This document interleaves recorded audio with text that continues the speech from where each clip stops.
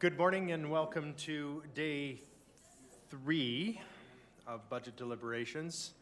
I'm all wide-eyed and bushy-tailed and ready for the day. What year is it? All right, we will first start off with a roll call. If Madam City Clerk, we do a roll call. Thank you. Councillor Campbell. Present. Councillor Carlson. Present. Councillor Croson. Present. Councillor Dodick. Present. Vice Chair Middleton Hope. Present. Palladino. Present. Mayor Schmidt-Rempel. I'm here. Mayor Parker. Present. And Mayor Hagan. Present. All present. Thank you. I was going to mention something last night, and I know it got pretty busy there towards the end, and it's important that if there's any questions that come out that arise throughout the day, which do happen quite regularly, and sometimes we have the questions, sometimes we'll put them in a little, parking stall, but make sure that we get that information into administration, so of course we get all that information that's needed to make the decisions going forward. So if there's any questions that come up, or if there's any need to, as a group, to make sure that we get all of that information, it's extremely important, of course, as we're going through budget. It's not going to be, and it hasn't been the easiest week, but you know what? It's what we all look forward for, and why we just love the work that we're in. So with that, do you have something to add? We're not. No, just I was just. Is your mic on? Yeah, I was just musing. Wrong ones. I was just musing about the alignment of some of the initiatives that are coming up. Some larger ticket items have been moved to the back of the bus. Some larger ticket items are now in the middle. My thoughts are, do we want to be more strategic in regards to filtering those out throughout the process? Do we want to put them all in one location, park them at the back of the bus, and deal with them all at once? What's the flavor of council on this? Councillor Dodick? Yeah, I thought, like one of them was, I had sent indication or given an indication that the largest ticket item, which is I think N33, I said that when that one came up, I would request the council put that to the end. So I'm thinking rather than, if there is some specific matter that any member of council, as it comes up, thinks it should be at the end, that's when we deal with it rather than trying to come up with specific ones at this point. So right now, that's the only one, but others may have others that they would like to be dealt with at a different time as well. Well, those of council, and I look to Councillor Croson on the board as well. Those that have been on council and have gone through the budget cycle before, has this been the approach that we've taken? My concern is, for putting larger ticket items at the back, do we become hypersensitive to the increase and the encroachment of money that we've allocated to a number of different initiatives, and do they still have the same opportunities as earlier initiatives and the reception that they might receive? I think. Well, as my name was mentioned, here's my feeling on it, since my name was mentioned as part of that. I think you fight for everyone that you believe in, regardless of where it is, and that's why we have reconsideration motions. Because if we all of a sudden found that we were at 10%, I think we'd all be going, hey, something's wrong here, we have to reconsider. So I think that's where you have to believe in the process, is if it goes more than anybody is expecting, there's another way to have a relook, and all of this is right now just temporary, and everything can be changed depending on the will of all 9 of us. And what will happen is we will go to all the initiatives as they come up, and at the time, as Councillor Dodick mentioned, if we do want to put it off, N33 will still come in order, and if there's the debate there to move it, we will. But as each of them come forward, we can put them off. But I got to agree we see a number up there that crouches up 0.02, 0.01, and then all of a sudden you'll have a 1% or a 1.2% when it comes to these large ticket things. And one that, in particular, is looking at police. And it is quite the shocker, especially at the very end, to have that. The end number is still going to be the end number. And so, it's important to keep that in mind. So as we come to them, we'll debate them. Councillor Yeah, Golnick? I just want to add that my experience was that this is not something new. This has been done. I knew it was done in the 2004-7, 2007-10, and 2010-13. And I know, Councillor Middleton Hope, you could reverse the argument in terms of you deal with the big ticket item at the end, or at least I will argue that, is so that it doesn't have impact, an oversized impact on those items, and particularly in this case, it's the community groups that are coming at the end of the budget cycle. I mean, if we were to put them first, then I would say that's fine, but as Councillor Carlson pointed out, is at the end of the day, you're going to vote your conscience on it anyways. It's just more of to get an idea as you're going down, and then once you get to the big ticket item. So like, it's not a precedent. It's not precedent setting. I didn't suspect that it was. I just wanted to see what kind of a process we were going to use for the remainder. And there are, the Allied Arts Council is a big ticket item. The fire department's a big ticket item. They're sort of left within the budget. Police budget is put towards the end, and then there's a number of smaller items. Do they get sandwiched? Do they not get the attention that maybe some of the bigger ticket items get? Since you specifically mentioned the Allied Arts Council, in the context of N33, it is not a big ticket item. If you look at the tax percentages, I just want to make it clear that you can't lump those two. So Allied Arts Council is 37 and 38, so you're talking about a 0.03 and a 0.04 a tax increase if we were approved. With N33, it's 0.7. Point of order, are we ordering or discussing process or individual initiatives? All right, Well, we will wait until we get to those initiatives, but I just wanted to comment, that there is a distinction. One is 10 times larger than the other. That's all I was trying to say. all right, we will get, when we get to them, we can make that decision to either put them off or deal with them at the moment that they come up. So I do have, we'll get rolling on here again. I'll start off, I do have a resolution from Councillor Carlson, a closed meeting airport framework incentive update verbal. Be it resolved, the City Council direct the closed meeting discussion with respect to airport framework incentive update verbal remain confidential pursuant to sections 24, advice from officials, and 25, harmful to economic and other interests of a public body of the Freedom of Information and Protection of Privacy Act. Councillor Carlson. Thank you. Unless there's anything further, I'll call for the vote. Question's been called. All in favor? Any opposed? Carries. All right. Initiative N11 from Councillor Crowson, Airfield Maintenance Specialist, AMS. Be it resolved, the Economic Standing Policy Committee recommend the City Council amend the 2023 to 2026 operating budget to include Initiative N11, Airfield Maintenance Specialist, to create 2 permanent full-time positions to ensure compliance with Transport Canada regulations, with funding allocated as follows. From taxation, from 2023, 156,400, 2024, 161,700, 2025, 167,200, and 2026, 172,800. For some background, Councillor Crowson. Thank you, Mayor Higgin. So as was noted, this is to make sure we're in compliance. On-call staffing, which we've used previously, is no longer considered sufficient. And so we have to have staffing 24/7, which requires the 2 permanent FTEs that you see before you.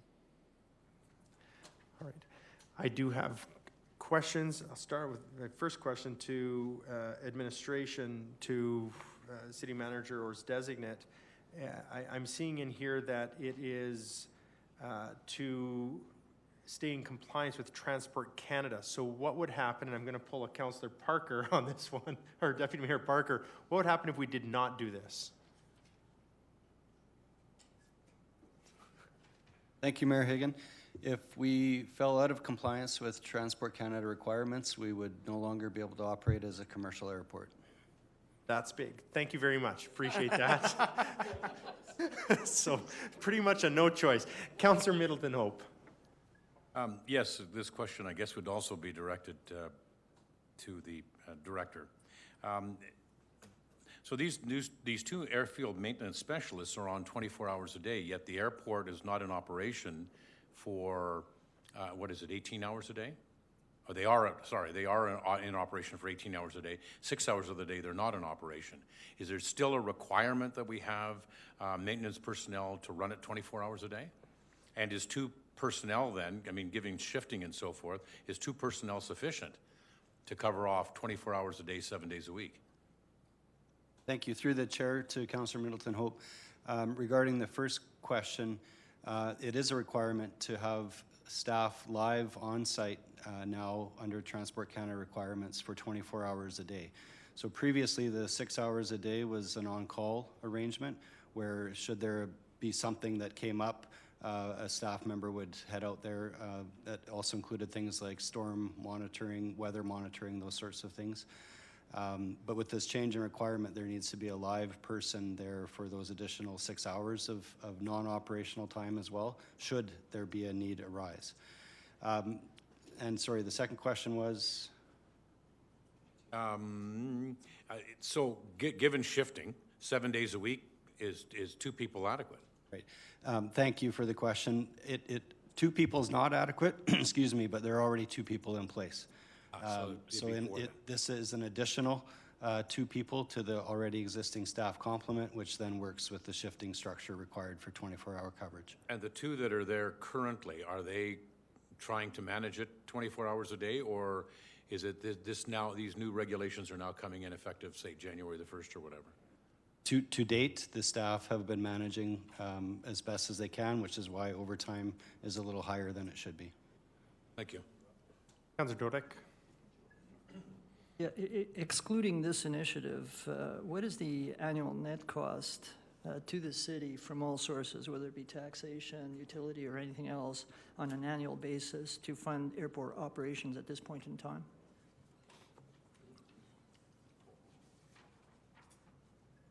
Mr. Mayor, to Councillor Dodick, I'm going to do the 1 moment, please, and I will get that information for you.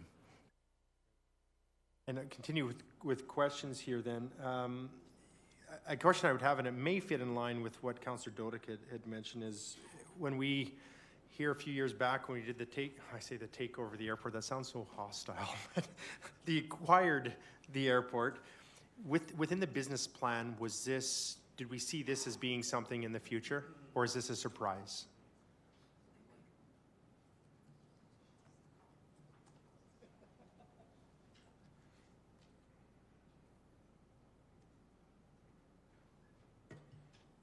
Just conferring with Ms. Slovak.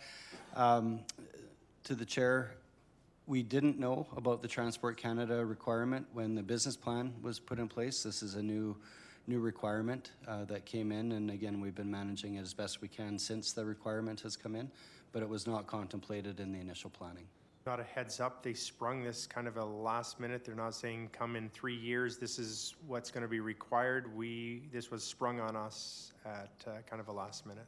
The specifics there I can't speak to. I don't know if it was an over the wall or if it was something that had some advanced lead time. I'm not certain. With advanced lead time, that would put into the question of did we have this in a business plan, but it sounded like it was later than when we actually did acquired the airport then as correct. That makes sense. Okay. Thank you. Mr. City Treasurer.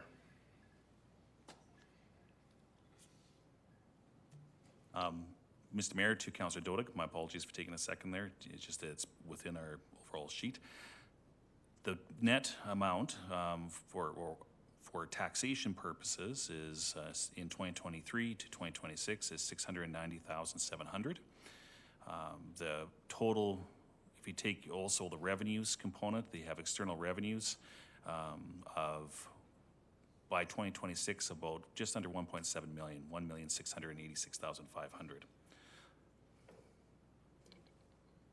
So the total expenditures is maybe the way you want to take a look at, which would match to that, is 2.4 million by or 2,377,000 by 2026. Thank you. And I just want to follow up on a question that the mayor had asked with respect to the raison d'etre for this particular new initiative. In looking at the briefing notes, it indicates that on January 5, 2021, Transport Canada issued an advisory circular. Is it at that time that the city became aware of this new requirement, or was there a follow-up to that advisory where it became more apparent that this new initiative was required?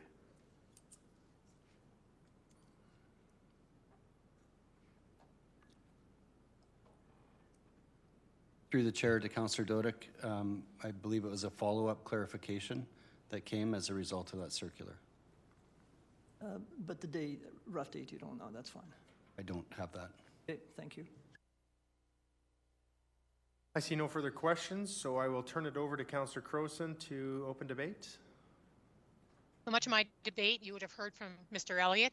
When we're looking at the airport, we can't just think about when the terminal is open for customers. We have to think of it as a 24/7 operation, because if there is a weather emergency and they have to route a plane from Calgary, etc., we have to be prepared for that. So there also is that requirement when we're looking at this, and this is why this was before council today. I see no further debate, and Councillor Crowson, it's great that you're coming at us right out from the airport. I see that. That's looking lovely. So thank you very much. My best trip so far this year is making it to the airport. Okay. Thank you. And with that, I'll take that as your opening and closing. And so question's been called. All in favor? Any opposed? Carries unanimously.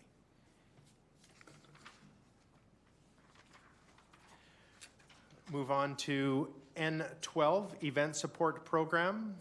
I do not have a mover for this particular resolution. I'll read it first, and if there's somebody that would be willing to sponsor this. Be it resolved that the Economic Standing Policy Committee recommend that City Council amend the 2023 to 2026 operating budget to include Initiative N12, Event Support Program, to create 0.5 FTE non-permanent position to provide support for event supporting grants with funding allocated as follows. From taxation in 2023, $239,550, 2024, $241,050, 2025, $249,900, and 2026, $244,800. Councillor Carlson? Thank you, Mayor Hagan. I'll move it to get it on the table because I do have some questions. Or do we need a mover to get some questions answered around this? Madam City Clerk, do we need a mover to ask questions? For questions of clarification, you don't need a mover. Okay. So we'll go through questions first, and then Councillor Carlson, if you, after questions, if you still would like to sponsor this, is that what your question would be? Just want clarification and questions asked first? Perhaps. Okay. We'll start off with Deputy Mayor Parker. Thank you very much. And of course, when you go through budget deliberations, you're always looking at, that's such a cliche, your needs versus your wants. What would be the consequence if we did not put this position into place as 0.5? Could it be taken care of internally still with the existing staff? Thank you for the question. Through the chair to Deputy Mayor Parker, I'll invite Mr. Andrew Malcolm up to speak to this initiative. He's very familiar with it and would better understand the implications. Thank you very much. Thank you, Mr. Malcolm, as well. Thank you, Mayor and Council. So this, without the 0.5, we would basically resort back to how we've handled event support grant programs to date. So with the community event support grant and the major event support grant, within their current funding capacities, with the community event support grant currently supported through our community services department and the major event support grant through Opportunity Lethbridge. The 0.5 is really required to manage the mid-size grant that's being proposed, with the majority of the funding being asked for, which is a gap that we've seen over the last 4 to 8 years, in that the community event support grant funds projects to $7,500, and the major event support grant funds projects with a budget over $100,000. There's a lot of grants that fall in between that funding area, and they get stretched to try to make it to an uncomfortable, either too small or too big. And so we've just identified a gap and brought that forward. The 0.5 is really tied to that mid-size. Otherwise, we would basically continue business as usual with the 2 programs that exist today. You would be able to make it work still. For the programs that exist today, yes. Thank you. Councillor Middleton Hope. Thank you. And the question would be to Mr. Malcolm. So in effect, if we approve this 0.5 position, which is $239,550 in the first year, can you express what that would include? Because it's certainly not just salaries. And the second question that I have is in regards to, are we establishing 3 groups that evaluate events in the community, one for small, one for now medium, and one for large? Through the mayor to Councillor Middleton Hope, I'd look to finance to speak to the amount of that budget that is specifically the 0.5 FTE. This thing's really popping. 0.5 FTE. The largest amount of the total, over 200,000, is to actually create that mid-size grant opportunity. So that would be largely funding out to groups to host their events. The 0.5 is only a portion of that. Jeez. Sorry, it's without having the little foam thing. I see that you're missing it there, but Popping in my face. So I'll look to finance to speak to how much of it is the FTE. Mr. Mayor to Councillor Middleton Hope. So within this, as Mr. Malcolm has said, there's a couple different components. There's the additional request amount for the grants, which is $185,000 of the total per year, if I'm looking at this correctly. And so the difference on the wages would be roughly $55,000. Thank you for that. So even if Mr. Malcolm's, I presume it's your area, Mr. Malcolm, even if your area had capacity, we would still be looking at a request for $185,000 to support the mid-sized events. So we would be looking at, just trying to get my number here right, for the mid-size. We would be actually looking to top up the major community event grant with $50,000 per year, which is based on historic shortages. So over the last budget cycle, administration brought forward additional opportunities to council because there was not enough funding for the major event support grant for things like the Briar, the U Sports, Paradise Canyon golfing, those types of things.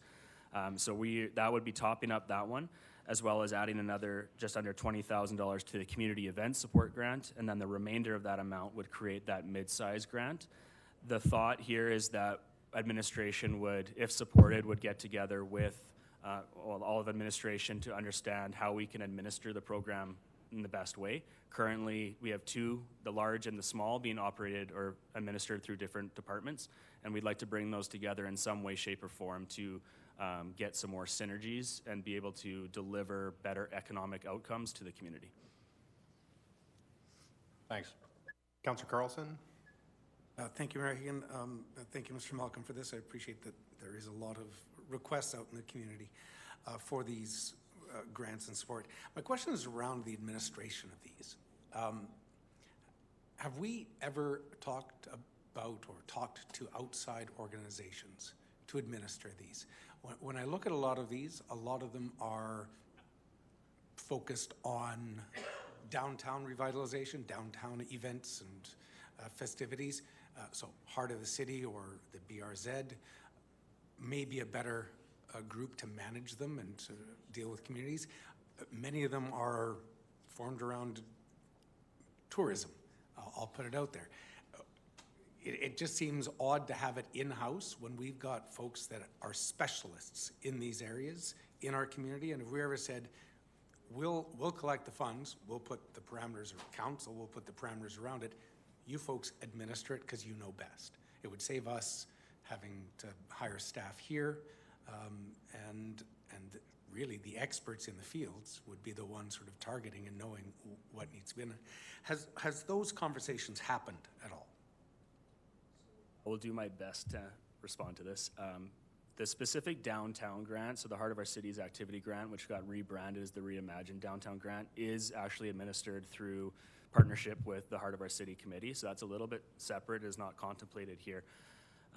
The grants that we're talking about here, at the end of the day, they still have to have some level of city administration to ensure that the outcomes are being delivered and there's the due diligence on the funding.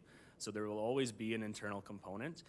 I do know we've had some conversations with our economic and tourism partners around maybe building a better partnership and relying on each other for different strengths. One of those outside angles would be the promotion of the programs and the attraction of groups to then say, here is the grant, work with administration to understand how to use them and how to access them. To fully send it out of house, I think, is something that we have not contemplated to date. Thank you. I think it might be time to look at sending it out of house. As I said, there are experts in these fields out there that we fund and we require reporting from already.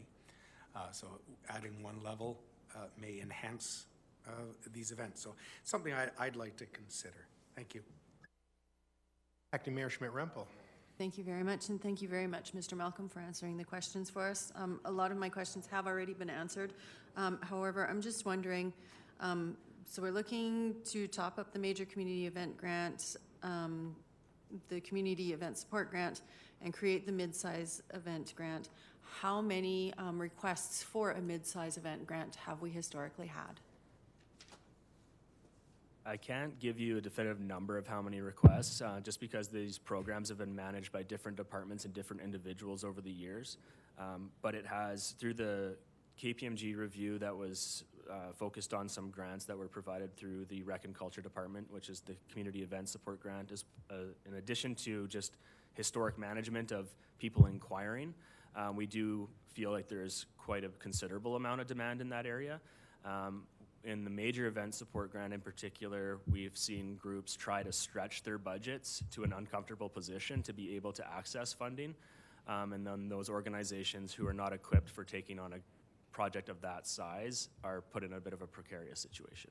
But we haven't, but historically we don't have the numbers for the mid-size event grant. I'd look to maybe community services just because they've been managing the community event support grant for longer, but nothing that I'm aware of. Thank you. Councillor Dodick. Yes, thank you. As you've noted, part of the ask is, it looks like 185,000 top up for the granting, and then adding another 0.5 FTE. But is it not fair to say that right now we're being able to manage the grant requests, all of them, with the existing staff we have, and that to the extent that there's any that have not been grant or any grants given out, they've come to council for one-time funding. So basically, you administer the grants at the levels that we have now, and if they're oversubscribed, they come to council, and oftentimes the request is granted, which then, by necessary implications, does not require an additional half-time person to administer the top-up that you're requesting right now. Would that not be fair to say? Would be fair to say. Again, the 0.5 is really connected to the creation of the new mid-size grant, which would create a whole new flow of applications that need to be managed. The community event support grant and major event support grant can be managed with the existing staffing levels. And those that want to ask council for money, if there's not enough in the granting program, they come to council, and council then debates it, and they either grant it or not. I believe that is a process that's accepted for the major event support grant. I don't think small community grant or people would be coming for less than $7,500 to council. But nothing would prevent them from doing so. Look to others to speak to that one. Mr. Mayor, to Councillor Dodick, you are correct. It's nothing stopping anybody from coming to council for a request in that way. Okay, thank you. Councillor Campbell. Thank you, Your Worship. Thanks, Mr. Malcolm. Just can you give me a sense of, can you give me specific groups that we might be missing right now without the top-up? Like, I know we did the Briar. I know maybe we're looking forward to the Memorial Cup possibly, but what are some of the specifics that you can think of that we might be missing because we don't have this? I'll give you two examples. So one would be Lethbridge Pride Fest. So they typically run an event that accesses the smaller event grant, but it's largely a limiting factor on what they can or could do each year. The one year where they went on their, I think it was their 10th anniversary, they decided to ramp up to go to the major event support grant, which meant them exploring a territory or size of event that was fairly uncomfortable for them to deliver. They would really benefit from something that's in that mid-size range. An example of one that we have not been able to support in our community to date would be the Play On Street Hockey Tournament. They have been kind of knocking on the door for a number of years, and simply that the dollar figure that they would be looking for falls in that gap space. Thank you. Right, I see no further questions in the queue. No, I believe there could be a amendment. Councillor Carlson? Thank you. Oh, sorry, Mr. Elliott was in there. My apologies. Excuse me, thank you, Mayor Higgin. To follow up, if I may, Councillor Carlson, another example, Councillor Campbell, another example that council deals with on an annual basis that is currently not fitting into the current grant structure is the Lethbridge Air Show. So that would be considered a mid-size event that does come back, as Councillor Dodick pointed out, come back on an ad hoc basis every year. It's hardly ad hoc, but every time there's going to be an air show to apply for funding and get council support. So should there be an existing program in the mid-size level, the air show would be an example of a program that could fit in there. Carlson? I have to follow up on that, Mr. Mayor, if you don't mind. Mr. Elliott, don't we currently budget for the air show separately every year? I think there's actually a line item, air show. If I could just hop in on that one. So currently in our grants, we have $17,500 that's budgeted annually for the air show. The air show is switched and they're sort of doing an air show every 2 years, and then they're using 2 years worth of funding, $35,000 to support the air show. In the KPMG operational review, it was suggested that this may be unfair to other events in the community. So by creating the mid-sized event, there would be a pot of money that would be able to support the air show. So they would come in, apply for the grant as other events would, and then be able to access the funds that way. So that $17,500 that's in our base budget right now wouldn't exist there. It would become part of the mid-sized event grant. So that was where in the current 2019-2022, that 17.5 showed up that I was going to follow up on. Excellent, thank you. Now you've answered my future question. Thank you for that. Mr. Mayor, I'll put this on the table if I can, but I'd like to amend it.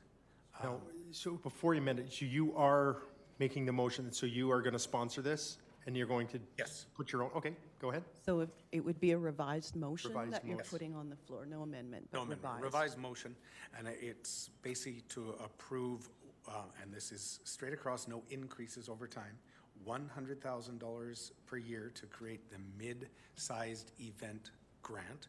So I guess that would be an increase of 82.5, if I'm doing my math correctly. So provide an extra 82.5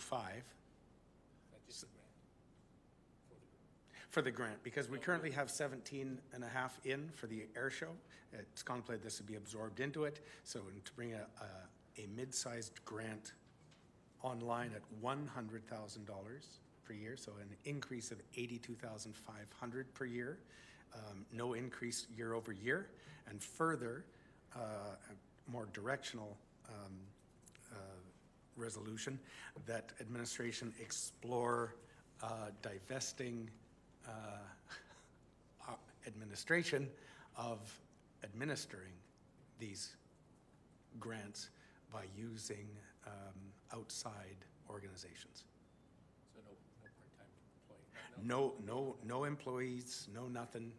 Create the mid-size grant, fully funded at $100,000 a year, but to keep our administration less busy, utilize outside organizations in the administration of these grants.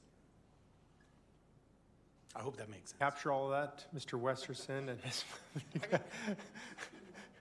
typing quickly. I think everyone gets the idea. Let's talk about it, and if it's failing, don't spend time. All right, you've heard what the, not the amendment, but the, it was sponsored by Councillor Carlson, so the adjusted resolution. Is there any questions on that, Councillor Campbell? Just, yeah, what are, you're going 100,000, what are we at right now? What happens yearly right now? And I know, I think we've spent almost all of it, right? Right now, we only, in the mid-size grant, we have 17,500 For the air show? earmarked for the air show. That's all we have? Yes. So this would increase it by 82.5, and I'm also in that saying that I don't right now see a need for the increase to the other grants. I know that there probably is an increased want in the community, but I'm not proposing that we fund any extra at this time. So, okay, gotcha. Mr. Elliott, is it yourself that's in? Yes, thank you, Mayor Hagan. If I can just add some clarification on the staffing piece. So we, as Mr. Malcolm indicated, we have had initial conversations with a couple groups to look at the administration of these grants in various forms. Those organizations have been interested in taking on the administration of that and have asked for money to support staffing in order to do that. So the thinking was that we could look at that. We don't know what the answers to those questions would be at this time as it relates to the budget process, which is why we put it together as an initiative to say we think we could do it for an extra half FTE. If that changes because we look at getting partnership with some of these other organizations, that will come into focus as those discussions continue. But at this time, I wouldn't be able to say with confidence that an organization wouldn't come back and say, yeah, we'll take that on, but we need 1 FTE to be able to do that. I'm sure that could happen, but it's not part of my resolution. Yeah. So, a question I have for the mover, is it a possibility, now we're seeing that there is a grant for the small and also for the larger, would you entertain taking this 80, I think it's 87.5, is that what we said the difference was? From the major and actually move that to the medium-sized instead of adding to the budget? I think that could be accomplished outside of this because those budgets that are currently in place are ongoing. So council could at a future time, if we don't change the budget, council could at a future time just say, let's readjust those. That could be done at any point. Mine is to add a little bit extra because we know there's pressure on all two current grants.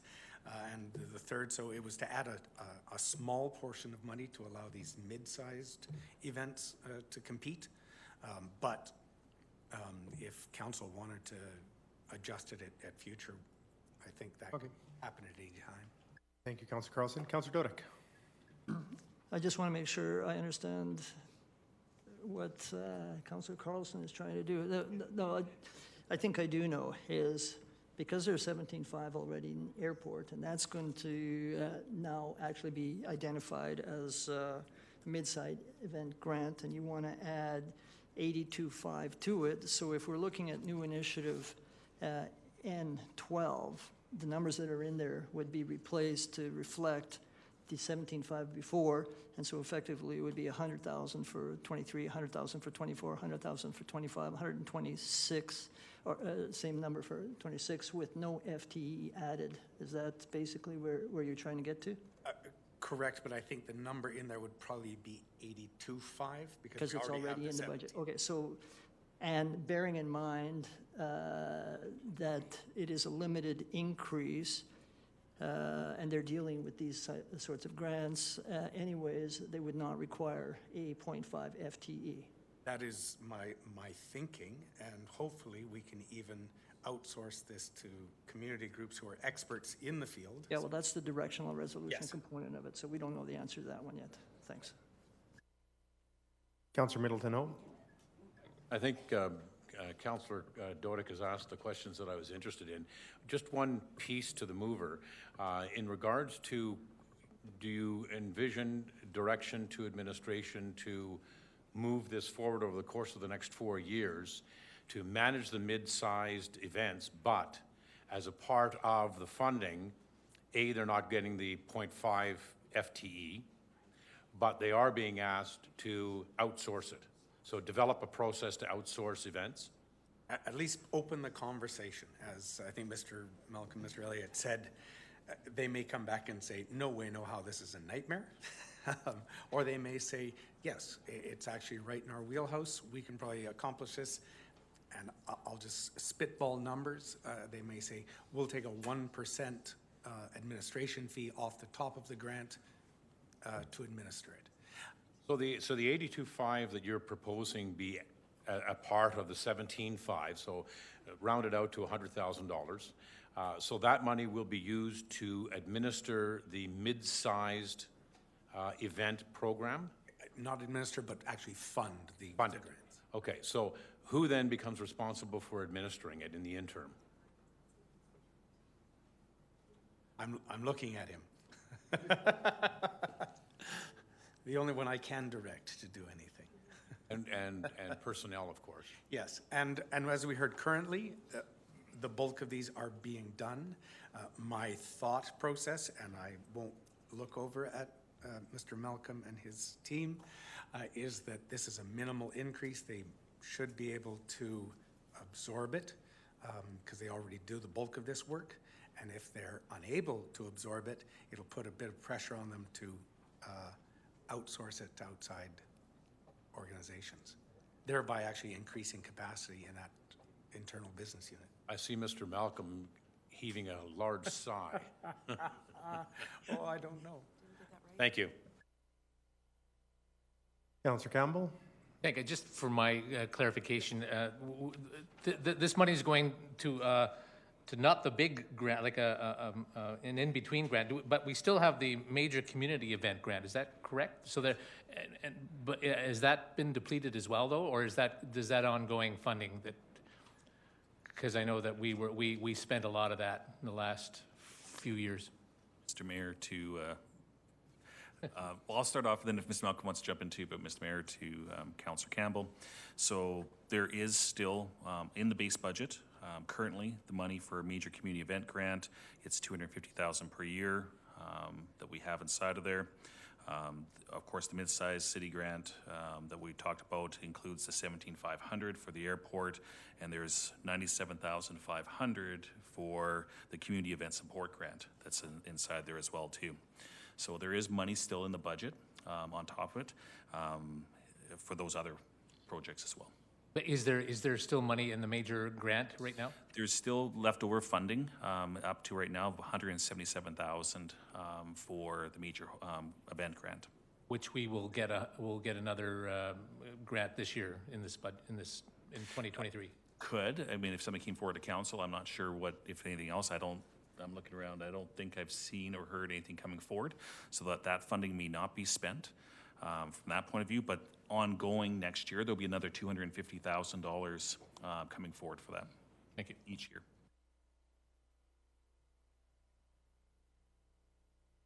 I guess a question I would have for Mr. City Manager's designate. It appears if we've got, of the 250, I understand these big grants, these big events come few and far between, of course, if you're looking at things like, the Briar or events like that. But we do have a lot more of the medium sizes from what I'm understanding. Is this something we may need to look at the possibility of maybe reducing one? And it's a question like I had earlier. But can we not, let me go back here. Can we not just automatically allocate, if somebody comes in as a one-time and has an event that's a medium-sized event, we can go into the major event, the council can do a resolution to transfer those funds to that medium. Correct me if I'm wrong. Mr. Mayor, you are. I don't see if there's any reason that it couldn't happen that way. That if, and I think that's been the case in the past. From the point of view that it's really been what's came forward to council, and then council's made a decision to allocate that event out of those fundings. Not that they're unable to. They can come and present the case, and we can still allocate it. Great, thank you. With that, I do have the resolution, the new one, up on the screen. Oh, Councillor Middleton, Thank you, Your Worship. Just in terms of funding, this area, Mr. Matthews does not have any BAUs, I take it? There are no other funds that are available to support this initiative? Not to my recollection or at the moment. You will take a look and I'll get a response back to you, but my knowledge, no. As I've requested previously for an accounting of all the BAUs throughout the corporation, this would be helpful if there is, and Mr. Malcolm is indicating no.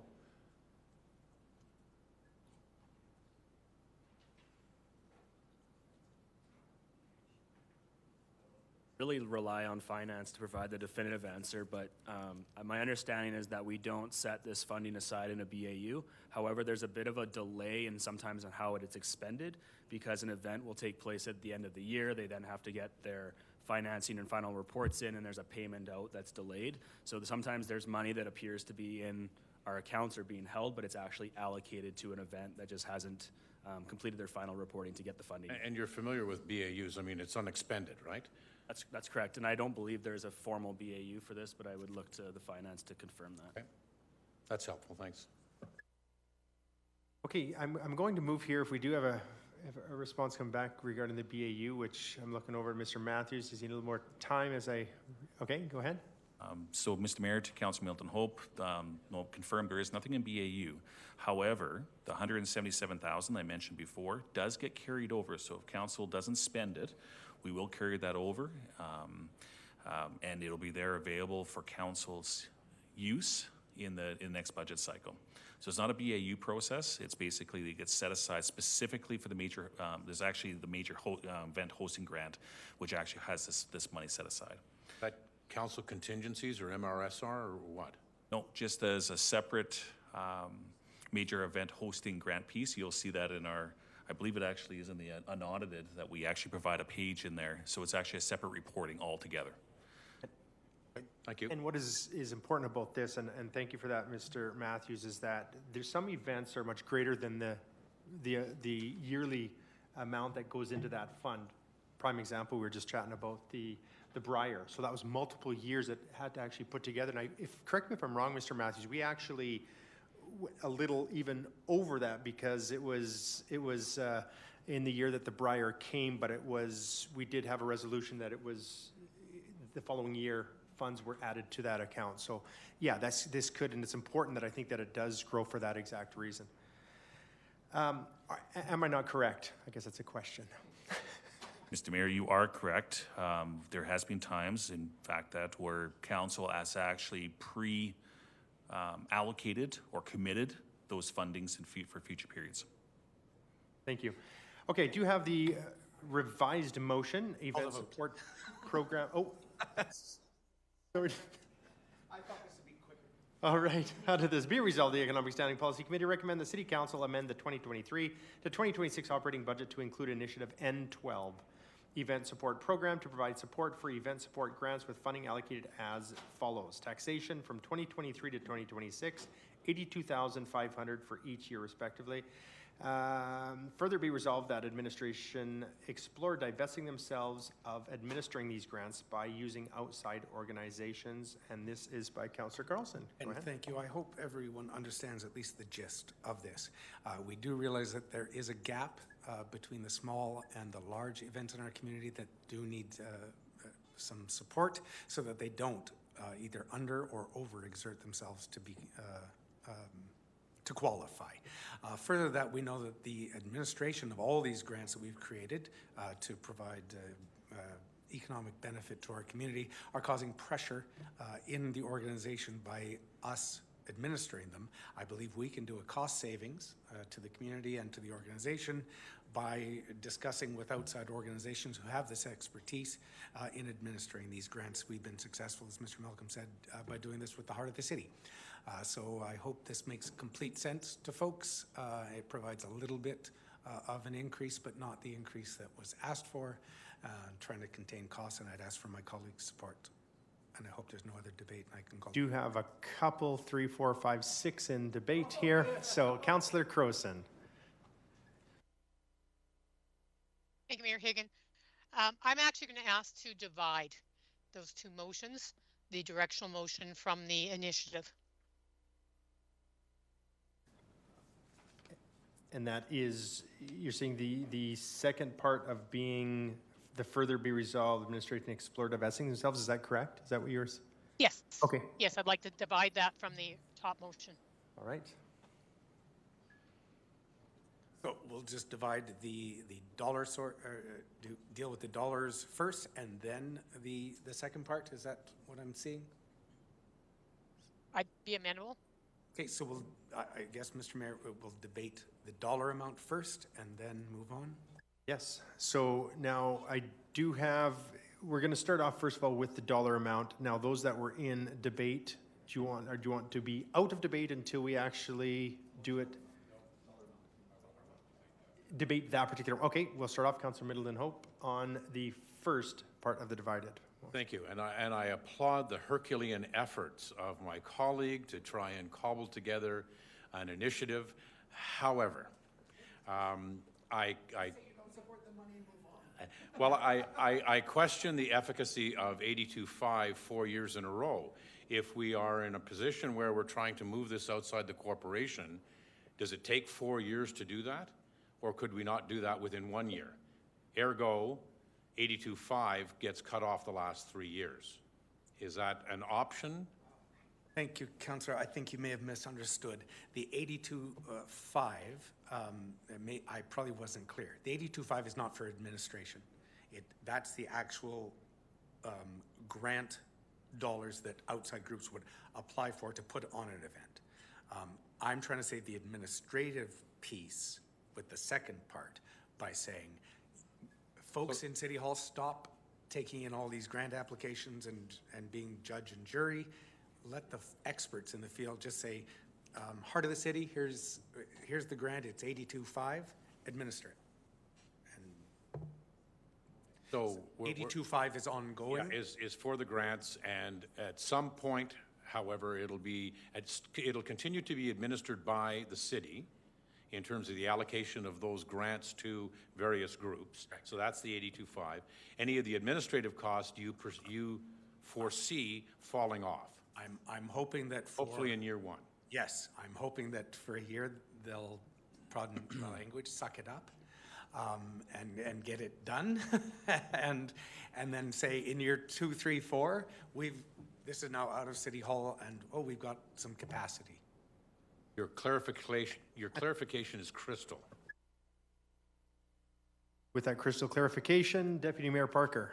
Thank you very much, and I appreciate the importance of this grant, and I appreciate all the importance of all the requests we're getting here. But when I look at the big agenda, when I'm looking at needs versus wants, and everyone will debate what a need and what a want is, I think that's a subjective term. But from my perspective, I think this is an increased want. We already have an existing grant program that's been very successful, and obviously it'd be really, really good if we could add more money to these festivals and these grants and all that. But when you look at the big budget, and everyone says it's only $82,000, but over 4 years that's $330,000. I want to put some context, but it's $330,000. And people are going to say, well, that's just a little bit in the budget. You know, we're looking at, this is going to increase the budget by 0.2, 0.4. I compare it to going to Costco. You know, you go to Costco looking for one thing, and at the end of the day, you nickel and dime yourself, and these are one of those nickel and dime things. This is another 100 grand and 82 grand here, 82 grand here, and it adds up. So I can't support the extra amount of funding. I'm not taking it away from the existing program, but I can't at this time support increased funding, especially knowing in the economic times we may be going in. We've heard there's gloomy clouds ahead of us, and hopefully that doesn't happen, but I have to do my due diligence, and for that reason I will not be supporting this. Councillor Dodick. Yes, thank you. The initial proposed initiative had an expenditure of roughly $240,000 each year, of which most of it was going, additional request about $185,000 of it going towards topping up the grant program, plus also asking for 1/2 full-time employee to administer the existing top-off. I am prepared to support the amendment because it is a very small portion of what the ask was, and we know that we're oversubscribed in terms of the grant requests in any event, and so people come to council and oftentimes they get that request. The important thing to me was to bring the number down significantly and going from 240 down to 82.5, knowing that that money is going to be used to fund programs or community groups that come for funding without actually adding to administrative FTEs was enough to sway me to support this particular resolution as amended. Thank you. Acting Mayor Schmidt-Rempel. Thank you very much. Thank you very much, Councillor Carlson, for your work on this. I will not be supporting this since the current program, or since there is carryover from this year into next year. I see the funds there, and we can certainly reevaluate after that time. They said there was 170 For the major. for the major. Okay, even on this one, I will not be supporting this. There is nothing stopping a group from coming to council for additional funds on a one-off basis, and we can examine those at that time. So for that reason, I will not be supporting this. Councillor Crowson. Thank you, Mayor Hagan. I will not be supporting this either. I recognize how valuable our events programs are, but we could look to redevelop our programs to cover this middle area, which is absolutely a missing part of our programs. But we have to be as smart as we can with the money that we have. And right now, when I speak to not-for-profit groups in Lethbridge, Southern Alberta, across Alberta, it's operational funding. They're looking at whether or not they can actually survive, a great many of them. Putting on an event is not something that's top of mind for many of them. It's actual survival. And so while some events are fundraisers, a lot aren't, especially in this time period. So I think there are other ways we can meet their needs without this, and I can't support this at this time. And Councillor Campbell. Yeah, thank you. I will support the funding. I think with many of the proposals that we have going throughout this budget process, there's always compromise, and I think this was an acceptable compromise. As we heard, there are many groups that just fall short of either overextending themselves or underextending themselves, depending on which grant they're looking for. But I think this gives an opportunity. And as we've seen, many organizations and many events that come to the city, it's an economical advantage for us to have these events, and this helps with that viability. So I will support it. All right, Councillor Palladino. Thank you, Mr. Mayor.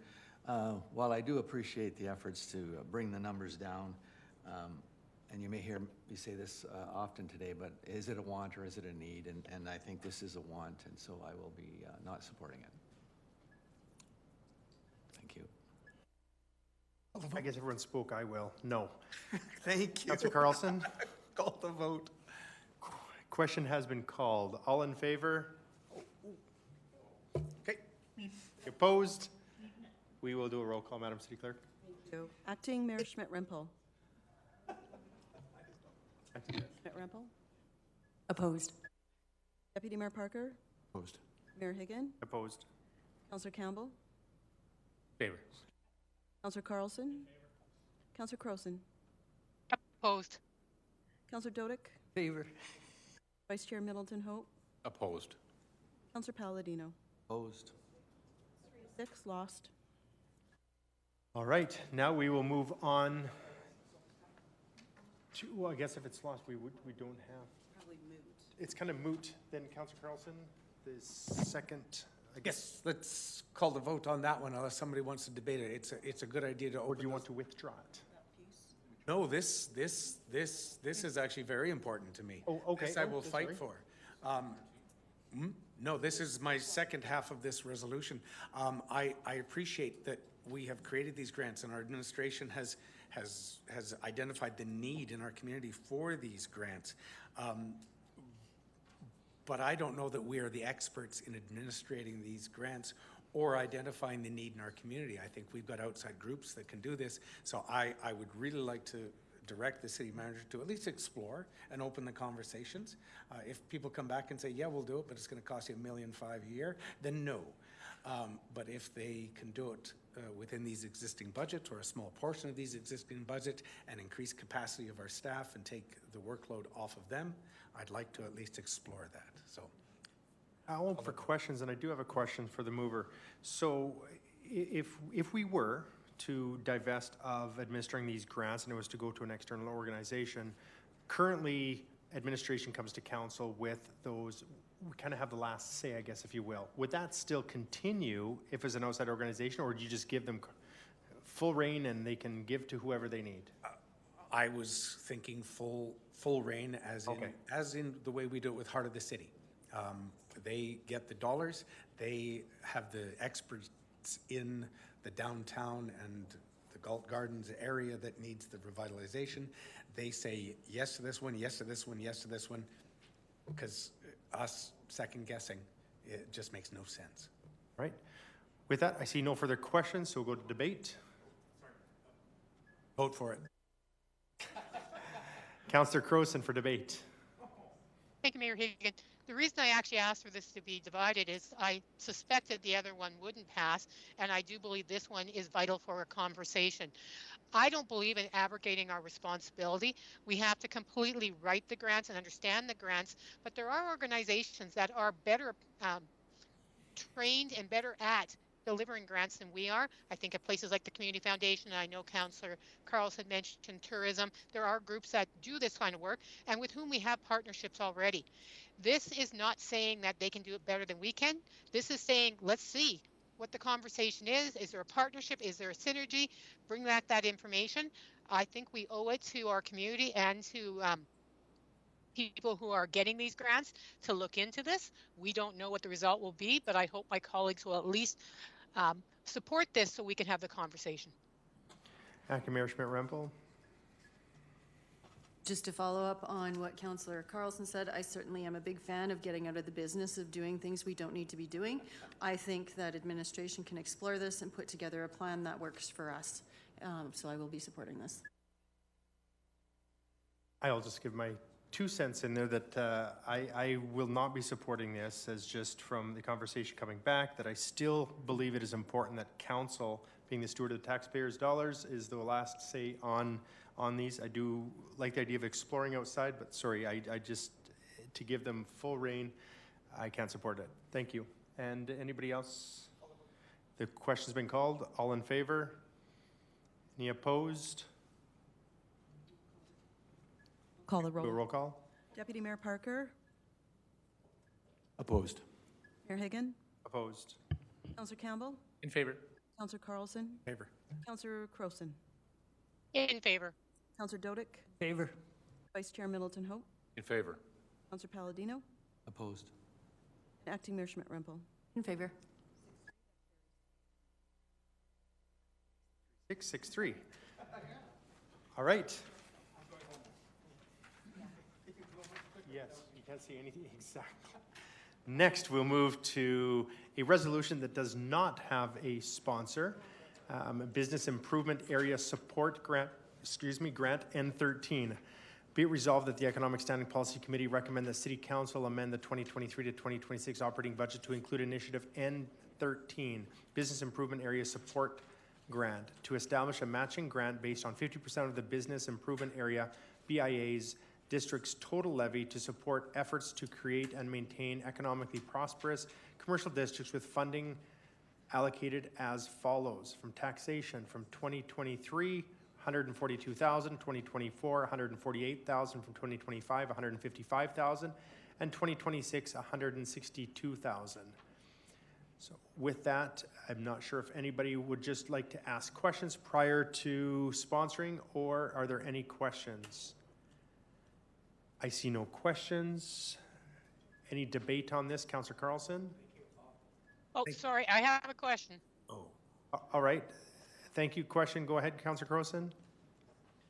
Thank you, Mayor Hagan. So to the city manager or designate, we are looking here at finding new BIAs. Are there ones that we know of that are looking to be developed? Is this something, if we if the money is there and nobody comes forward, of course, taxpayers are paid for something that just sits there. So is there a need for this that we're seeing in the community, or is this we're anticipating? Give me a sense of where we are at, whether any new BIAs are looking to be developed.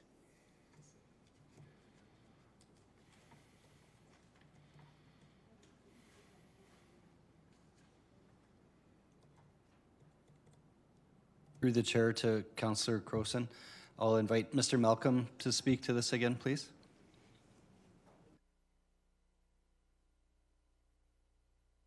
Thank you through the mayor to Councillor Croson. So through the heart of our city governance work, we've been working with the Warehouse District group who are interested in establishing a BIA.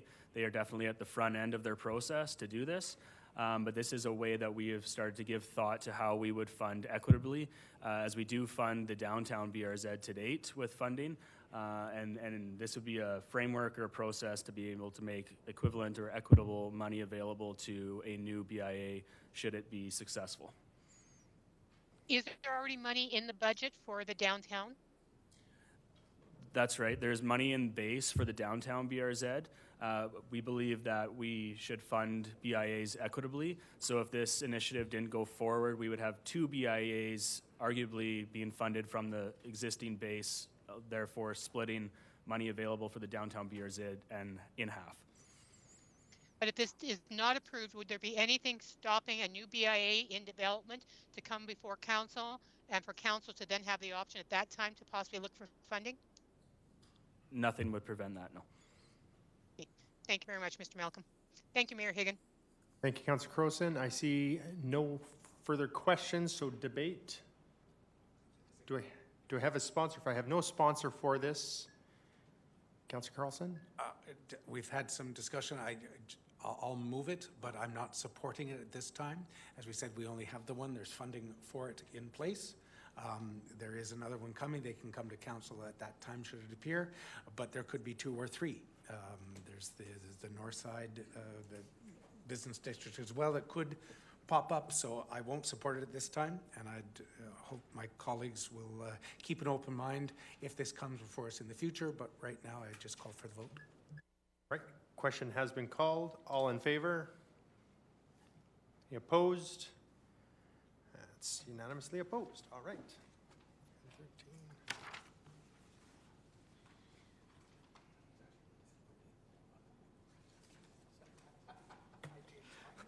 All right. I do have another resolution. I do not have a mover on this initiative. Economic and Development Based Incentives Fund, N14. Be it resolved that the Economic Standing Policy Committee recommend that City Council amend the 2023 to 2026 operating budget to include initiatives N-14, Economic and Development Based Incentives Fund, to create a fund that can be accessed to provide financial incentives to support the continuation of existing urban core revitalization, new and flexible strategic initiatives program to address priorities identified by council and or community, and the creation of a 0.5 FTE non-permanent position with funding allocated as follows. From taxation, 2023, $1,054,000, $1,054,600. In 2024, $1,056,100. In 2025, $1,057,900. And in 2026, $1,059,800. For N14, again, I do not see a Councillor Middleton Hope question. Yes, question. Go ahead. To administration, so in bringing this initiative forward, can someone please articulate for me in particular what you hope to accomplish with this? Thank you for the question. Through the chair to Councillor Middleton Hope, I'll once again invite Mr. Malcolm up to speak to how we envision this going forward. Mayor, through to Councillor Middleton Hope. So the economic development incentives has been something that we've developed and been working on for a number of years. There was an earlier resolution from City Council to bring back expanded opportunities, and this is really it. We have not defined what those expanded opportunities are, because to find the right niche for an incentive takes quite a bit of research and exploration. So we wanted to know first whether there's a desire for that, and then we would work on developing out the policy to support it and bring that back for approval at a later date. However, the basis of this is really based on our success of the urban core incentives. And over the last 4 years, we've seen an expenditure distribution of $1.75 million per year, and has had great results. And so this is really just an expansion on that, and that we would be looking to utilize a similar format to fund other community priorities such as doctor recruitment, agri-food development, and brownfield remediation, again, with those priorities to be determined by council at a later date. It seems somewhat unclear, and you know, certainly correct me if I'm wrong, but we're being asked to expend $4 million on this initiative, and I really don't have a clear understanding for what we're trying to accomplish. I believe that's a fair comment. It follows a process that we've done previously in terms of the incentive development, where council has established that there's a desire for incentives for strategic priorities, and these are some of those strategic priorities. And we're going to put some funding behind it, and now it's up to administration to, before a dollar is spent, to bring in that detail back. Again, there's a lot of work that goes into figuring out what that incentive should look like, and to be done before there's a desire of council established can be seen as maybe work that's not a cart before the horse, if you will. So it can be done either way. It's just a matter of whether the desire of council's put up front or the work of administration. Okay, so my last question, Your Worship, is so what we're being asked to do effectively is take a leap of faith here.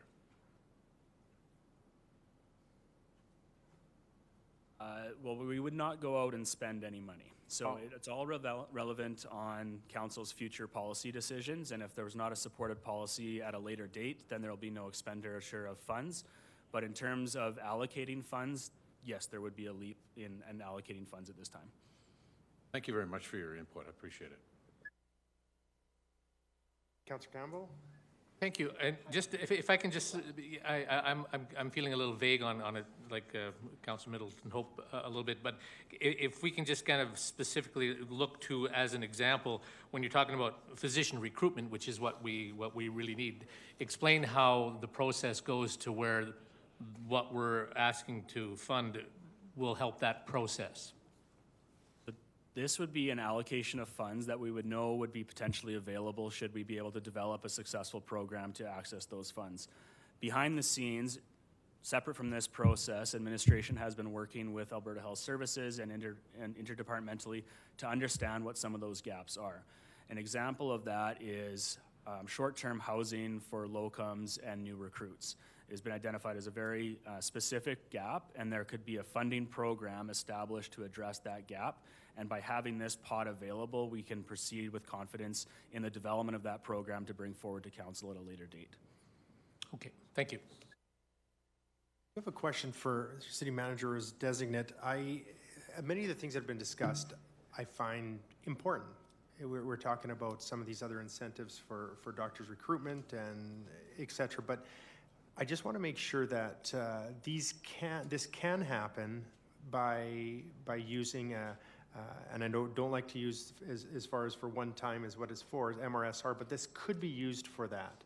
I've just wondered if cart before the horse, if this proves to be successful with one-time funding, possibly in a future budget, but I'm just wondering, is that possible to do this still from one-time funding if we allocate some unused portion of this budget into MRSR?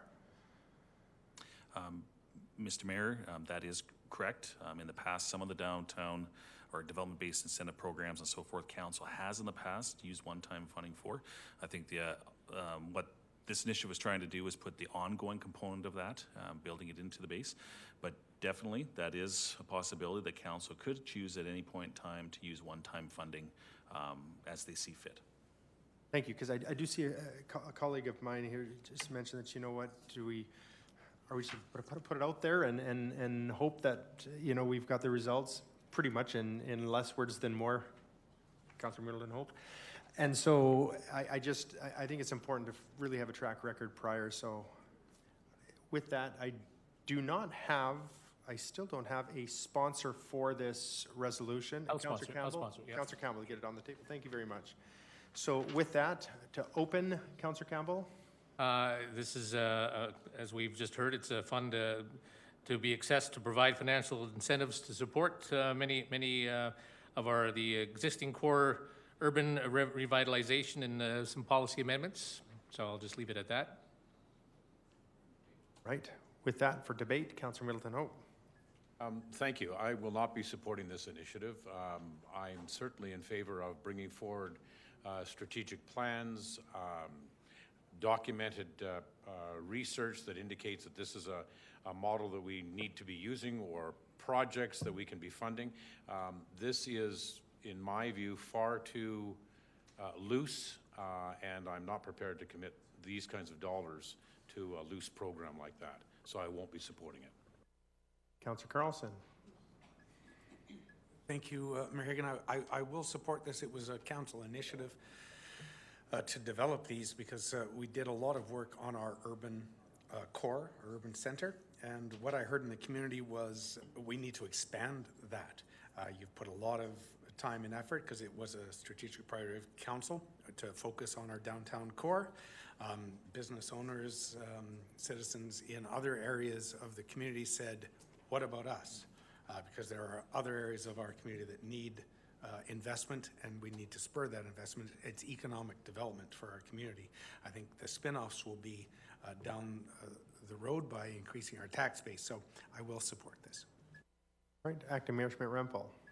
Thank you very much. I will not be supporting this. This is a lot of money to have and be collected from our taxpayers for a maybe we'll use it sometime later on down the road. These things can come to us on a one-off kind of basis right now that will help us build a track record of what we can be and what we should be allocating for in the future. Thank you very much. Councillor Dodick. Yes, I will not be supporting this. The initiative description, one of them indicates a policy structure to govern access to the fund will be brought to council in 2023. The request for approval is today. The policy to administer it is to be brought in 2023. For various other reasons, I can't support this. With that, I see no further debate, so Councillor Campbell. I'll just call the question. Question's been called. All in favor? Opposed? All right.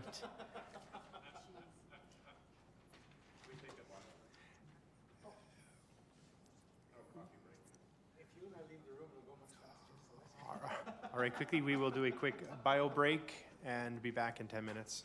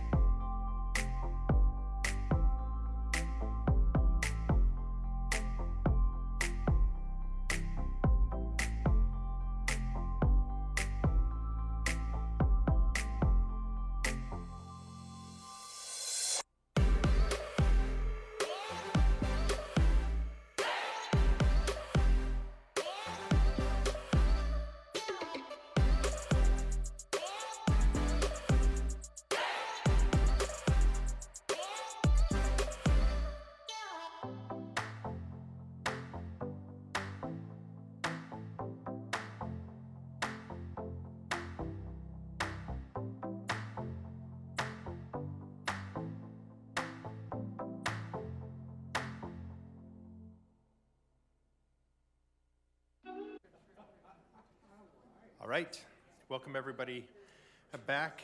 We will move right along to Initiative N15, and this is moved by Councillor Middleton Hope, Parkland Growth and Capacity Impacts.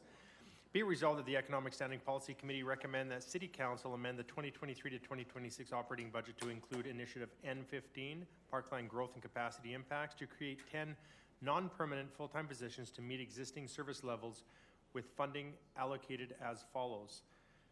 From taxation, 2023, 613,200, 2024, 629,300, 2025, 647,300, and 2026, 669,100. To introduce, Councillor Middleton Hope. Thank you, Your Worship, and I am going to ask Mr. Richter to come up and provide us with some context whenever he's available.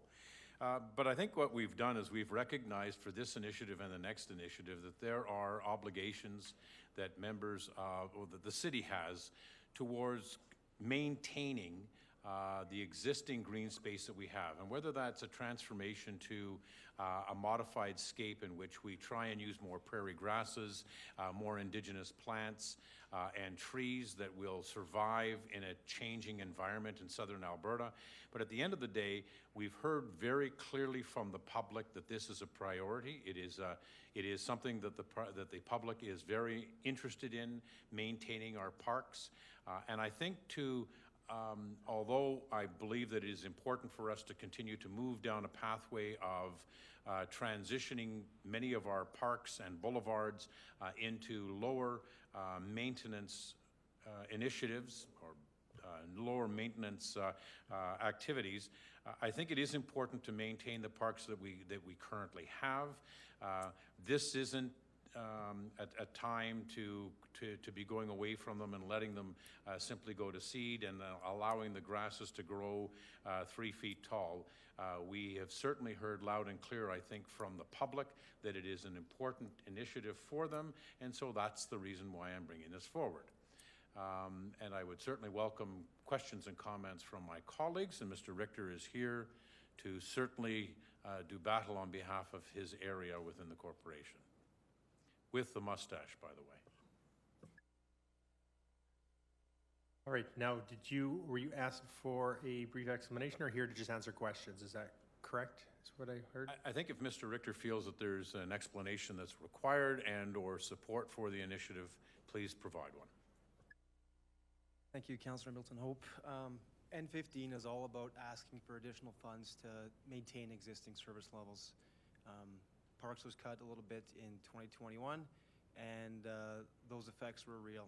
2021 was a challenging year for parks, and some of the problems we're seeing is continuous increased numbers of service requests, which further compounds the problem. So this would help sort that out, properly staff our team to manage the park's assets to the service levels that are existing. Thank you, and then certainly welcome questions. Excellent. I do have one question. Is my understanding we had a one-time funding because we did have right after the budget was reduced and throughout all the different departments here in our last budget, that there was some one-time funding that came shortly after, and the dollar amount I want to say was it 300,000. I'm just 100,000. Okay, and it's my understanding, and maybe I need confirmation on this, that was not spent because it was. Could you please give an update, Mr. Brierley, on because it's my understanding that's throw people out there. Let's get some city staff because we didn't have the resources for that, but to actually send out to private contractors, but that was not done. Is that correct? Mr. Mayor, you are correct in the sense that there was money that was allocated, if I remember right, for 2021, and it came at the very tail end of that period. We weren't able to utilize those funds at that time, just from the time for resources, if I remember right. That was for 2021. All right. And my second part to this question is these positions here, I guess, to the mover or to who can answer this, would be, this is the spring summer staff, I would take it. Is that correct? That is correct. This is for our spring summer seasonal staff only. Seasonal staff only. Thank you. Councillor Dodick. Yes, thank you. I heard in response to one of the, or rather a comment, that this is to maintain existing service levels. So even though it's sort of phrased or presented as a new initiative, N15, it's actually to maintain the levels of services that people came to see during 2022. Is that fair to say? I would say that's fairly accurate. The maintaining service levels is so 2020 and previously. However, in 2022, we did staff accordingly to the plan that we're presenting today. Gotcha. Thank you. Councillor Carlson? Thank you, Mayor Hagan. And I'm just trying, and maybe it was just my brain couldn't wrap around it, but the budget request for these, I couldn't connect, and maybe I was just looking at the wrong numbers, to what's presented in your bronze, silver, and gold sheets that were attached. For example, turf maintenance, there's a bronze level at $0, which would be providing the existing level of service, and then a silver level at $158, a gold at $250 or $247. But none of those numbers I couldn't make them fit to turf. The numbers that are asked for, I couldn't find anywhere in the gold, silver, or bronze. So what level are you asking for? Is it a bronze 0.5? Is it a silver? So the total number we're asking for is a combination of all three of the golds in that business case. All three of the? Turf maintenance, pest management, and shrub bed maintenance. Those numbers total the value we're asking for. So if I can just expand a little bit on Mr. Richter's question here, when you look at those bronze, silver, gold that were attached as part of the business case, after the reductions that happened in 2020, we were back to the bronze. So that's where we are right now if this is not approved. What this initiative is trying to explain that in order for us to go back to the previous level of service that we had before, we will go to the gold level, which is maintaining the areas accordingly to those amounts that are presented there. And if Mr. Richter explained that if you add each one of those numbers on each one of the categories like turf, pest management, shrub maintenance, that adds up to the amount that we have on each one of the years. What we're saying is we want to move from a current, which is bronze? We want to go back to the level of service that was approved prior to the cuts. Which is gold, which is gold. We want to go back to the gold level. That was what council approved before. When we went back to the bronze is when we had those issues maintaining the parks areas, and we had many complaints. Mr. Richter can explain that, and we struggled with the capacity to maintain the parks, and we had a period where we were just pretty much catching up constantly. And when you look at the number of acres that we have in the community, even based on other studies and benchmark like Yardstick, we are one of the communities that have the most amount of hectares per capita, but our cost is still one of the lowest per capita when you go there. So again, we have a vast area that we have to maintain, and in order to maintain those levels of service, we will need to go back to that level. Okay, so it is moving to the gold level, the highest level of service. Okay, thank you. I see no further questions in the queue. Oh, Councillor Palladino. Thank you, Mr. Mayor. I'm assuming we're talking about developed parklands and not the River Valley. Is that correct? That is correct. The funds... Irrigated parks. Okay. Okay, thanks.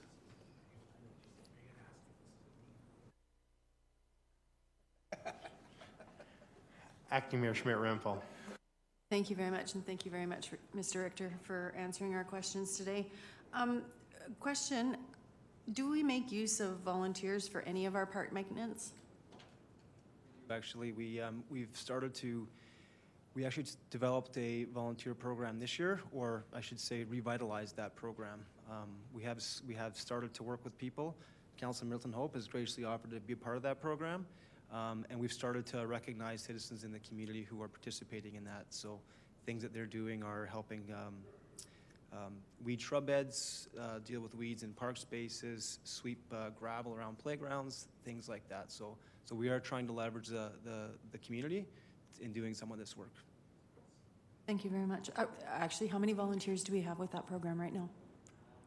I don't have the numbers at the top of my head, but I could definitely get that number for you later on. Yeah, I would be interested in that. Thank you. A question for city, for our city treasurer. I'm looking at this. It's a large item.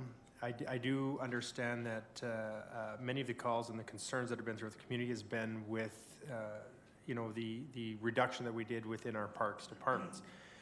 I'm just wondering here if how this would work within our finances if to bring a amendment forward to this for 2023 and 2024 to have the existing what is showing there, but still allocate the funds for 2025 and 2026. But I would like to have a report back to see where we are before that extends through year 3 and 4. Is that something financially within our books we can do? Mr. Mayor, that is similar to what has been done in the past and in other ones. If refer back to council on Lethbridge Police Service last time around, council made a conditional report to gain the funding for years in that time, 21 and 2022, for the community peace officers. So this is something that could be done. So what would happen in that regard, if that was the case, similar to that, we held those funds in this case, we'd hold those funds in 25 and 26, within corporate. So you'd still be part of the tax levy and increase pieces, but then it would only be brought forward once the report's there. Thank you. Mr. City Manager? Yes, thank you, Mr. Mayor. If I could, I'm going to ask Mr. Westerson or Ms. Brown to bring up some slides that may be helpful to council, provide a little more factual data-based information in that. If I go back to 2021, when I looked at that, there were what I would call critical failures on the park side as a result of some reductions, and a very clear inability to maintain even a basic level of service. We couldn't even cut the grass once a week in a number of parks and couldn't weed a lot of the beds even once a year. So the weed overgrowth and the length of the grass was just simply unsustainable, and the complaints were significant. So after that, there was a presentation by Mr. Richter and myself to Civic Works Committee, and some just extracting 3 slides from that presentation that if we could walk through. The first was, looking at the wages relative to budget and percentage. Well, parks by nature of the operation, there's a lot of human resources, so the wages relative to the total budget is 57% of the total budget. That's not abnormal. So if we go to the next slide, you look at the parks benchmarking, which is a yardstick benchmarking in the provision of parkland per capita.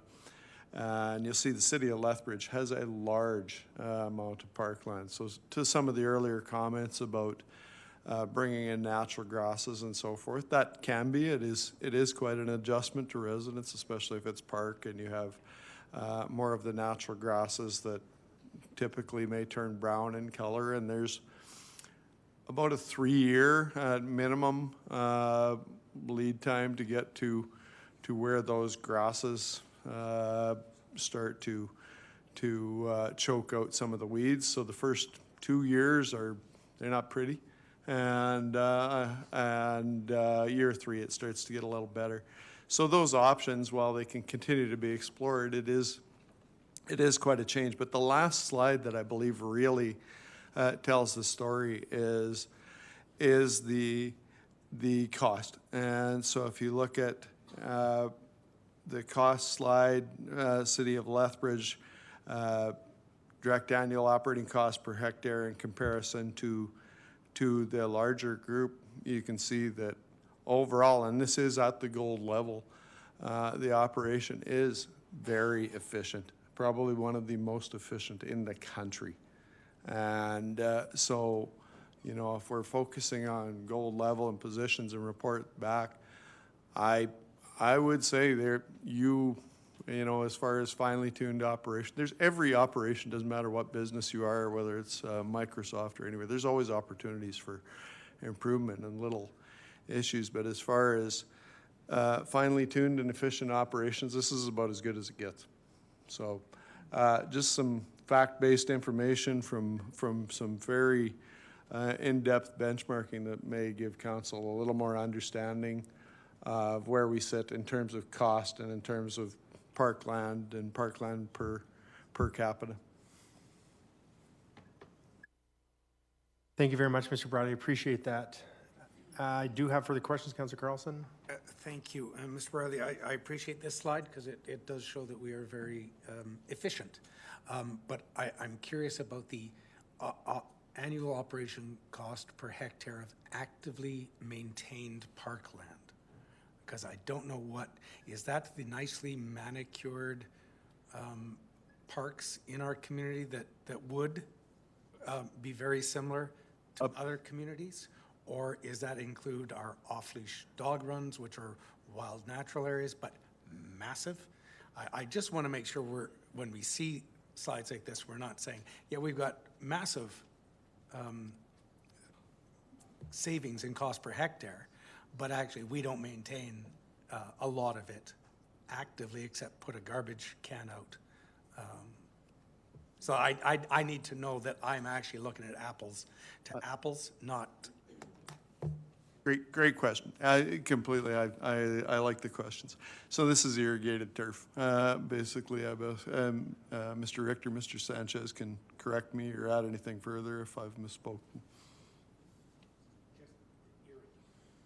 So I will, if you go back a slide, and the actively maintained, so this actually is based on the total parkland that so it's the combination of developed turf as well as the river valley as well.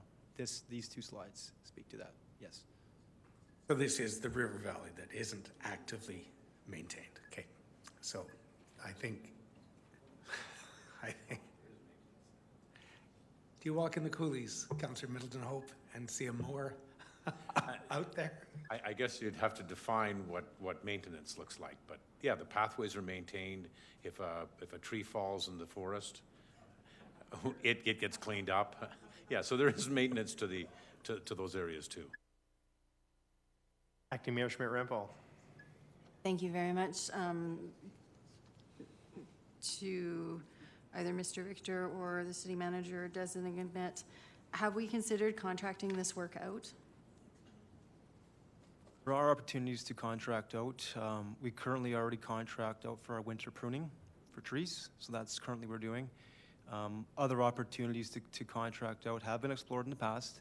Opportunities like dryland mowing exist. However, we have unique mowers for that type of work, and not all the contractors may have that equipment available.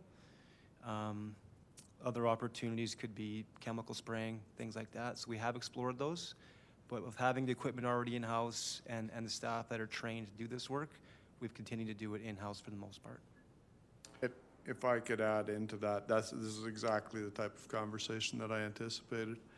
And that, yeah, there can be a perception that sometimes contracting out is more efficient or more cost effective. And that's exactly why these slides are important, is that we continue to look at those opportunities in terms of efficacy and cost and so forth. If there's opportunities, we'll look at it, but a lot of times, and this is based on personal experience, it can actually be more costly in some aspects. And so happy to continue to look at it. If there's specific direction to look at more areas, we can do so, but I'll go back to my original point that right now, in terms of cost, we are very efficient in this area.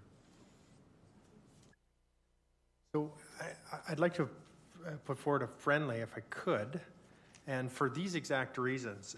We talked about the opportunity to have possibly contracted out.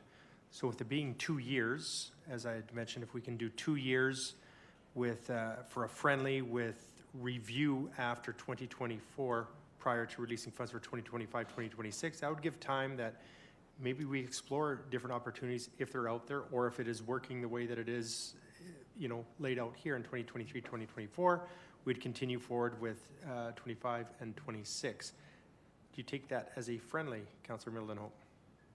I would, but I have a question that may or may not change the outcome that I would like to ask Mr. Richter in regards to development, so developing areas. So we have some of the large development corporations that are in partnership with the city. These areas, and pick a neighborhood, these neighborhoods are maintained, the scape, the landscaping is maintained by many of these developers for the first 2 years. And that also includes if we have we bring in a company to do a boulevard, that's also maintained for a couple of years, and then we become responsible for that. Is that correct? That is accurate, correct, yes. So then that, as we develop, there are additional needs that are created and additional pressures on Mr. Richter's area. Would that also be fair to say? That is correct.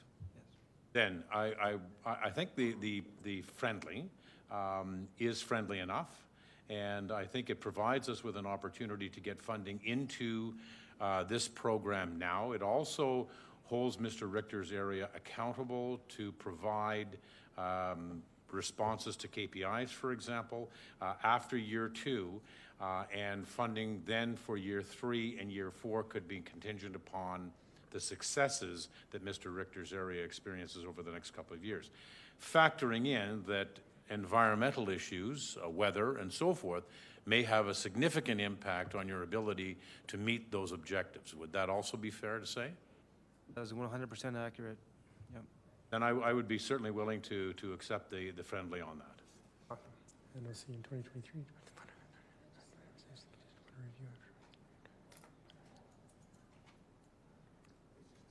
Now, a question I'd have to Mr. City Manager then on this, the contingent upon a review after 2023, or 2024. Yes.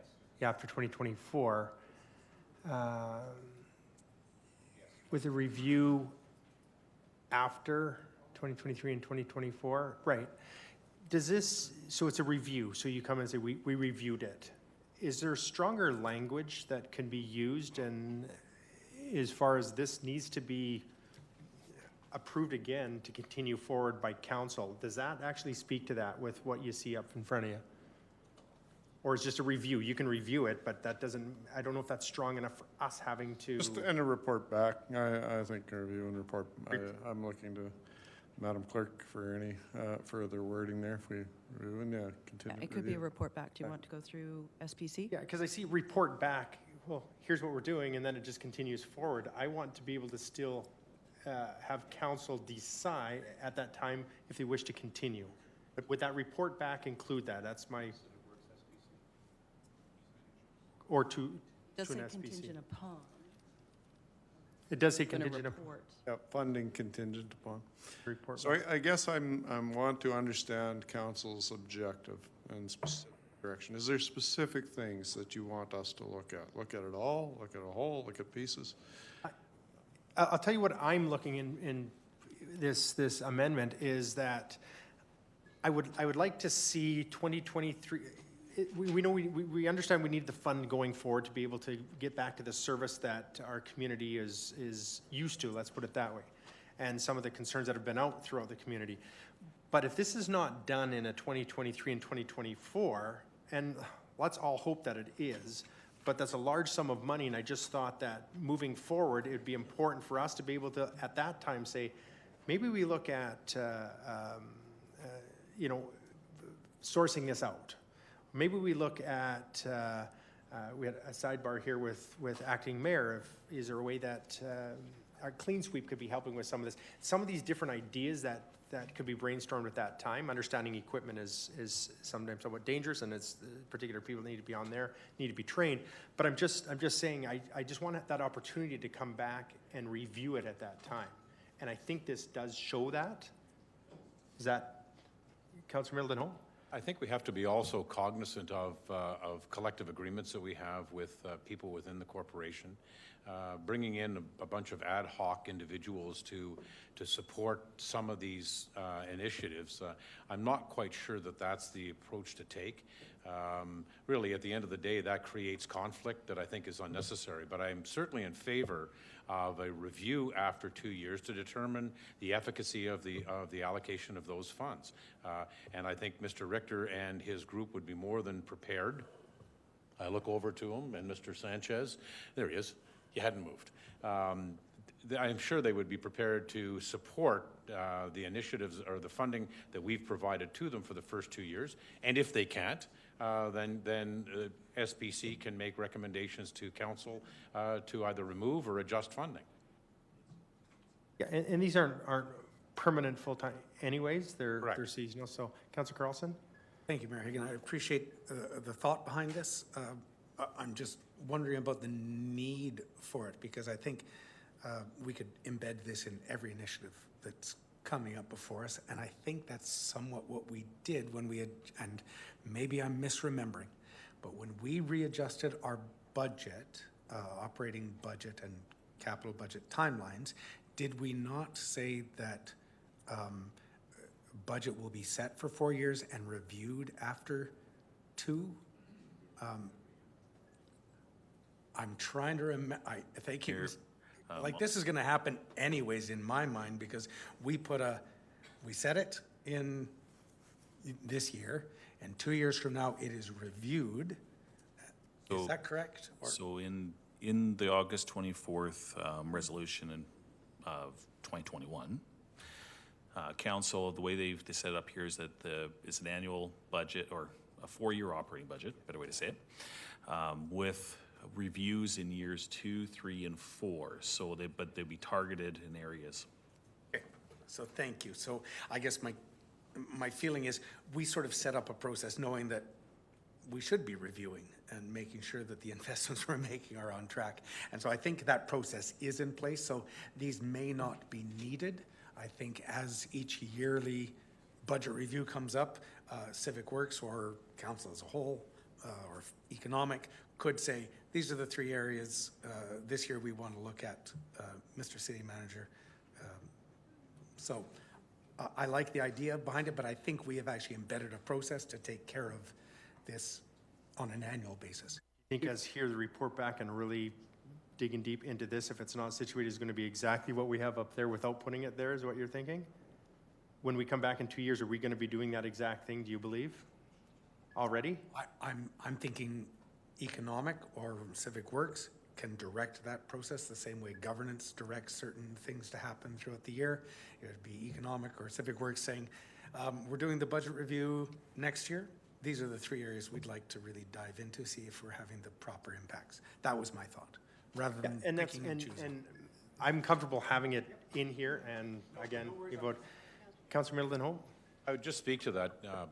I think to the city manager, that would be optional.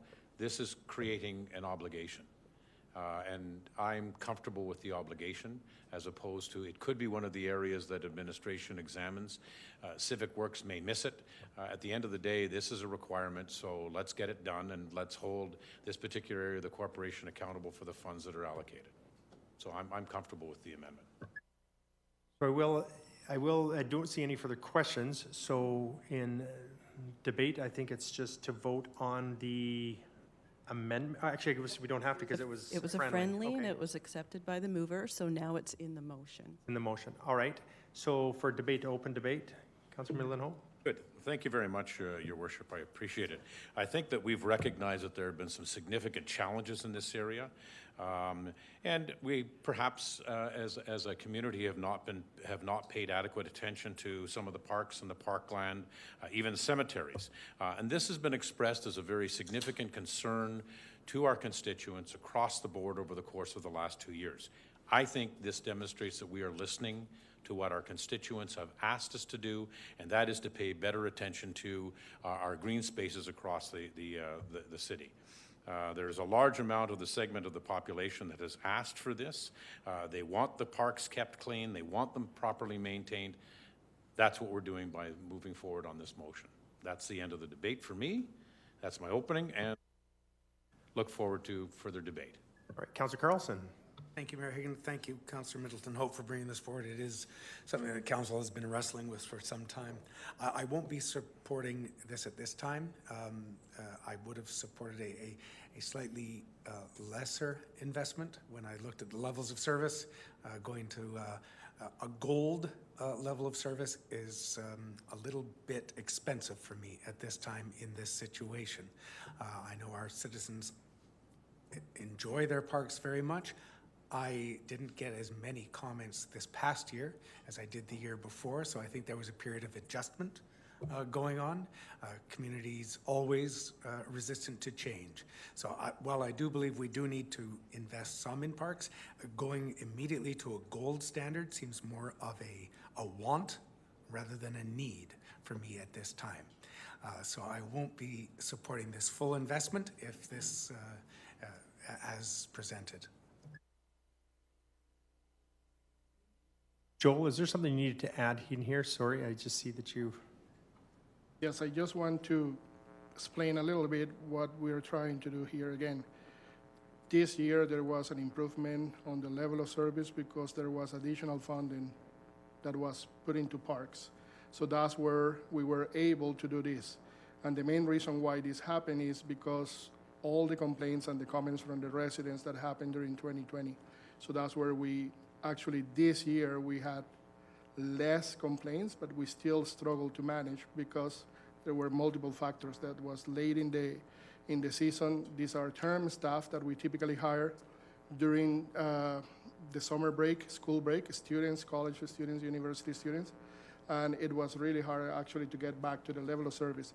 The other thing that I want to make sure I mention is that along with what the city manager explained before, a little bit more of clarity on what the review means, because I think Mr. Sanchez, it's, sorry to interrupt, we're in debate. If there's questions that came out, my apologies, but I need to stop you there. This is council just debating the resolution. We already finished off with the question, so thank you for that information, but we'll continue on with debate, and I'll pass over to Councillor Palladino. Thank you, Mr. Mayor. Our parks are there. I will be supporting this, by the way. Our parks are there. We can't abandon them. The public has told us that they expect them to be maintained, and we can't get out of that. New parks, on the other hand, we can learn from this and reduce the amount of acreage during the subdivision stage that we take for municipal reserve. And there are several tools to do this. We could leave the maintenance for another year or two with the developer, or we can simply just take less MR, or better yet, take cash in lieu of reserve, which is allowable in the Municipal Government Act. So I'll leave that at that. Thank you, Councillor Palladino. Deputy Mayor Parker. Thank you very much. And first of all, thank you very much to the mover for bringing this forward. And thank you for the administration putting all the work together. Sometimes you have buyer's remorse. And I remember when we did our cutbacks back in a few years ago, we thought there wouldn't be much consequence to this. And I think we heard loud and clear the following year how many people really, really were disappointed with the park's maintenance. And of course, it all depends on the years too. Some years you have hot years and some years it's colder, so the parks get affected differently by Mother Nature and all that. But what I learned loud and clear during that whole summer and the following summers, how much people appreciate their green space. It's part of their parks, it's part of their pride. Wherever you live in the community, northwest or south, that people really, even they appreciate the medians, they appreciate all the things that makes up our green spaces. And I think we made a mistake back then. And true, we could count on volunteers, but I think people pay tax dollars with an understanding that parks are going to be maintained to a certain standard. And I think they deserve that. I also believe that our administration is doing a great job working with our developers as we move forward in changing the standards or making things a little more, some bit of xeriscaping, not creating this huge, beautiful green space that if it can't be maintained, and as most people know, when a development or a developer takes over after 2 years, they hand the keys over to the city. And if we can't keep it to that standard, so I know our administration's working with the development industry as we move forward to change the standards, to do that kind of stuff, so, which I really, really appreciate. So I fully support this, and I would hope council supports this, and I think the community deserves it. So for that reason, I'll be supporting this. Acting Mayor? Thank you very much. I'm conflicted on this one because I certainly would have been more in favor of supporting this if we saw half the cost. But because the mayor has brought forward that we will be undertaking that review, I feel more comfortable supporting this. I really do think we need to take a look at the service that we're offering. I think we also need to look to our community to take some responsibility for the parks and green spaces. If there's an expectation there for what those parks and green spaces is, our community should be stepping up to help us out with some of that. I will be supporting this, but only because we are putting that review in there. Thank you. Councillor Campbell. Thank you, Your Worship. I can't add much more to what my colleagues have already stated. I'll support the resolution. I just thinking about the number of times that I've driven through the city for whatever reason, and I just sort of say, wow, we do have great parks. This is an amazing city, and I think that's a reputation that we have to uphold, I should say, not withhold. It really is a remarkable city, and I'm very proud of the city that I live in, and very proud of the work that's been done. And we did cut back a lot, and this is only going to enhance the way the city looks, and I think that's important for us. Thank you, Councillor Campbell. I too will support this. I appreciate the friendly being accepted. I like the idea of being able to keep our community green. It's one of the only free spaces I think that we've got around, the community to enjoy, to those that enjoy the green space. We do have a lot of green space. Sometimes we can argue that fact and that we have too much green space.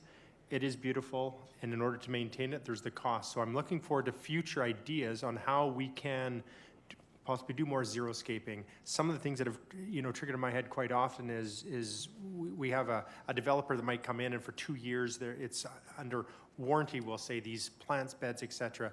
I'm hoping what we're using there, because it seems like we replace them sometimes every year. Some of this thought is going into that so that we don't have those concerns on a regular basis as well. So I will support this. It's something that I believe our community deserves, and we do hear a lot of calls about the changes to service that we have had over the years. So with that, I'll head back to Councillor Middleton Hope.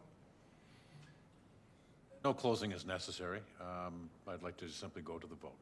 Question has been called. All in favor? Any opposed? Thank you, Councillor Carlson.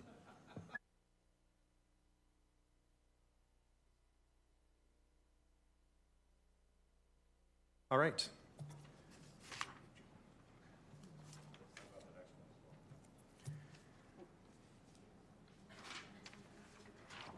Next resolution sponsored by Councillor Middleton Hope, median spraying, N16. Be it resolved, the Economic Standing Policy Committee recommend that City Council amend the 2023 to 2026 operating budget to include initiative N16 median spraying to add one non-permanent position to spray chemical on concrete medians and median shrub beds as a planned maintenance activity 3 times per year, with funding allocated as follows: from taxation 2023, $101,300, 2024, $103,700, 2025, $106,400, and 2026, $109,700.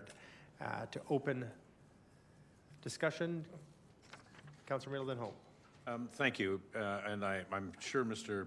Richter will support my comments in this regard, but this not only accommodates the employee who is going to be paying for this, but also much of the application that will be done. Okay, so the application as well. It's a mitigation effort that we're trying to sustain, and I think it's important. Future scapes need to be considered in terms of ensuring that they are either zero or low maintenance scapes. Clearly, we've heard that as well, not only from this council, but from our administration and from the public. So transitioning to those areas is important, but that will always require an opportunity to mitigate weeds and grasses that will naturally grow up in between the rocks and the shrubbery and so forth. Shrubbery? And at the end of the day, I think it's important that we maintain those because those appearances are very important to the public. So I open it up for questions. Councillor Dodick. Yes, the prior initiative, N16, just funded 10 non-permanent staff to provide service or a level of service at the gold level. Would it not be fair to say that those 10 staff could be repurposed to deal with what this initiative deals with, so that instead of getting a gold standard for the parks, that you've requested just slightly less than gold standard to also accommodate what is requested in N16? Would that not be fair to say? That is fair to say, and that's actually what we did in 2022. We used existing staff to do this median spraying, however, at a detriment to other work that we would normally have to do. Okay, I appreciate that, but you've got 10 staff that's coming on, and I'm suggesting, and would you disagree with me, that those 10, a portion of their time could be used for doing the median spraying? That is fair to say, yep. Thank you. Councillor Carlson. Thank you, Mayor. I hate to get into the weeds. Thinking. But I'm just a question. I've asked this every time pesticide, herbicide spraying comes up. I know we follow the laws of what you can and cannot spray, but I think as time is going on, people are realizing that the more spraying we do, the more harmful it is to the environment. The bees, for one thing, are collapsing. Does our spraying have any negative impact on the environment? Yeah, sorry, Joe. This is always a very difficult conversation because there's the aesthetic quality or there's the natural quality of the environment, and that's an interesting conversation to have. This particular initiative was based on the number of requests received in 2021 regarding the medians and the number of weeds present at that time. Yeah, it's a very interesting conversation to have, Councillor Carlson. I know other communities have stopped spraying. You go to Quebec City, Montreal, their parks have things called dandelions growing rampant in them, and no one really cares. Dandelion, true, because they realize the environmental impact it has. So, thank you. No question there. Isn't that correct? Question mark. All right, I see no further questions. I'll turn the time back over to Councillor Middleton Hope to open debate. You in for debate? Now formally opened. Councillor Dodick. As you can tell from my questions, I believe that having approved N15 and having received the answer that the staff previously approved an N15 could deal with this and maybe only slightly affect the level of service, I'm not going to be supporting this, and I would ask Council to join me in that non-support. Thank you. Councillor Carlson. Thank you, Mayor. And Councillor Dodick, I join you in my lack of support. Any further debate? I too will not be able to support this. This time I will join with my colleagues here. I think if we do have the additional staffing, it is of importance. I think it's very important that we do this work, but if we're going to come down just slightly below the gold, I'm fine with that. So with that, I'll turn the time back over to Councillor Middleton Hope to close debate. Thank you. So at this juncture, I think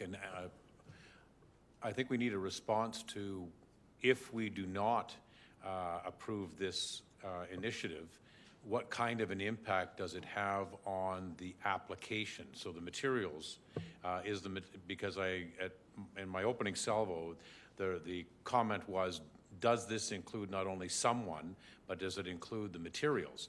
And therefore, if we do not approve this initiative, what kind of an impact does that have on the materials? So I would ask that question. Clarification then on this, and I think if I'm mistaken, correct me if I'm wrong, we did have individuals that did have this equipment that sprayed last year. Is that not correct? It's not just the equipment, though. It's the material itself. So it's the chemicals. So I would ask clarification as to if by not approving this, what kind of an impact does this have on Mr. Richter's area? So if this N16 is not approved, we can still do the work, however, at the detriment to other services that we do. So, for example, our goal is to spray every planting bed twice a year. That won't happen 100%. Last year, our team also didn't attend to walkways that needed attention in terms of weed spraying. So the chemical you're speaking of, it would just be shifted from those activities in existing service levels and be pushed to this area in terms of median spraying. So we can do the work, but at a detriment to our existing service levels. Right. So for clarification, Mr. City Treasurer, do you have something to add? Mr. Mayor and members of Economic SPC, just within the totals, though, just going to that questioning from Councillor Milton Hope, this total does include just over $11,000 of chemical supplies or chemical materials inside of that. So, as Mr.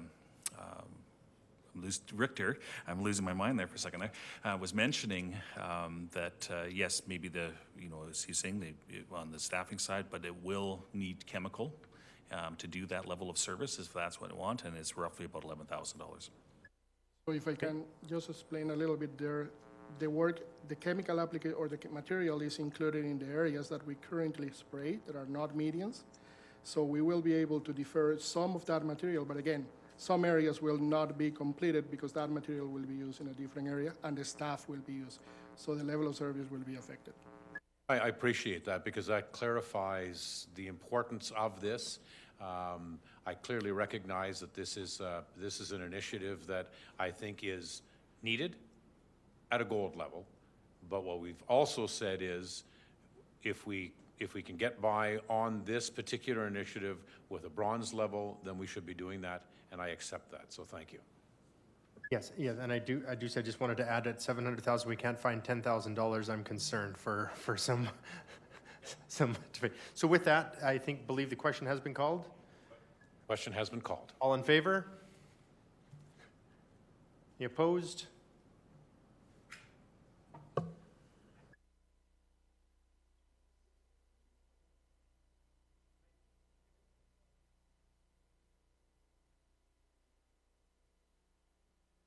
Yes, you can vote against your own motion, Councillor Middleton Hope. All right.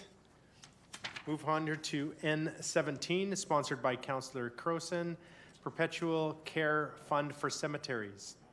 Be it resolved that the Economic Standing Policy Committee recommend that City Council amend the 2023 to 2026 operating budget to include Initiative N17, Perpetual Care Fund for Cemeteries, to set up a perpetual care fund where tax support and a portion of plot sales will eventually generate enough interest income to maintain city cemeteries in perpetuity, with funding allocated as follows: in taxation, 2023, $0, 2024, $0, 2025, $0, and 2026, $500,000, $500,000 taxation in 2026. Councillor Crowson to introduce. Thank you, Mayor Higgin. We are looking at doing some perpetual funding for perpetual care. The Alberta government has recommended that municipalities start a cemetery perpetual care fund. For private cemeteries, they are actually making it something that they have to do. At this point, it is not required for us, but it is recommended, and likely the province will be moving this way in the future. So this is some advanced planning, which is one of the reasons that you see it in 2026, not immediately. And as you noted, this would be setting up a fund where tax support and a portion of the plot sales will eventually generate enough interest income to maintain cemeteries in perpetuity.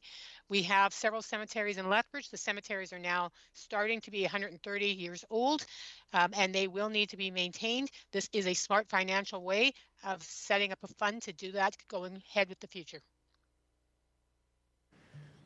Thank you. Open it up for questions. I see no questions for debate. Can I take that as your opening, Councillor Crowson? Yeah, I could tell you a lot of reasons why we should do this, but it is smart financial sense to get organized and prepared. All right, Councillor Dodick.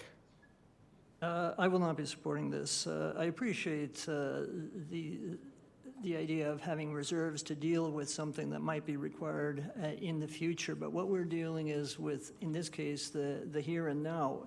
It may be recommended by the province. It's not mandatory by the province, and I'm not prepared in this budget cycle to impose a tax burden, albeit in 2026 on the taxpayer. So this is one of those situations. If it is required, we will deal with it. It's not required at this point in time, so I will not be supporting it.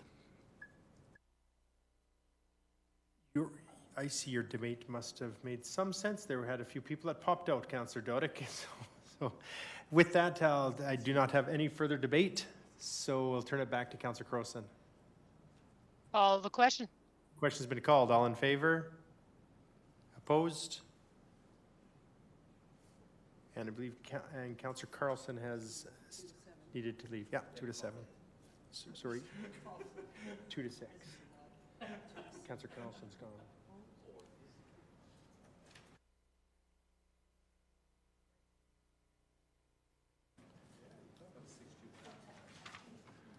Move on to one more resolution prior to taking a break for lunch. We'll move on to N18, Traffic Signal and Lighting Technician, N18. I do not have a mover on this, but I'll go through it, make sure that there's, ask if there's any questions. Be it resolved, the Economic Standing Policy Committee recommend that City Council amend the 2023 to 2026 operating budget to include initiative N18, Traffic Signal and Lighting Technician, to add one permanent position in 2024, 2025, and 2026 to support the growth of the traffic signal, rail, and lighting system, with funding allocated as follows. From taxation 2023, 0, 2024, 150,000, 2025, 125,000, 2026, 125,000. Do you have any questions on this? Councillor Middleton Hope. This would be a question, as there is no mover on this, so this will be to administration. So, can someone please explain? So, what is the need here that's not being accommodated within current staffing levels? So we will have Mr. Jewell come to the mic and explain that. The chair to Councillor Middleton Hope. The need is the growth of the city. In the graphs we provided in the business case, there was a 42% growth in our traffic signal system over the last 8 years. So that is immense, huge growth. I compared that previously to average growth of our transportation system is 1.2 to 1.5%.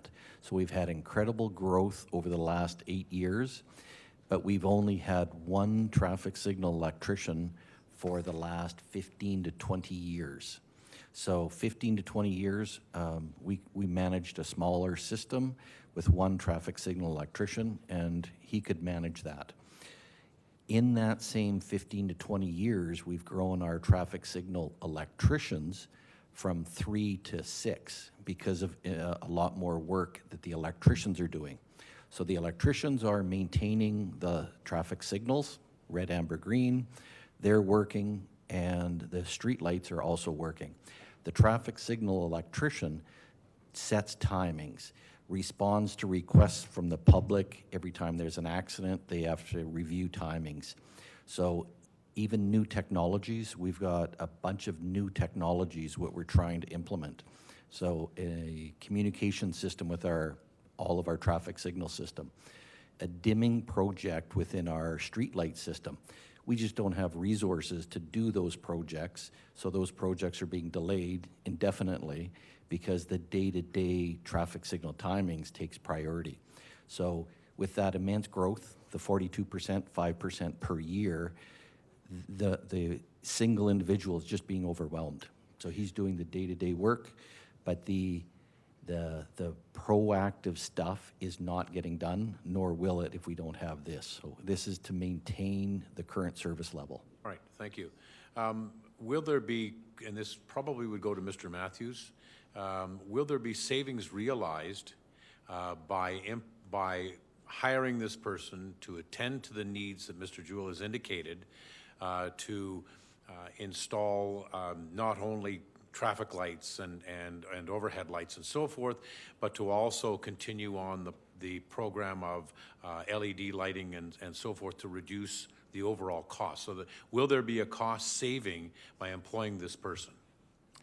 Mr. Mayor, to Councilor Middleton Hope, yes. There'll be expected to be about $50,000 per year. That would actually be savings in the community lighting and going back to the community lighting reserve. So this position then is going to cost us less money than is allocated in this, simply because we've got some funds that will be coming back in by virtue of enhancing or modernizing our commitment to the electrical system. That is correct. It's cost avoidance, and so there will be money coming back into the reserve, which then council can use for maintenance and ongoing life cycling of those assets. Thank you. If I can further answer expand on the question. In 2015, we replaced all of our streetlight systems with LED, and we saved $1 million in power savings. That's already being reflected in the community lighting budget. Part of the community lighting budget initiative several years ago in a CIP, we said to do a dimming project with our current LED streetlights, you can save an additional 5 or 10%. That's where that $50,000 potentially comes from. But we haven't had resources to do that project for 3 or 4 years. So it's stated in the business case that it's a potential $50,000 increase, but we didn't put it into the numbers. Council can always ask for that to be an amendment if you wish. So in addition to the savings, we're also talking about capacity building here as well. Correct. Thank you. Councillor Dodick? Thank you. Yeah, I see that the implementation starts in 2024, not 2023. I'm just curious about the number. The first number is 150 and then goes down to 125. Is that to deal with the savings? Is that or why is the differential? Just curious. If I remember correctly, that difference there is because, again, this position will require some special equipment attached, so they will be in charge of the PLC, laptop, computers. So that will be a one-time investment in order to set him up to do the work. Okay, gotcha. Thank you very much. No further questions. Now I don't have a mover for this. Councillor Campbell, move this and to open debate then, I guess, Councillor Campbell. From what we've just heard, this is an important proactive piece of equipment this is a position that we need going forward. So I will ask for my colleague's support. No further debate on that. So a question. Question's been called. All in favor? Any opposed? All right, unanimous.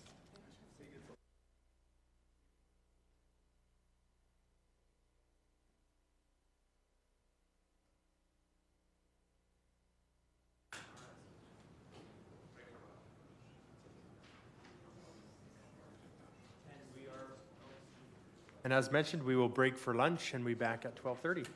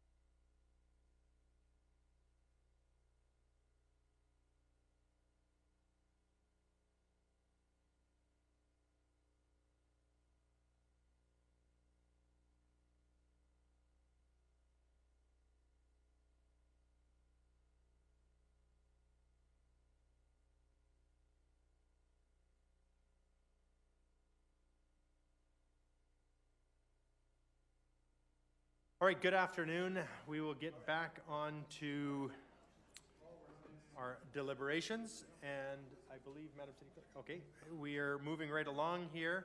I do have a initiative sponsored by Councillor Croson, Traffic Safety Engineer Coordinator, N19. Be it resolved that the Economic Standing Policy Committee recommend that City Council amend the 2023 to 2026 operating budget to include initiative N19, Traffic Safety Engineer Coordinator, to create one permanent full-time position as a dedicated resource for traffic safety with funding allocated as follows from taxation in 2023 through 2026 of $150,000 a year.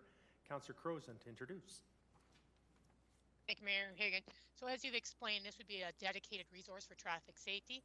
We recently approved the Transportation Safety Plan, and this would tie in with creating the program designed to decrease fatalities and major injuries in our community.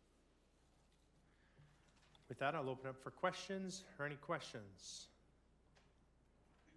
No questions. To open debate, Councillor Croson? I'll call the question. All right, question has been called. All in favor? Any opposed? It's unanimous. All right. It was my truck that moved you all, wasn't it?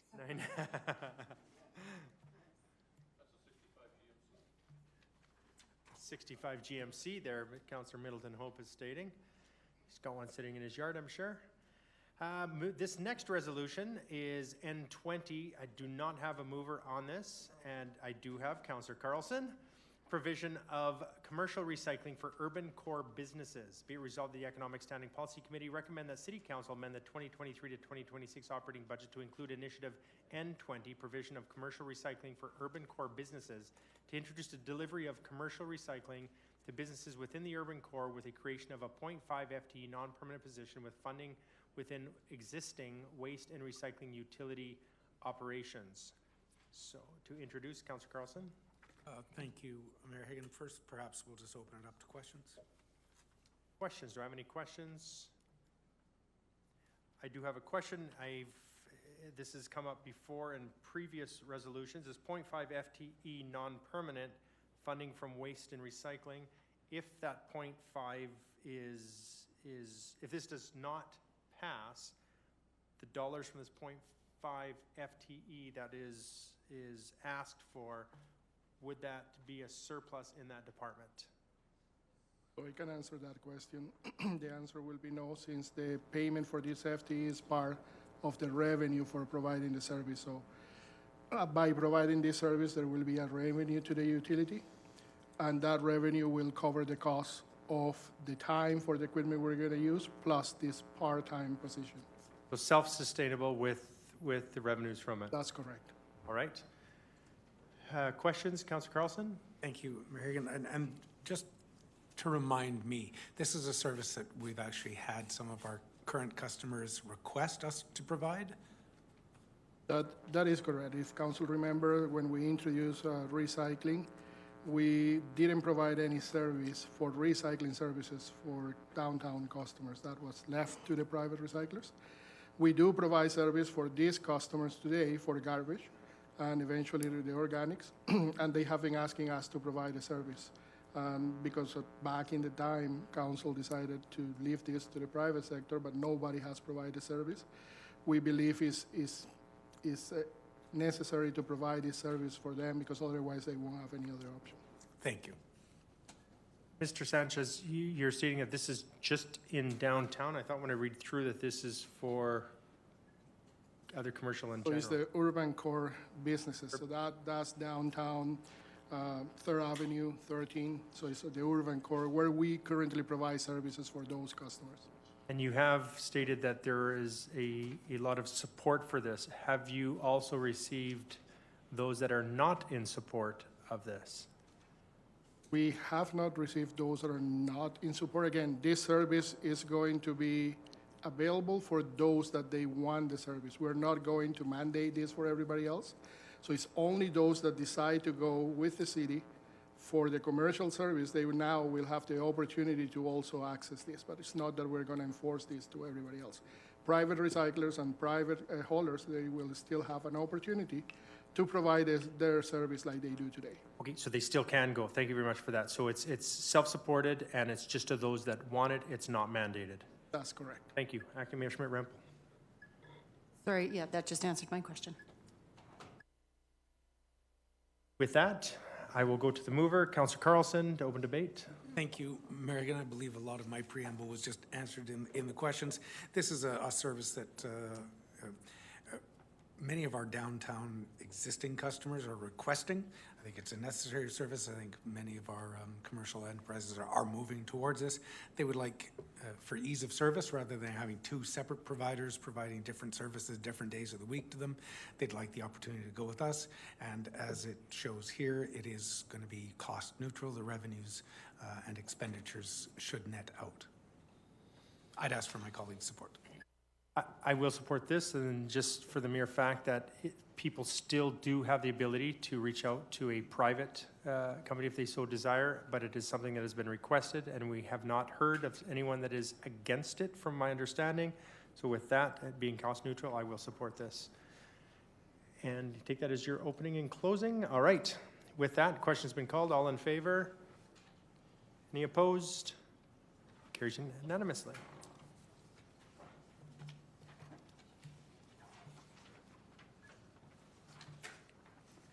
Mayor, on the next one, N21, this is the only initiative that I'm going to remove myself during the budget deliberations, so I'll remove myself on this one. Thank you.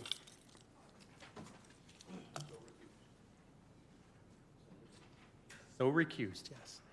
All right, I do have another resolution forward here. I do not have a mover. Councillor Carlson. Energy Conservation Engineer N21. Be it resolved that the Economic Standing Policy Committee recommend that City Council amend the 2023 to 2026 operating budget to include initiative N21, Energy Conservation Engineer, to create one permanent full-time position as a subject matter expert in energy generation and or demand management, with funding allocated as below. From utility charges in 2023, $61,200, 2024, $122,700, 2025, $125,800, and 2026, $129,600. Councillor Carlson. Thank you, Mayor Hagan. I'll open it up to questions. Just a quick overview. Council did set some energy reduction targets to meet our goals under the carbon or greenhouse emissions targets that we've set. As we know, different orders of government are expecting municipalities to follow their targets. We've set our targets accordingly, and this position will help us achieve those targets. Thank you, Councillor Middleton Hope. Thank you. I'm not sure, although Councillor Carlson sounds like he knows a lot about it. So by approving this particular position, you talked in terms of carbon credits and so forth, and I'm wondering if by having this position, whether that influences our carbon credits, and is that an asset? Yes, I can answer that question as well. That's correct. So this position is twofold, like Councillor Carlson explained before. We are part of the Partners for Climate Protection Protocol, which is an initiative across Canada, and Council has approved a reduction of 40% of our carbon emissions, the greenhouse gas that the city produces as a corporation. On top of this position will also be working in projects that will reduce those greenhouse gases and can also be applied towards carbon credits. That will bring additional revenue. In the business case, we didn't have a number because it's really hard to quantify what will be the revenue. Right now, I believe the cost of offset credits is $50 per ton. So just to put a number, if we are able to reduce 1,000 tons, then we're talking about $50,000 that we have as a possible credit for the organization. And in addition to that, also the Energy Conservation Master Plan was approved by Council, and that has a series of programs and projects in order to achieve the carbon reduction. So those projects could eventually be self-funded from the revenue that we get from this project. Will we be tracking this over the course of the 4 years? We will. Actually, we have a commitment to come back to council to report on the status of these projects. And I believe there is a report that is coming by the end of this year to explain what we have done. Is it realistic to assume that we could achieve the minimum expectations? At this point, we haven't been able to advance as much as we wish because of the pandemic, and also we didn't have a resource dedicated to this type of projects. This is being done from the side of the desk from 3 different staff that are doing what they can do with the time. We believe that the target, originally, if I remember correctly, the target proposed was 20% or 25%, and council saw the opportunity to increase this to 40% because there was an additional offset that could be achieved with the transition of the electricity generation from carbon to the new renewable resources. So achievable, probably, and that's what we're working towards. Thank you very much. Acting Mayor Schmidt-Rempel. Thank you very much. Mr. Sanchez, can you help me understand why this goes from 61,000 in 2023 to 122,000 in 2024? Yes, so at this point, the plan is to start the hiring of this position in the spring of next year, and the position will be only in place for 6 months of 2023. So that's why there is a reduction of that number. Thank you. I see no further questions, so to open debate, Councillor Carlson. Thank you, Mayor Hagan. As was talked about in the questions, Council has set some targets ongoing. We were expecting a report back on how we're achieving those. I believe this position is necessary to achieve those. I'd always like to think we could exceed our targets and see even more revenue back to the corporation by achieving targets. But with this investment, I think we'll be able to meet our targets, meet our commitments to other orders of government, as well as commitments to our citizens. So I'd ask for council's support. Councillor Crowson. Thank you, Mayor Higgin. I will be supporting this. We absolutely know that we have to do better at conserving energy. We are a large corporation. We impact the environment in many ways, and we need to be doing our part as best we can. So I will be supporting this. Any further debate? Seeing none, Councillor Carlson. Questions have been called. All in favor? Any opposed? It's unanimous. If we can have Councillor.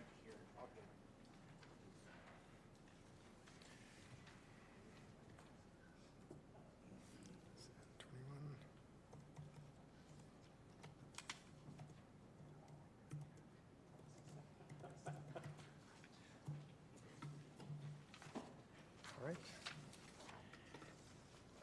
I have another resolution moved by possibly Councillor Carlson, in-house roll-off truck service.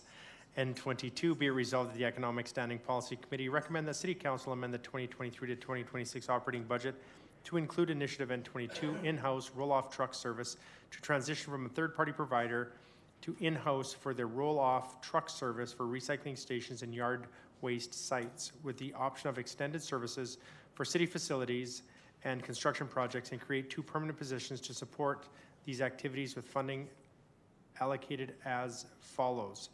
From accumulated surplus in 2023, $350,000, and 2024 to 2026, $0. And do I have a mover for this? Are we open for questions? Councillor Carlson? Thank you, Mayor Hagan. This is eventually a cost savings to the organization. Very similar to our discussion about spring cleanup, I believe. This was a service we've always contracted out. The costs are going up and up and up every year. It's now projected that with a investment, I believe the $350,000 is a capital investment, and then we'll be seeing a cost savings of approximately $100,000 each year by this investment. So I think it's a good move. I applaud our administration for looking at ways to decrease ongoing costs into something that we can actually control. So it is just a one-time capital investment that's being asked for here, as well as the staff to manage it or implement it. And so I'd ask for my colleagues' support.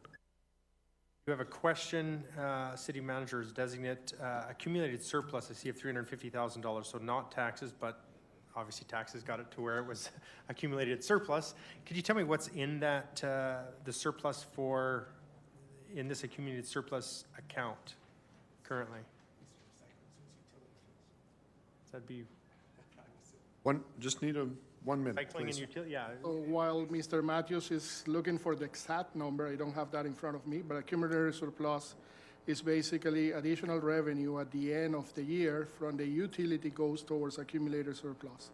This accumulated surplus could be used for years where we don't have the revenue that we require for the utility. Landfill, there are always liabilities that could happen. So that's what we have as a reserve in order for those items that come in front of us. This $350,000, as Councilor Carlson explained before, is a capital for 2 trucks. And it's going to be 1 new and 1 used truck to provide the service. And the total amount, I guess Mr. Matthews can explain what we have in the surplus. Mr. Mayor, and members of Economic XPC, as of December 31st, 2021, we had $8.8 million in accumulated surplus for both, of which 2.766 was in waste collection, and in waste processing was $6,034,000. Thank you, and thank you very much, Mr. Sanchez, for those replies, because I did have a second question which you answered. What is this used for?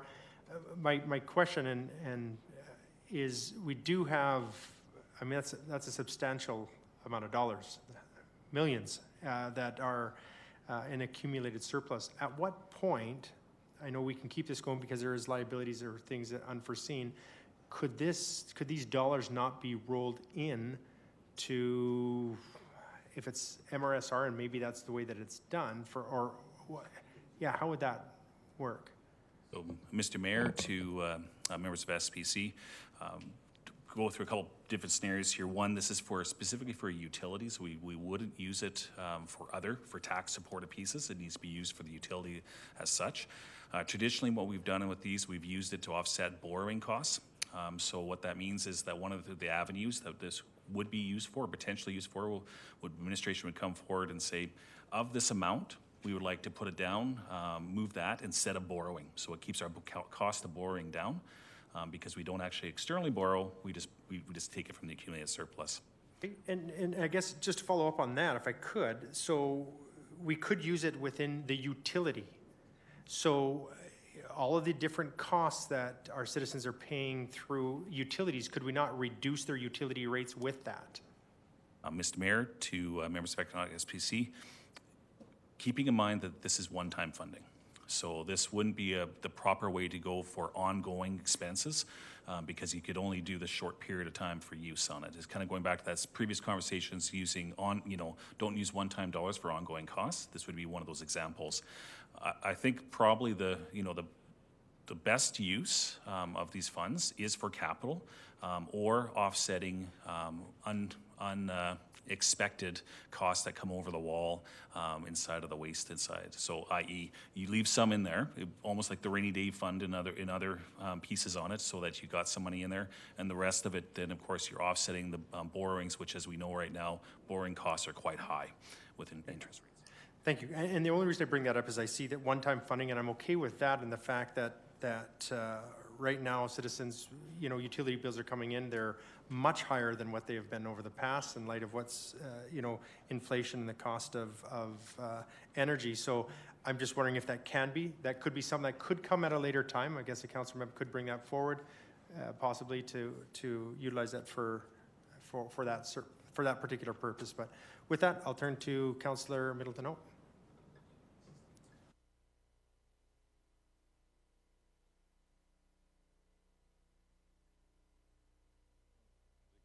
The comments and so forth are causing me to rethink some of my questions. But at the end of the day, so we're looking at $350,000, Mr. Matthews, in terms of what the accumulated surplus is going to be applied for these 2 non-permanent employees, correct?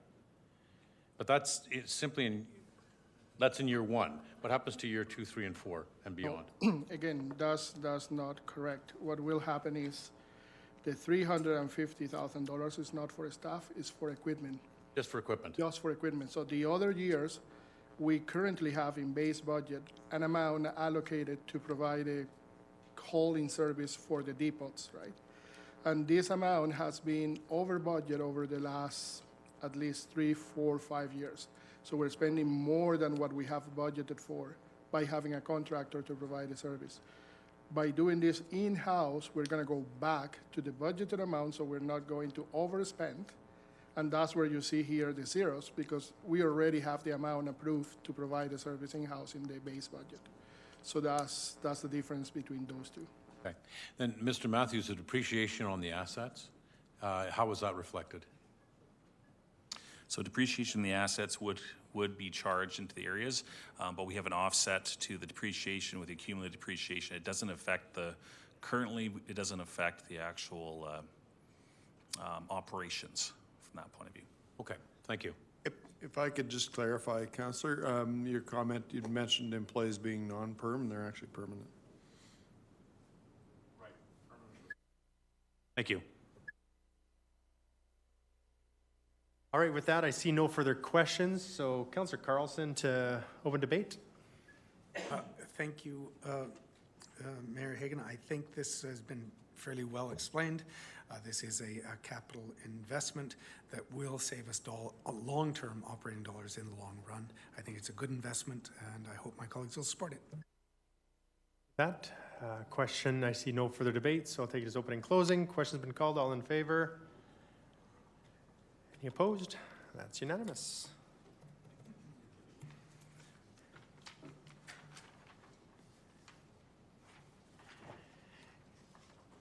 N23, load inspection technician. Be it resolved that the Economic Standing Policy Committee recommend the City Council amend the 2023 to 2026 operating budget to include initiative N23, load inspection technician, to transition one term position to a permanent full-time position to support the inspection of loads at the Waste and Recycling Center with funding within existing waste and recycling utility operations. I do not have a mover on this, but I do see Councillor Carlson. I'm just going to start by putting Councillor Carlson on these. So Councillor Carlson, if you would open. Thank you. I've always been a landfill guy, I guess. Thank you, Mr. Mayor, and maybe I'll just open it up for questions. Very briefly, this is just transferring a term position to a permanent position to do this work that is necessary to meet our requirements. At no cost. There's no, the position is already there and funded through the utility. It's now recognized that we need to continue this work, so it may as well transfer from temporary or term to perm, I think is the. Perm. I had a perm back in the 70s. All right. I do have a question. Is it fair to say, Mr. Sanchez, that this would cover, the cost of this is covered by the work that is being done by this this member? Or by this, yeah. That is partially correct. So some of the costs will be covered by the specific activity that this person is doing. What we did is we opened a hydrovac facility at the request of the regulator at the Waste and Recycling Center, and we will need to enforce this.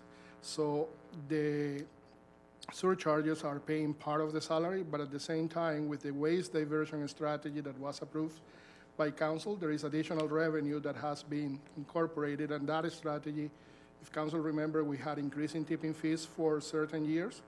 That additional revenue is what is covering the remaining part of the salary for this person. Great. Thank you. No further questions, and I don't see any questions in, so Councillor Carlson. Thank you. I think it's been well explained. This is no tax impact on this. This is just transferring the position to a permanent position because the work needs to be done, so I'll call for the vote. Question's been called. All in favor? Any opposed? It's unanimous. All right.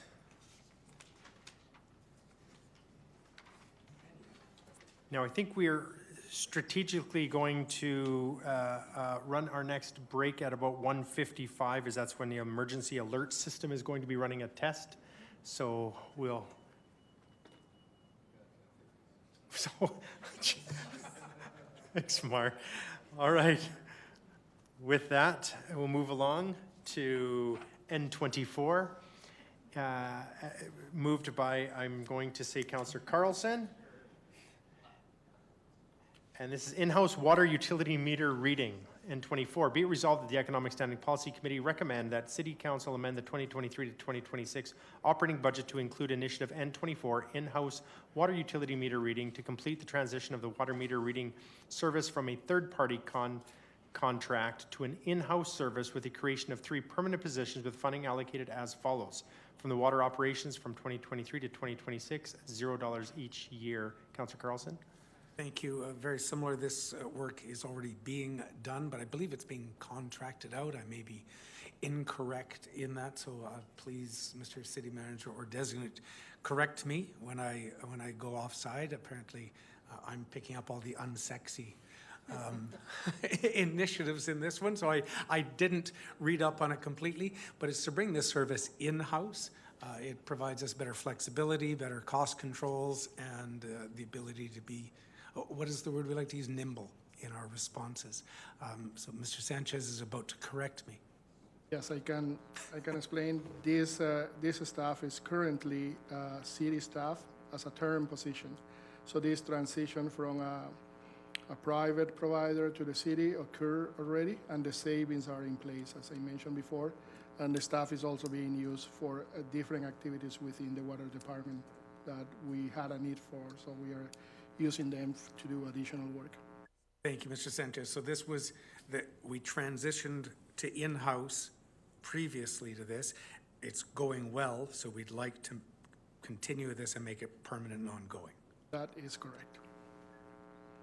So a question I would have, Mr. Sanchez, is so a lot of times these types of services, as we've seen in the past, I think we'd started, well, I'm quite sure we'd started in-house, went out to a contractor, now we're moving it back in. There was cost savings realized when it was moved to the private, but you're finding that bringing it back in-house, you'll realize better savings than what the costs were to have a contractor do this. Is that correct? I will start, and I may have Mr. Kashura to add anything I have missed. My understanding is that over the last few years, the cost of the private service was increasing year after year. That's when the decision was made to move it in-house because there were savings by having this staff here. The other problem that was in place is that the private contractor, they get a set amount. What they pay to their staff is up to them to decide, and they have a high rotation of staff going on, and people were just going for a different position where they were being paid probably a better salary. And that was causing some issues for us on training and making sure we meet the level of service. This is a critical service because we need to read the meters in order to invoice customers. So there is some reliability here that we were concerned and we were trying to mitigate. And so far, having this staff internally, we have been able to achieve this at the same cost that we had originally budgeted for. Same cost, and would it be fair to say that the response time has been increased, being that it is in-house? It is, and also, as I mentioned before, they are doing additional work, like condition assessment of these meters and reporting back when they need to be life cycle. So it's an additional task that we can do having them in-house. When you have a contractor and you're adding to the scope of the work, then there will be a request for additional funding to meet that request. So my final question, at least what we had paid before or less in cost savings? That is correct. Thank you. I see no further questions. Councillor Carlson for debate. I have nothing to add in debate, so I'll open and close unless my colleagues have debate. Yeah, so with that, question has been called. All in favor? Any opposed? It's unanimous. Thank you.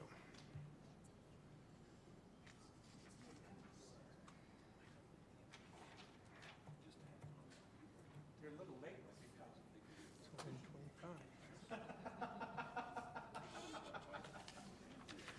All right, we'll move along here into community services, and I don't have a sponsor for this, but I will check to see if somebody will.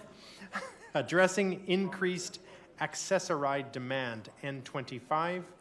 Be it resolved that the Economic Standing Policy Committee recommend that City Council amend the 2023 to 2026 operating budget to include initiative N25, addressing increased accessoride demand, to budget corporately for an anticipated increase in demand for accessoride services with funding allocated as follows. From taxation in 2023, 204,000, 2024, 408,000, 2025, 613,000, and 2026, 817,000.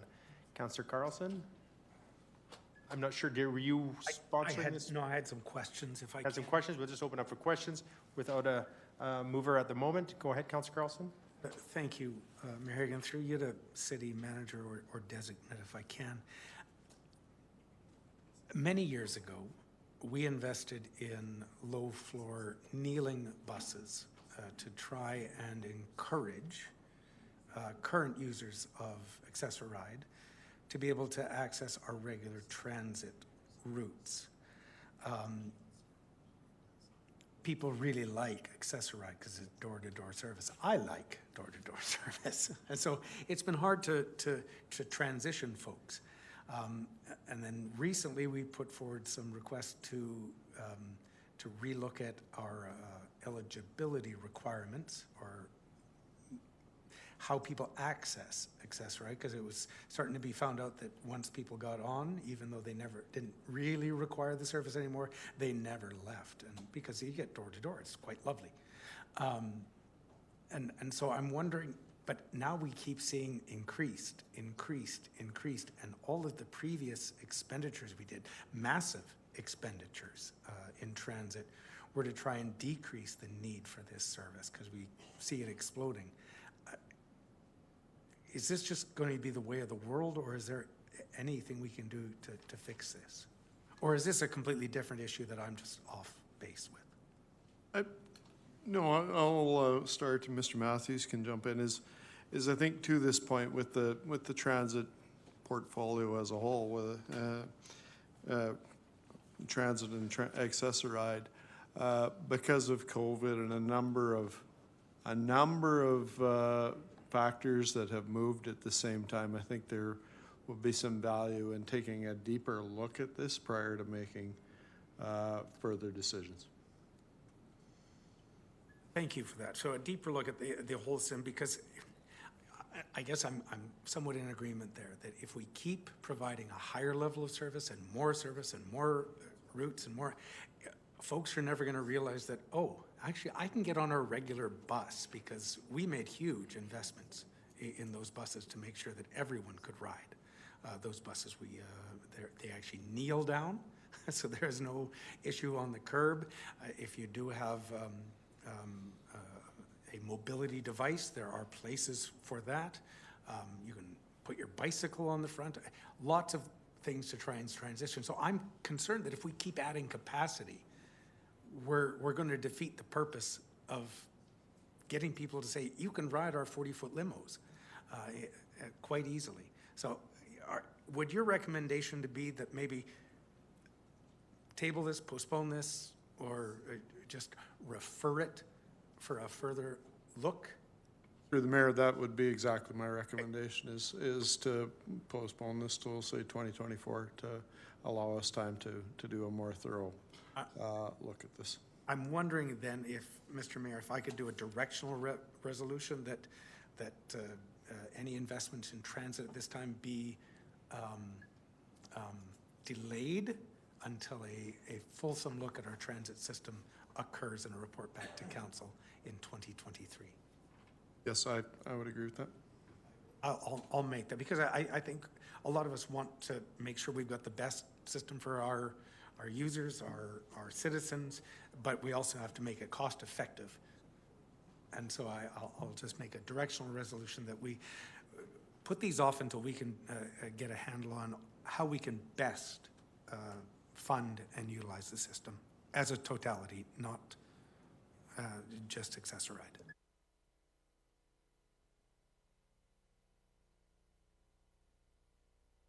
And Madam City Clerk, how we do have, I think there's three, as I'm going through here, so you're saying for this particular one, I'm just wondering what process would be for a directional resolution.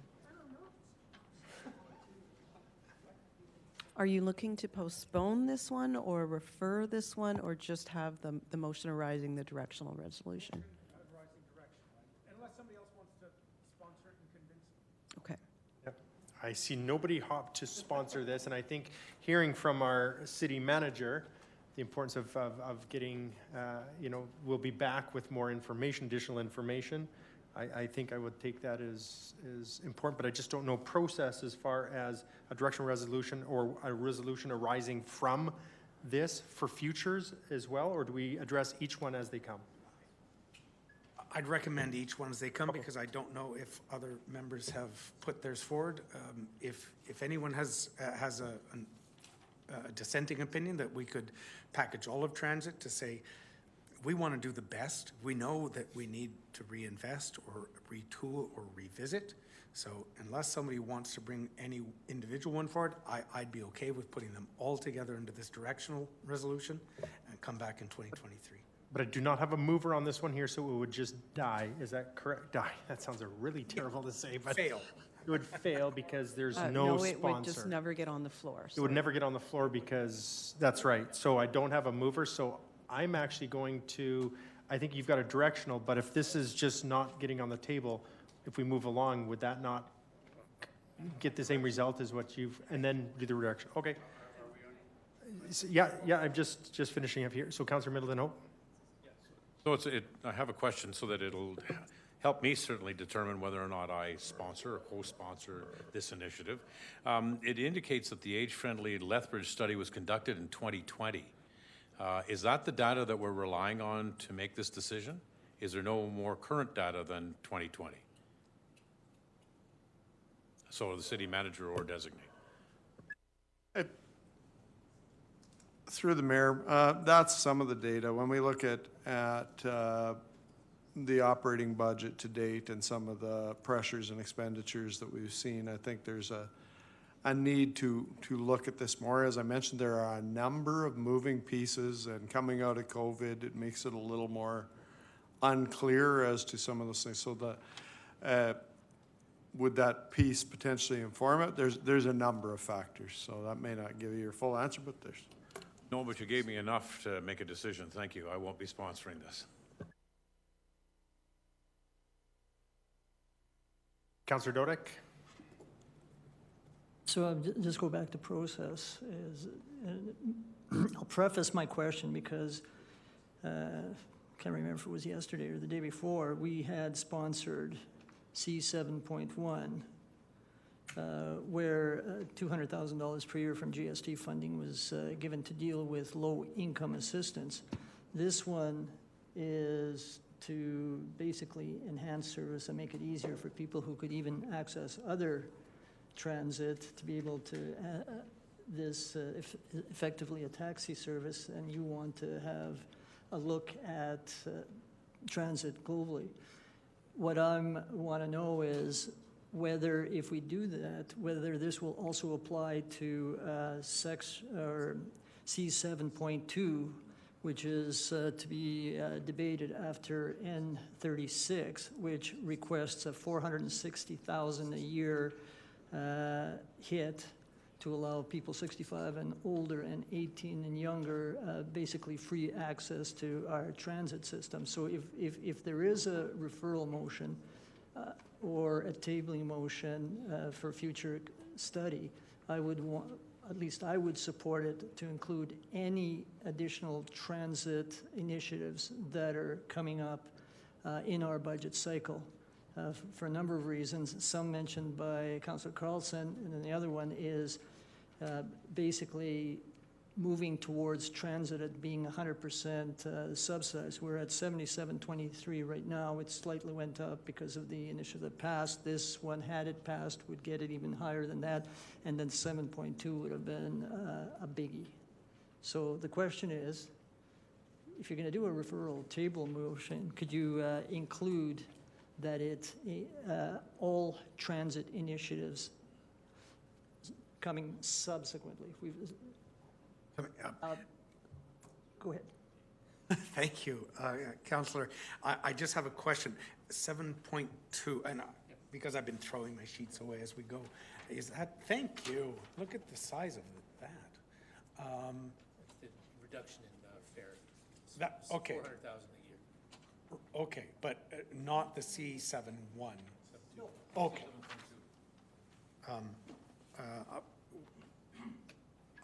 Did that get voted on, or did that? 7.1 has been voted on, 7.2 has been postponed. Okay, thank you. Oh, yes, I recall now. Thank you. That wasn't mine. That's why I didn't remember it. I would have no issues with having all of transit looked at in totality, because I ride the bus. I have friends who ride the bus, and I know that we need to find better, more efficient ways to do it, and I think all in total we can find a better way if we give it some time.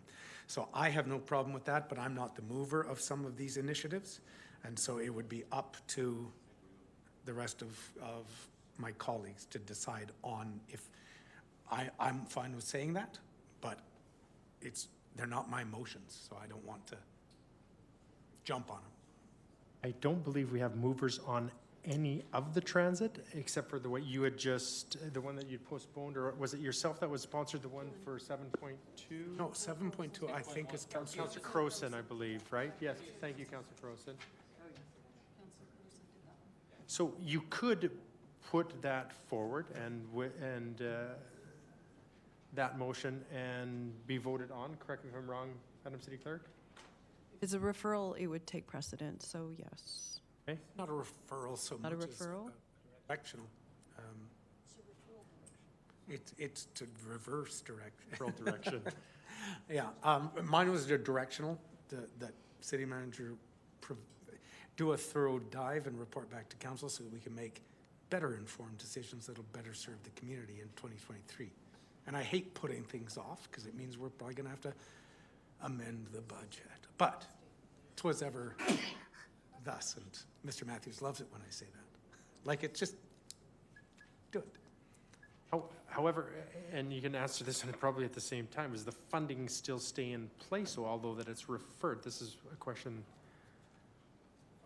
Current funding would stay in place, but. So Mayor Higgin to members of Economic SPC.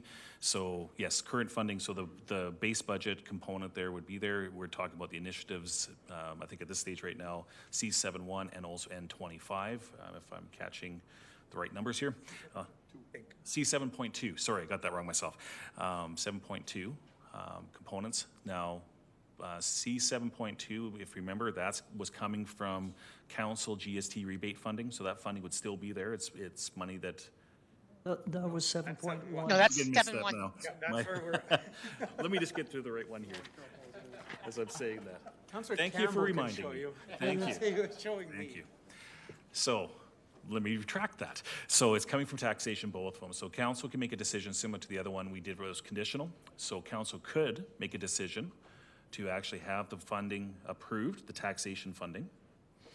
So that would mean that you'd be collecting the taxes on that and you come back and have to make a decision once the report's back.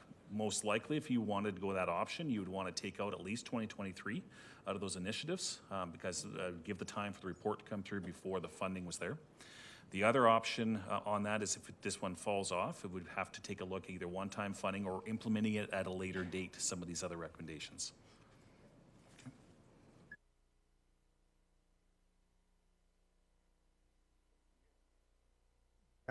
So with that, any further questions?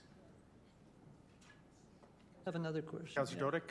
Yeah, one of the options I didn't hear was simply not funded, not included in the funding cycle, and deal with it once we get the report back as to whether 7.2 and N25 are something that we want to consider.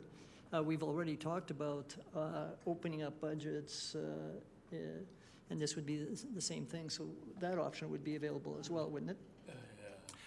That is correct. Thank you.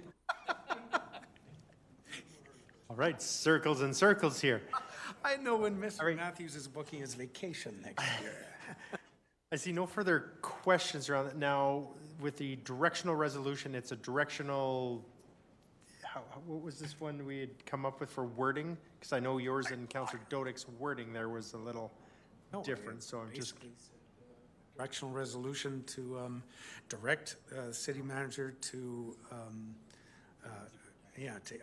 take a deeper dive, take a more fulsome look at transit and how transit is funded and services our community, and provide recommendations in 2020. And amalgamate them.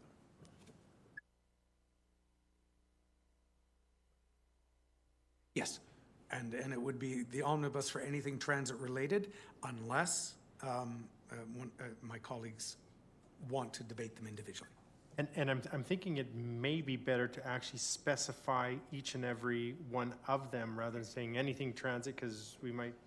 So if we can, Madam City Clerk, do you know which one's currently in front of you without going through? I know 7.2 and the one we were just dealing with here, and 25. I thought there was one other was approved, but that was the one for the funding for the fee assistance. That's totally separate. Right. So it's just 7.2 and N25. All right. Is that fair? Is there another one? There were three of them, 7.1, and N25. Yeah, and 7.1 is already, yeah. All right. We can capture that as a directional resolution. We'll have, here we are. Be it resolved that initiative N25 addressing increased accessoride, wow, that's small writing, demand be postponed until 2024 to allow time for city manager to conduct a thorough review of the Lethbridge transit system. Motion arising, that's from Councillor Carlson. And add 7.2, unless any of my colleagues are, I would hate C7.2. I just hate to jump on any of my, there's other, wow. I just would hate to jump on any of my colleagues' resolutions that they've been working on, but if everyone's fine with this, to say, let's do it at a later date, then I'll make that resolution. All right, resolution is there. Now I do see questions on the resolution. Councillor Crowson. More of a debate than a question. Thank you. All right, so I'll move on. Is it a question, Councillor Middleton Hope, or debate? It's a question. Are there other initiatives that we haven't got to yet that could also be enveloped into that? None for transit. None. These are the two for transit. This is it for transit too? Correct. Okay. See no further questions, so to open debate, Councillor Carlson. Thank you. I don't think there's anyone around who's been around the horseshoe with me or in the community that knows there's no bigger transit supporter. I may be corrected by Councillor Crowson shortly. I have been a huge transit fan and user, but I think it's incumbent on council to ensure that anything that we're doing is actually achieving our goals. And when I see that transit, especially accessoride, is ballooning, when many of our initiatives have been to invest in a system that is used by all of our community, I see that somewhere we may have gone off track. And so I'd like to do a deeper dive, a deeper review, and ensure that we're providing the best service and getting the best value, whether that may be as perhaps a utility going forward. One doesn't know. But let's do that look and provide our community the best service. And I think this will give us the time to do that. So I'd ask for my support. I'm sorry, but I'm going to have to ask a clarification question here. No. Clarification question is, if we do not bring these two resolutions forward, and if nobody sponsors them, they are not on the table yet. We're addressing them in 7.2 and N25 with this resolution, but they haven't been brought forward. So I'm just wondering, do we keep them both as on the floor? Do I have someone sponsor it and then have you? I believe Councillor Crowson sponsored 7.2. Yeah, and then 25, no. All sponsor 25 to get it official. So they're now sponsored, and we're deferring them both through this. We have one that's would fall off, yet it's saying on here that it's on there. So thank you very much for that. Councillor Crowson. Thank you. thank you for bringing this forward, Councillor Carlson, because I know there is some need for some more thorough investigation here. I just would like to mention, though, that with my 7.2, I have heard from several members of the school boards who see a real interest in it, particularly for the youth part of that. And so I just want to make sure, of course, that the city manager recognizes that the school boards are interested in this and that they be included in future conversation when the city's looking into this, and that we try to get this done as quickly as possible, because there is a real concern and a real need about making sure some of these things are discussed by the community. So while I'll support this, and 2024 might be here in a heartbeat as quickly as things are moving, I would encourage admin, if this goes forward, to try to get that done as quickly as possible. Thank you, Councillor Crowson. I see no further debate, so back to Councillor Carlson. Thank you. I'd just like to echo Councillor Crowson. I think all of our stakeholders need to be involved in this. I know that, I believe it was Councillor Parker who brought forward a resolution recently that insisted that we create this committee and so I don't even believe that's been created yet. So I think we need to take some time and ensure that our community is heard and that everyone is at the table. So I just echo those comments, and I'll call for my colleagues' support and call the vote. All right, with that, question's been called. All in favor? Any opposed? That carries unanimously. Thank you.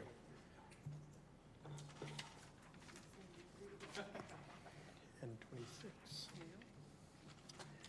I have a resolution from Councillor Middleton Hope for the initiative Fire and EMS Resourcing.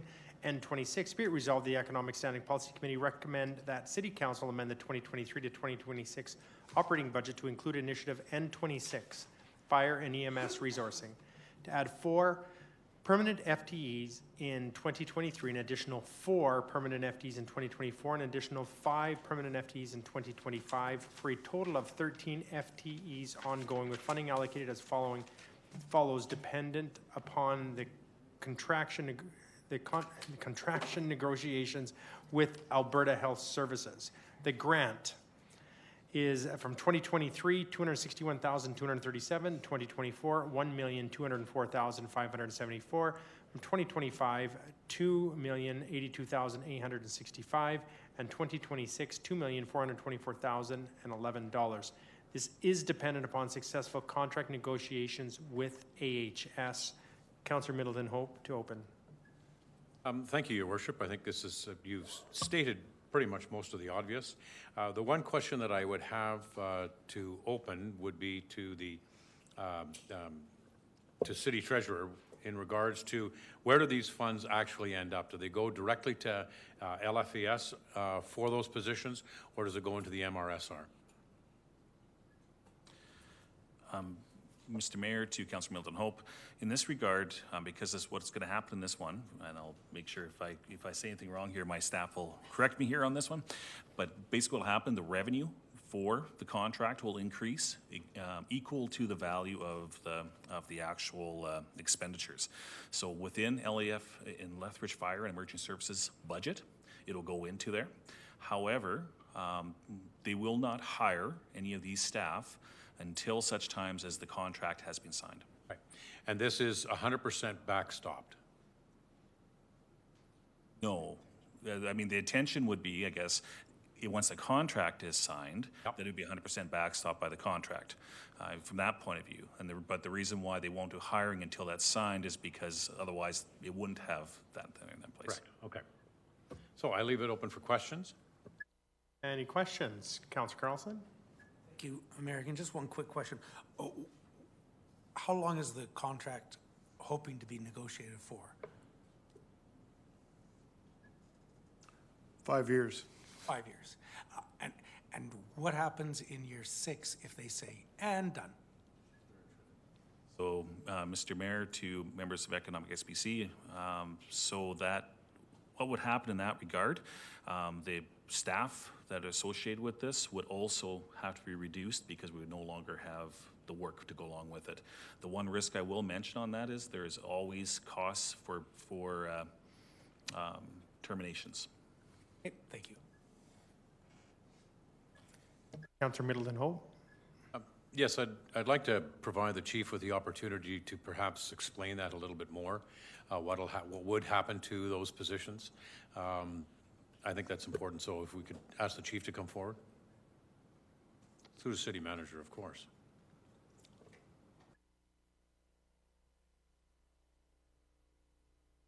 Mr. Mayor, if we're getting into that level of detail, we may need to go in camera, actually, so. Like I see a motion to go in camera. Did you need additional information or? Don't need any additional, okay. This is an opportunity to provide the chief with some indications of what might happen if we have to go in camera. That would be a decision that obviously that I presume the mayor would make. If you don't need any additional information, you're good with it? You can make a decision based on what you have? I can too. Thanks very much, Chief. All right. With that, thank you, Chief, for being here. That's good. Appreciate it.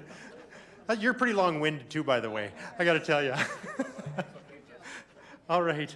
With that, I see no further questions. So debate, Councillor Middleton Hope. I think we've heard enough. All right. So Debate? with that, question has been called. Debate. Do we not have debate? I don't see anyone in for debate, so. Great, then we call the question. Question's been called. All in favor? Any opposed? That carries unanimously. Thank you.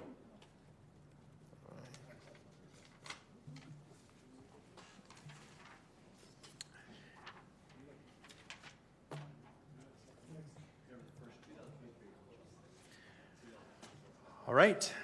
We have a resolution from Councillor Croson, a Natural Leaders Project, NLP, Helen Schuler Nature Center, N27. Be resolved that the Economic Standing Policy Committee recommend that City Council amend the 2023 to 2026 operating budget to include initiative N27, Natural Leaders Project, Helen Schuler Nature Center, to transition a full-time grant-funded position to a permanent position to maintain existing levels of service with funding allocated as follows. From operations in 2023, $100,000. From 2024, $101,000. 2025, $102,000. And 2026, $103,000. Councillor Croson to introduce. Thank you, Mayor Higgin. So we're looking at a position that we've had for a few years that was grant funded, but the grant has disappeared. This position supports over 1/3 of the children youth programs offered at Helen Schuler and 10% of their overall attendance. And this is something that does serve our youth, family, community programs and also supports other city departments. This funding would then allow Helen Schuler to maintain and continue this long-standing program.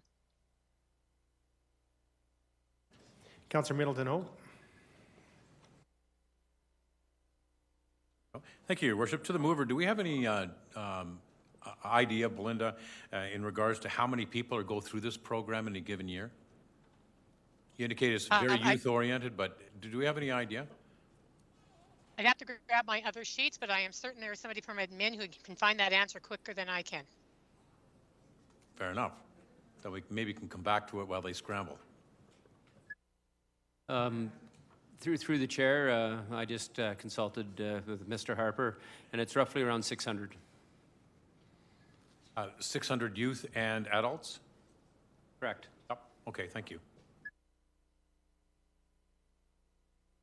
That's not monthly, that's for the whole year, 600? Is that correct?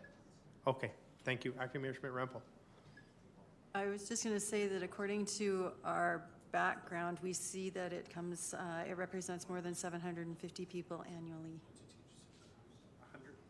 Is that? What was that? To date, 4,978 individuals have completed the program, including 564 City of Lethbridge employees. 30 community groups representing more than 750 people annually have partnered to assist in the delivery of services and the development of resources. That's to date, so we're talking annually, so it was different annually. Is my understanding, is that correct? I should maybe have that confirmed. We should also confirm if that is down because of the pandemic, if that's what they were seeing pre-pandemic. I'm not certain of that. Is that a question then for Mr. City Manager as designate? Yep. One moment, Mr. Mayor, if we could, staff are just conferring on the answer. Mr. Harper's coming up, I believe, to speak to the questions.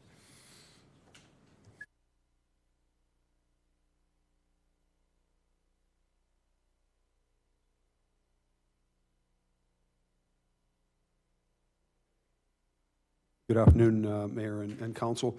In response to Councillor Schmitz-Rempel's question, we did have two different numbers floating around, and I believe, Councillor Schmidt-Rempel, your number is the accurate one. The overall number of individuals that the program has touched over the course of since 2008 is correct, and then that just over 700 is the annual number.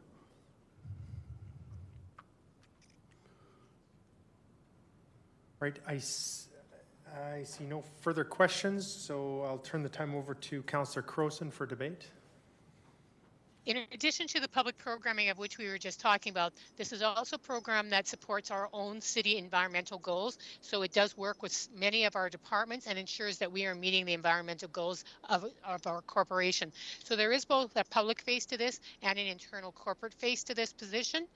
And as I said, it works with youth programs, adult programs, and community programs, as well as within our community. And so this is a long-standing program. It is something that is vital for Helen Schuler to continue doing what they're offering at this time. Unfortunately, they were not able to find ongoing grant funding, and they are now looking for taxation support for this program. Thank you, Councillor Crowson. And do I have any further debate? Or actually, City Treasurer?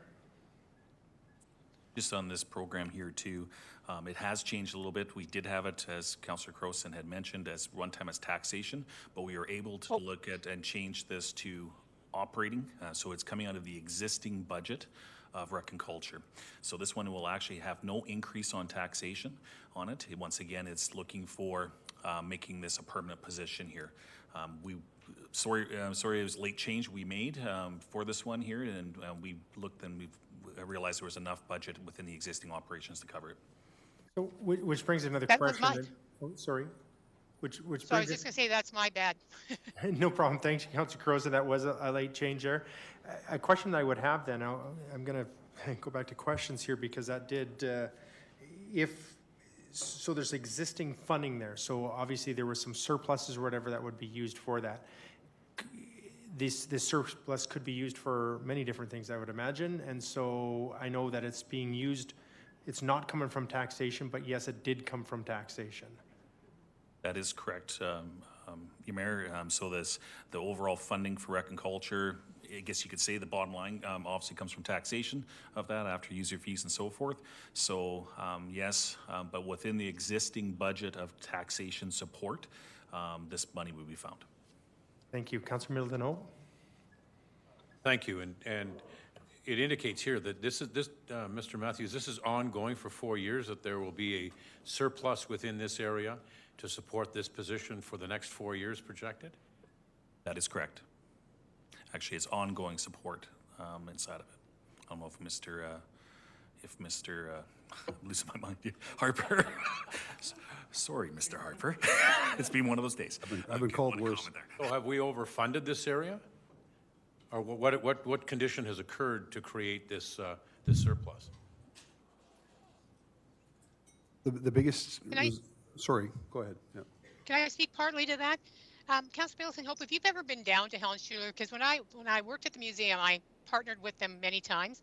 I have never seen a staff anywhere that is so incredibly good at reusing and recycling and keeping their money and stretching it as far as possible. This is a department that has always run on a shoestring for the entire 22 years I have worked with them in different capacities. They are phenomenal, and I'm actually not surprised that if anybody could pinch a penny to find something so vital to keep as this position, this is the staff in the department that would do it. Thank you for that, Councillor Crowson. And yes, I have been to Helen Schuler many times. And they are extremely experienced and valuable assets, there's no question. However, my question still remains, and I provide the opportunity to respond to it.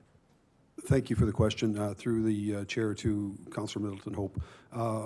For this budget cycle that's currently ending, we've had significant surplus, and it's all related mostly to COVID.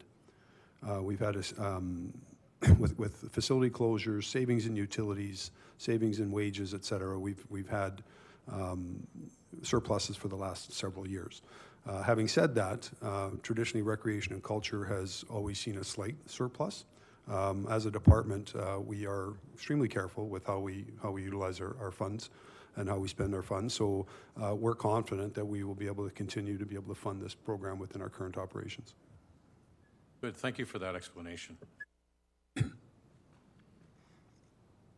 I see no further questions, and so I will turn it over to Councillor Crowson to open debate. This is a vital program to continue. The numbers may be small, but the impact is huge.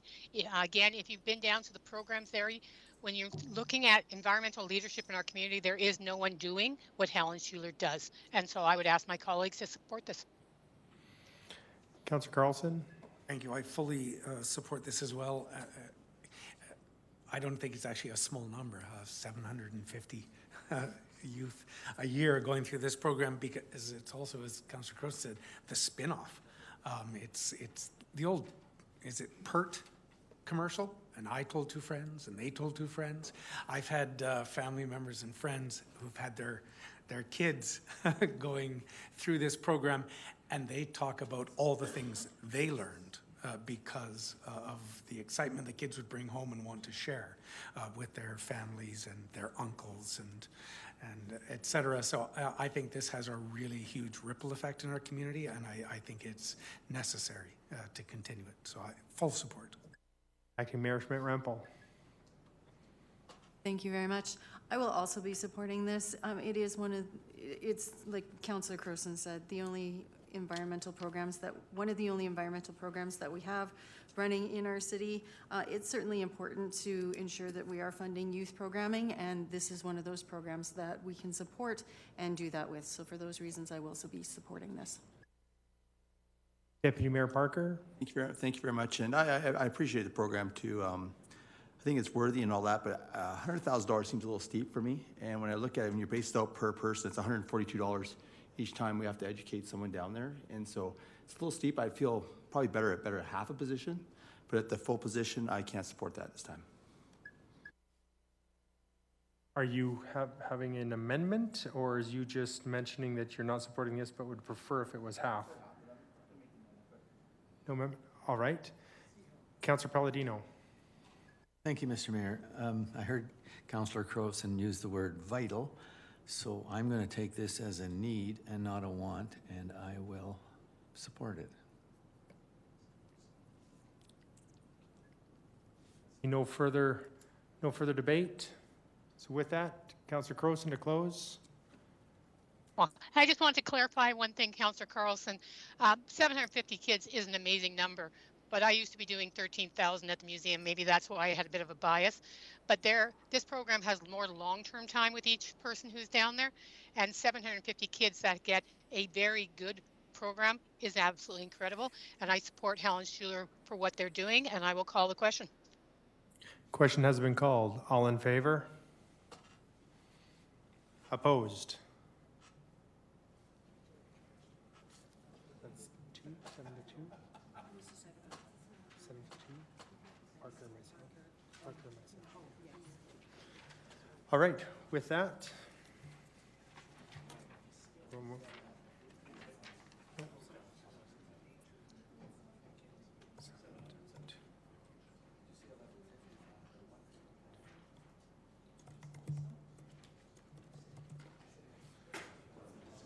All right, we have a resolution. It is not currently sponsored, but I will read through it and see if we have a mover.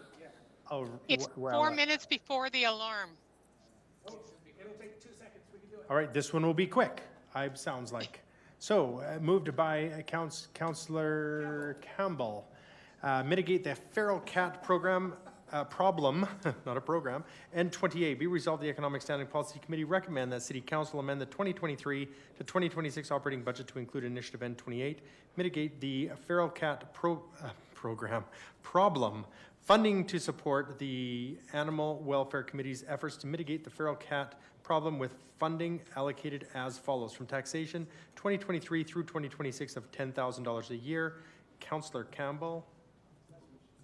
Thank you. Yes, this is, as many of council will know, it's an initiative for one-time funding for animal rescue groups. This has been going on for a number of years. It's incredibly successful, very minimal amount of money, and it has a deep impact on reducing the number of unwanted or abandoned animals that end up in shelters. I see no questions, and I'm probably let you start with debate, opening, closing. I think That's it's, again, I was on the Animal Welfare Committee for a number of years, and it's just dedicated people who do an amazing job, and they get results. Excellent. With that, question's been called. All in favor? Any opposed? So carries. Well done. That's N28. N29. We can, I think, get through a moved by Councillor Carlson and Campbell, non-veterinary funding for animal rescue, N29. Be it resolved that the Economic Standing Policy Committee recommend that City Council amend the 2023 to 2026 operating budget to include initiative N29 non-veterinary funding for animal rescue, funding to animal rescue groups by the way of Animal Welfare Committee with funding allocated as follows from taxation 2023 through 2026 of $10,000 a year. Councillor Campbell. Much like the last time. Excellent organization that does a great job to reduce the number of unwanted or abandoned animals. With that, I see, Deputy Mayor Parker, a question. Thank you very much, and I really think these two causes we're voting on, we voted in the past, and this one's really good. My question is this a sufficient money? Because I know we've been doing this. Is there a need for more funds possibly? I know it's coming from me, I know. Go ahead. Yeah, thanks for the question. Through the chair to Councillor Parker. No, in looking at the numbers, we have expended pretty close to the number in both the last 2 years, but we haven't gone over. And it doesn't seem to be a great demand for more money than that. Like, there's just a certain amount of work that these groups can do, and I think the money is good for now. Okay, yes. Perfect. I just wanted to make sure of that. Thank you very much. Yeah. With that, I'll go back to Councillor Campbell to close. Call the question. Question's been called. All in favor? Any opposed? That carries unanimously. And with that, we will take a quick break because I know that that's going to be. All right, we'll take a quick bio break.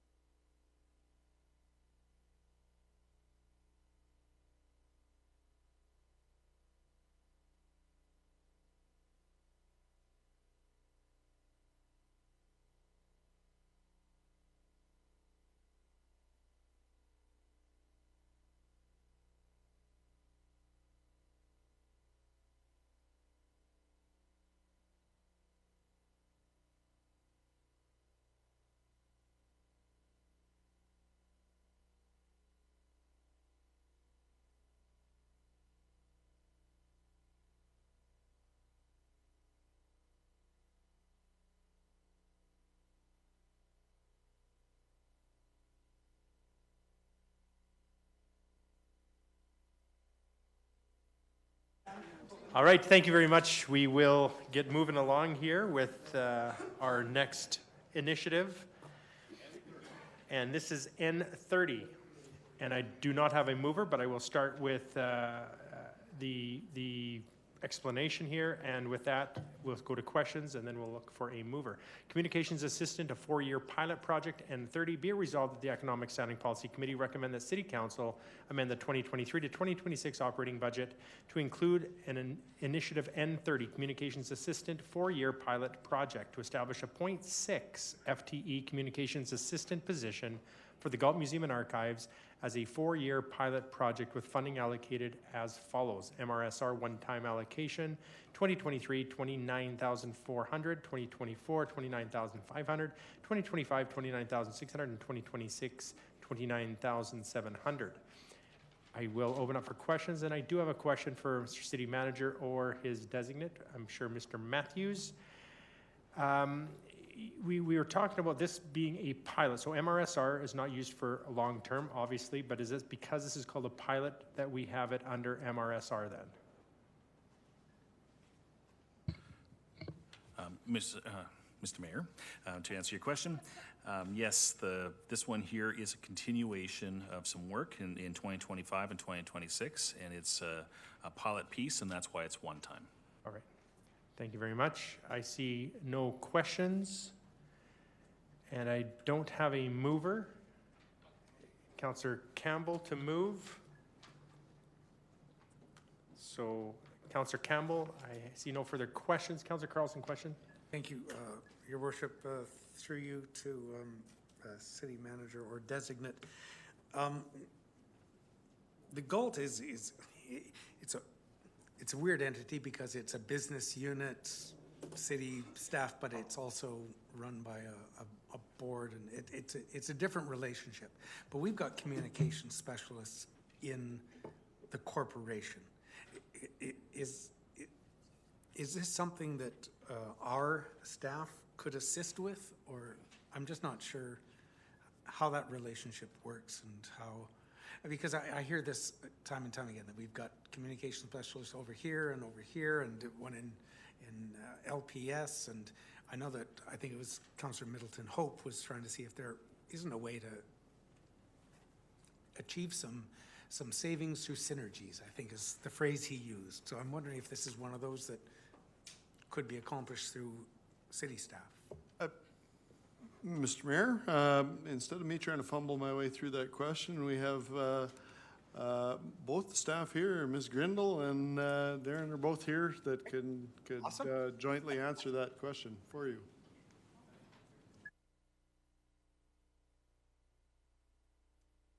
Oki and through the mayor.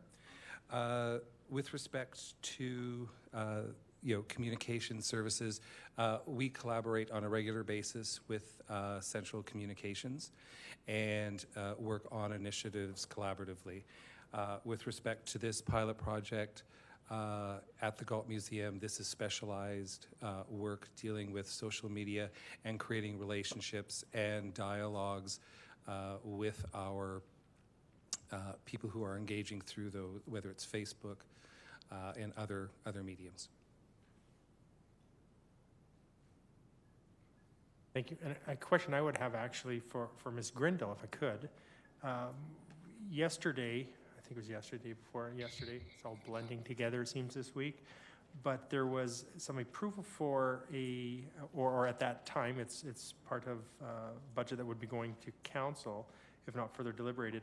Outside community engagement specialist, I think is what we'd called it. That was, you received funding for. Would this be, or community? External communications. Thank you.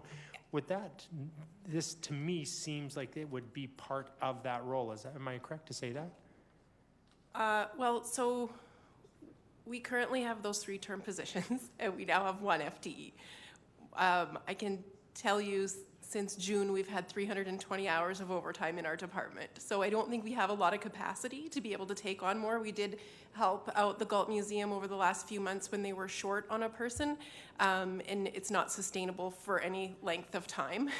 Darren can probably attest, we kind of kept our heads above water and that was about it, but we certainly weren't doing a good job of it, so I don't think there would be the capacity to take on more from there. And maybe a question to Darren, if I could. Do you have how many posts? What is a regular weekly thing? Do you have 1, 2, 3 posts? What does that engagement look like as far as a communications assistant when it comes to social media? What would that look like? Mr. Mayor, thank you for the question. With respect to social media engagement, we have multiple engagements over multiple platforms every single day.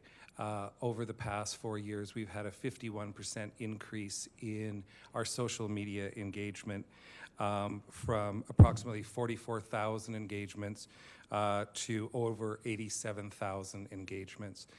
We see this as a growing way to not only reach our community, but also to engage with them in conversations around the services that we provide, as well as history and arts, culture. So this really is about relationship building for us. That 50, did you say 51% increase? When you said 44,000 to 87,000, is that a 51% increase? Does that equate to additional revenues because of that then? Mr. Mayor, it does not necessarily equate to revenue. It's more about recognition of the museum and the services that we provide.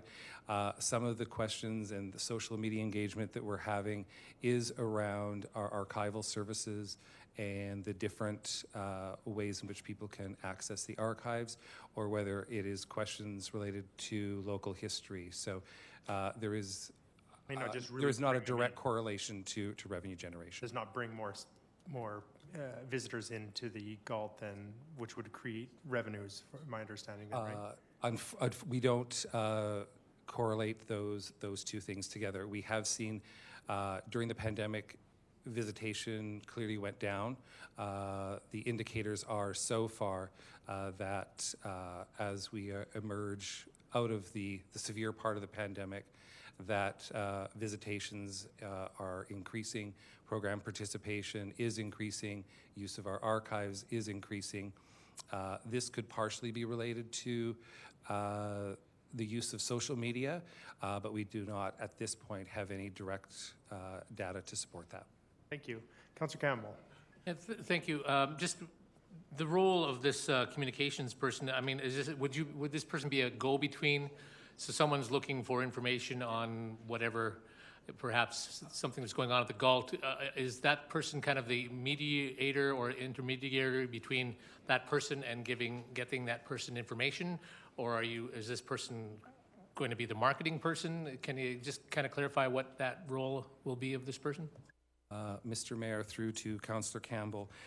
So this will be direct engagement between this individual and all of those on social media. So how the Galt Museum works with respect to communications, if there is a topic that someone brings forward that our marketing person does not know, then he or she will consult with the team members. And so this is a team approach that we take for all of our communications with the community. Okay, thank you. One more question that I have is, was there any realized cost savings during COVID? I understand that a lot less individuals were through there. Was there some cost savings, would you say, through COVID? Mr. Mayor, I think there were significant cost savings because we had there a number of direct engagement programs and projects were not in place. However, this was a period of time in which we increased our digital footprint and our social media engagement because that was a safe and relatively easy way for us to do so. So with respect to that, what we did was create and develop more online programming and develop that way free to the community. Not enough to realize this 4-year thing, the savings, to be able to cover that from savings then? That is correct. Thank you. Acting Mayor Schmidt-Rempel. Thank you very much. I guess the question I have is, what will this look like if the funding request is not approved?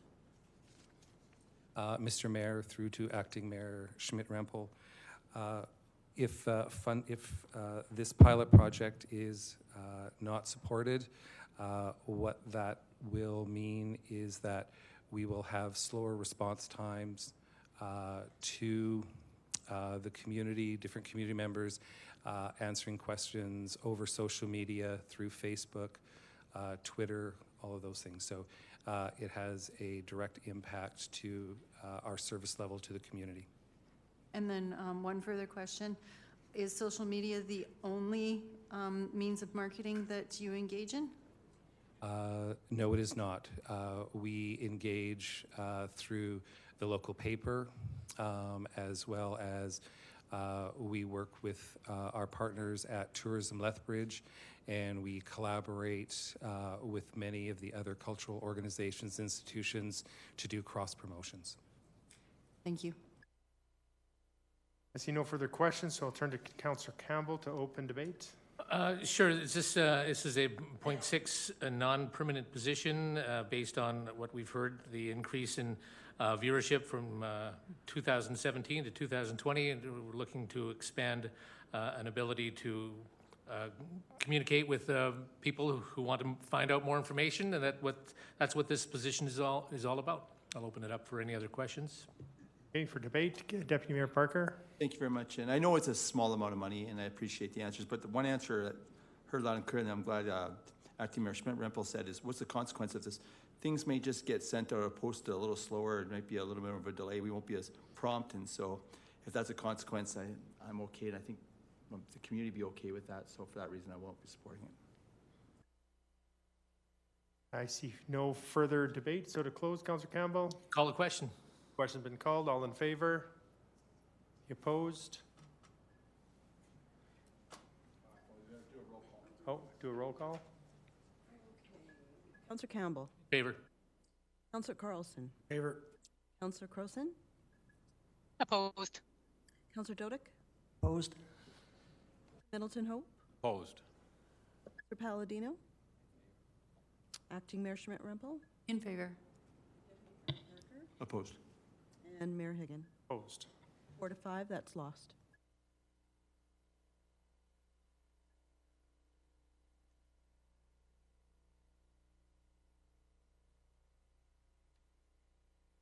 All right. Moving along, we have another motion that is going to be sponsored possibly by a council member.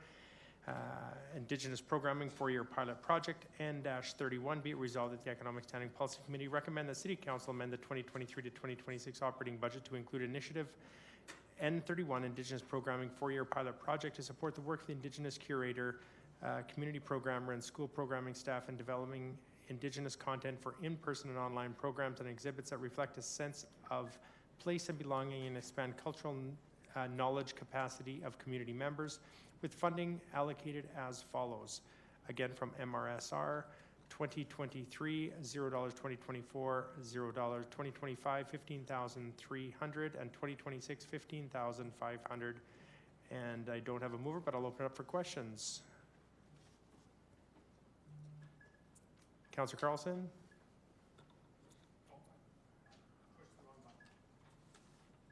All right, Councillor Campbell? Just curious if this this proposal has the full support of the Indigenous community. Have you been in talks with them? Mr. Mayor, through to Councillor Campbell, yes, it does. We have been, we routinely have conversations and have partnerships with various members of not only the Blackfoot community, but the Métis community as well. So this is supported. Thank you. Acting Mayor Schmidt-Rempel. Thank you very much. Mr. Martins, how is this work currently being done? Mr. Mayor, through to Acting Mayor Schmidt-Rempel. This work currently is part of our new work plan that was developed in 2022 to build capacity within this area and Indigenous relations, truth, and reconciliation is part of our pillar of our strategic plan. And currently, we have one part-time Blackfoot person who assists in some community programs. This is really about developing the capacity to present Indigenous material by Indigenous people through their own voices and through their own work. Thank you. I see no further questions, so do I have a mover for this? Councillor Carlson? Thank you.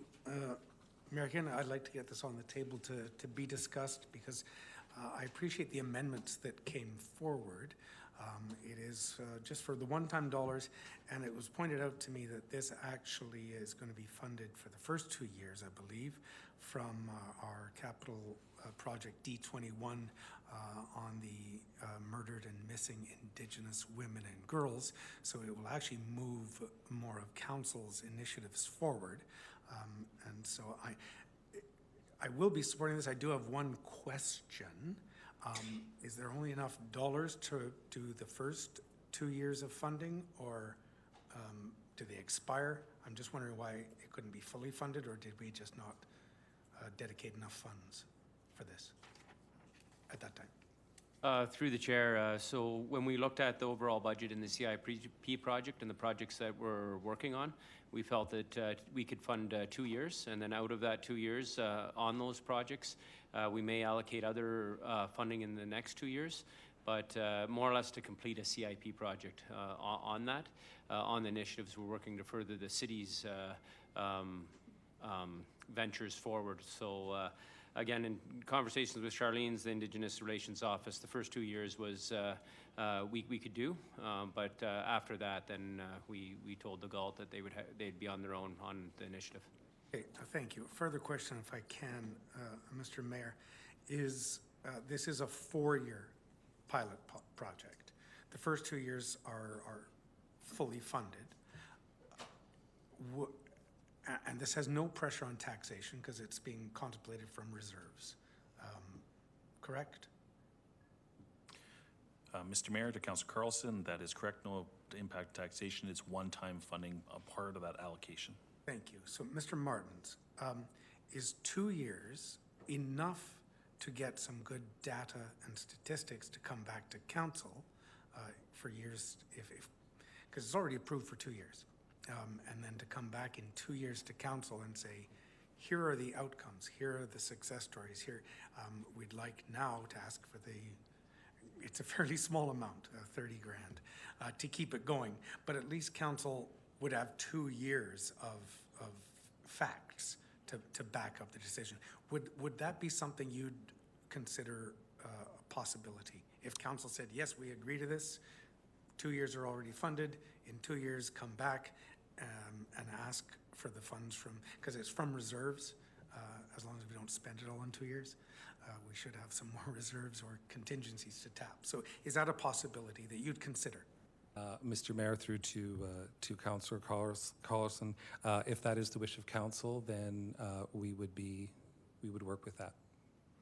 Thank you. I have a question as well. I was just going back to some of the different requests that have come, and I know we had one with ARLAC, one of our groups that, of course, supports Indigenous work throughout our community, and this is one of their main focuses. And I'm just thinking, as I looked through this, as a Indigenous programming, has there been any request through ARLAC to help support this? Because I know they have additional leftover funds over the years, and so I'm just wondering, as I look at this number, to me, it would seem it would fit in there. Has there been a request from ARLAC to help with supporting these dollars? Mr. Mayor, no, we have not approached ARLAC for support at this time. Okay. Good. But with that, I will hop out of questions and I guess for debate. If there's, I know we started, so we kind of hopped back and forth in questions debate, but thank you. It was probably me that took us sideways there as usual, Mr. Mayor. So I'm willing to put forward the resolution for the full amount. As I said, it's very minimal, but I thought I would allude to the possibility of funding the first 2 years through our CIP D21. I think I'm D21, is it? Okay, D21, and have 25 and 26 be conditional. But I'm willing to fund the whole thing, or make the resolution to fund the whole thing right now. Acting Mayor? I'd actually like to amend it to include that, come back and make it conditional. I'll accept that as a friendly. Arm wrestle over it? Yeah, no, I would like to add the conditional. That's as a friendly? Yes, as friendly as I can get with him sitting next to me this afternoon.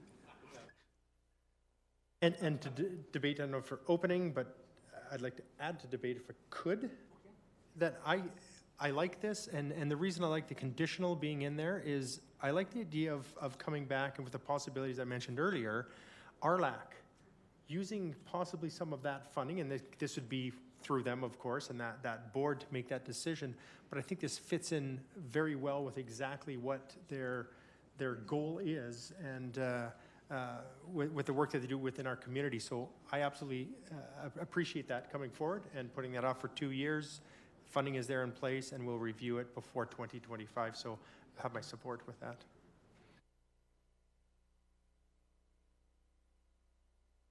Any further debate? If not, go back to Councillor Carlson to close. Hey, just to close, I appreciate the work that has been done at the Galt in our community and for our community. I consistently hear from folks in the community that they weren't exposed to any knowledge of our Indigenous history and past until they connected with the Galt. So I appreciate the work that's being done. I appreciate Council's support of this, and I look forward to hearing a report, if approved, in 2 years to how it's gotten even better in our community. So thank you, and I'd ask for my colleagues' support. With that, before we do, we'll just make sure this is up on the screen before we do the vote on this. Because I think we'd want to add that language in there with a review. So give just a minute.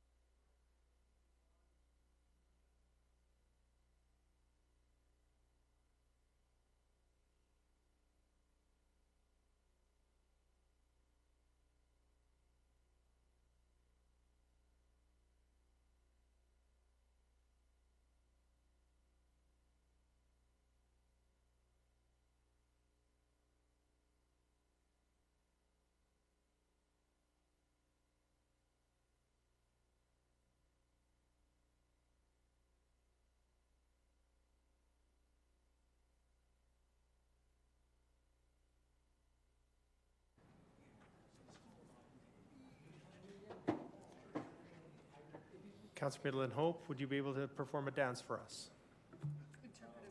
Interpretive dance. No? No? All right. Not on my best day. There's a lot of space here. All right. I see them working diligently over there, so we should have something here. Want to take a quick bio break, a quick 5-minute? Did you want? I'll give a heads up to the city clerks that I may have a very similar proposal coming through within moments.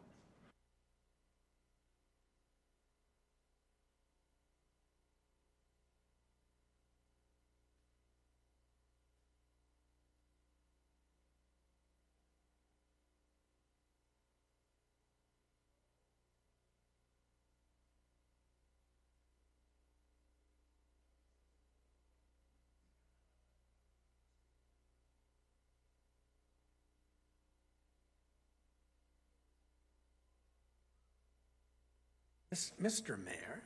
Councillor Carlson. We had some time to think, and I remember Councillor Middleton Hope yesterday did an omnibus resolution, and I wonder if Madam Clerk, because we're in committee, if we can do omnibus on N31, N32, put them together, save us some time. And do that. Unless my colleagues are wanting to debate them separately. I believe Councillor Schmidt-Rempel would probably make the same motion on the next one, so let's do two at once. Well, you know, if we're moving to conclusion on this now, I'm almost, you can obviously make that to put them together. Got it in front of you? It's up on the screen. Do you want to just finish this one off? It's up to you. As long as they know we that, debate them separately. as long as they save this in sort of a copy. Dollars are very different between the two, so I know, but okay. Save that to copy and paste. Copy paste to 32. All right, so following funding allocated conditionally in 2025 and 2026 upon the completion of a review and report back on the program in 2024 to council through the Cultural and Social Standing Policy Committee. So does that look fine for yourself? All right, Councillor Carlson, any more debate? Clear as mud. Unless there's further debate, I'll call for the vote. Question's been called. All in favor? Any opposed? It's unanimous. Thank you. Oh, did we have an opposed? I'm sorry. Councillor Crowson? Is it just I delayed? was in favor. Okay. Yeah, it was just delayed. Okay. Thank you. I have to vote earlier than. Right. And we'll move quickly to N32, but there may be a copy paste from what I'm understanding here. So move on, and we'll have this moved by Councillor Carlson. Matter to me.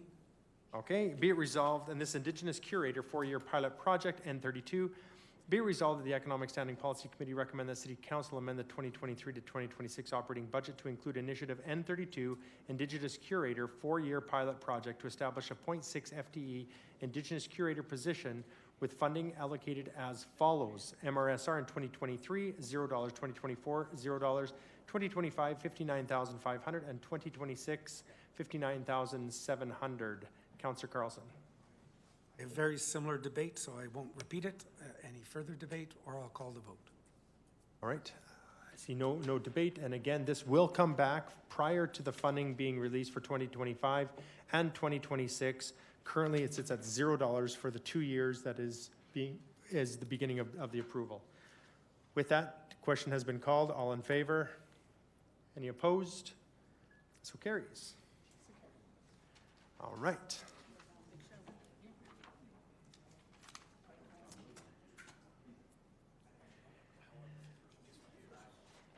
Next, I have a Councillor Dodick. Can I read it first? Next, I have a resolution from Councillor Crowson and Councillor Middleton Hope, Lethbridge Police Commission and Police Service, Community Safety Frontline Support, Org Wellbeing, N33. Be it resolved that the Economic Standing Policy Committee recommend that City Council amend the 2023 to 2026 operating budget to include Initiative N33, Lethbridge Police Commission and Police Service, Community Safety Frontline Support, Org Wellbeing, to provide additional funding for policing with funding allocated as follows. From taxation in 2023, $2,235,460, 2024, $4,084,673, 2025, $4,952,661, and in 2026, $4,961,464. Questions? Councillor Dodick. Yes, as I had previously advised council, I'm making a request that this particular budget item be moved to the end of the initiatives that is to be debated right after N65. And the reason I had requested that was because this is such by far the largest item of the new initiatives. And there's a psychological effect, in my view, if all of a sudden this is passed either in full or in partial, that may negatively impact the smaller asks that come after it. So I'm saying we can still have a full debate. There's no problem with that. But I'm just requesting council's indulgence to allow this to be debated at the end. Would it have the same, I guess, to the movers, the same psychological effect that if it is put to the end and we've expended X amount of dollars, that could have the same effect in reverse. I really doubt that. You doubt that? I do, but Okay. this is a request that I'm making. Okay, thank you. Chris and May, does anybody have any concern with moving that to the end? Councilor Middleton Hope? Well, I express the same concern that you do. I'm sensitive to what Councillor Dodick is expressing. I'm wondering if there's utility in simply moving it out of order, and because we are coming into the third hour of the afternoon, this may take us some time to debate. So I'm wondering if perhaps bringing it back first thing tomorrow morning to debate it might be a more appropriate time. By then, we'll have moved through a number of the other initiatives, and it'll give us an opportunity to have a look at it with fresh eyes. What I was looking at doing with, I wanted to check with my colleagues, is that we're going to be close to wrapping up well, not close to wrapping up, we're making our way through boards and commissions, but before the grants and fee-for-services, I thought that would be a start of tomorrow morning. If this is something that you'd request to be prior to the fee-for-service, I just thought it's a good break of the day to stop before we start with the grants and fee-for-service. So if that is fine, now you'd mentioned to put it to the end. You've got till tomorrow morning. Where's the discussion? Is there any questions on that?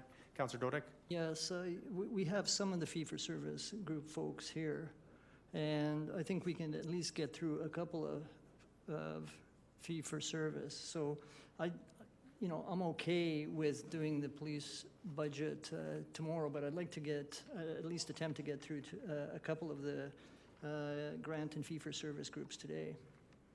Okay, and we'll see as we roll along here. I know I do have another commitment that I was going to be a little earlier for with Lethbridge Housing meeting, so I was just trying to find the right time to do a break, but I understand. Yeah, you can let me go. Someone else can step in. That's fine. All right. We're going to roll along. Okay, we sound good. The vice chair has just stated we're on our way. Okay, with that. So I just need a motion of postponement. So it's going to be till tomorrow morning, this item, 9:30? Is it at 9:30 tomorrow morning? Okay. Sure. Yeah. With that. Vote or do? Through general consent. That's fine. Is anybody opposed? Seeing none. All right. Move that to 9:30 tomorrow morning. And we will, we'll move on to N34. Chinook Arch Member Library Board and Municipal Membership Fees, N34. Be it resolved that the Economic Standing Policy Committee recommend that City Council amend the 2023 to 2026 operating budget to include initiative N34, Chinook Arch Member Library Board and Municipal Membership Fees to pay for membership for the Chinook Arch Member Library Board with funding allocated as follows. From taxation in 2023, $29,100, 2024, $57,500, 2025, $83,200, 2026, $106,400. I do not have a mover, and I'll open it up to questions. Councillor Carlson. Thank you, Mayor Hagan. I'm just got too many documents open in front of me, but I see Ms. Plato is here, perhaps to answer any questions on this. No? Not Chinook Arch. This is public library, not Chinook Arch. This isn't Lethbridge Public Library, this is Chinook Arch. And brought forward by the library. I guess the question only was quite an increase, and I remember we talked about this, but it seems to be fairly steep increases over the years, and I was trying to figure out why, because I don't have that in front of me. Do I have that? Then I'll stop asking. I'll continue on with questions here, and we'll search up. So I don't see a business case here. Councillor Middleton Hope, similar question? That's what my comment is there's no business case. Acting Mayor. And they're asking us to refer back to economic SPC. Well, okay, do we have a resolution here to refer back to economic SPC? Or sorry, it would be. Yeah, it's Economic Standing Policy Committee of November 8th. Which I think so.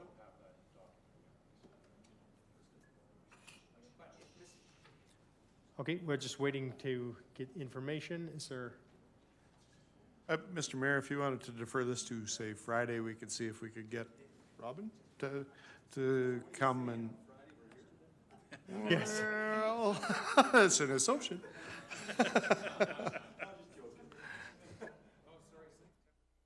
Okay, so are we okay to have this deferred?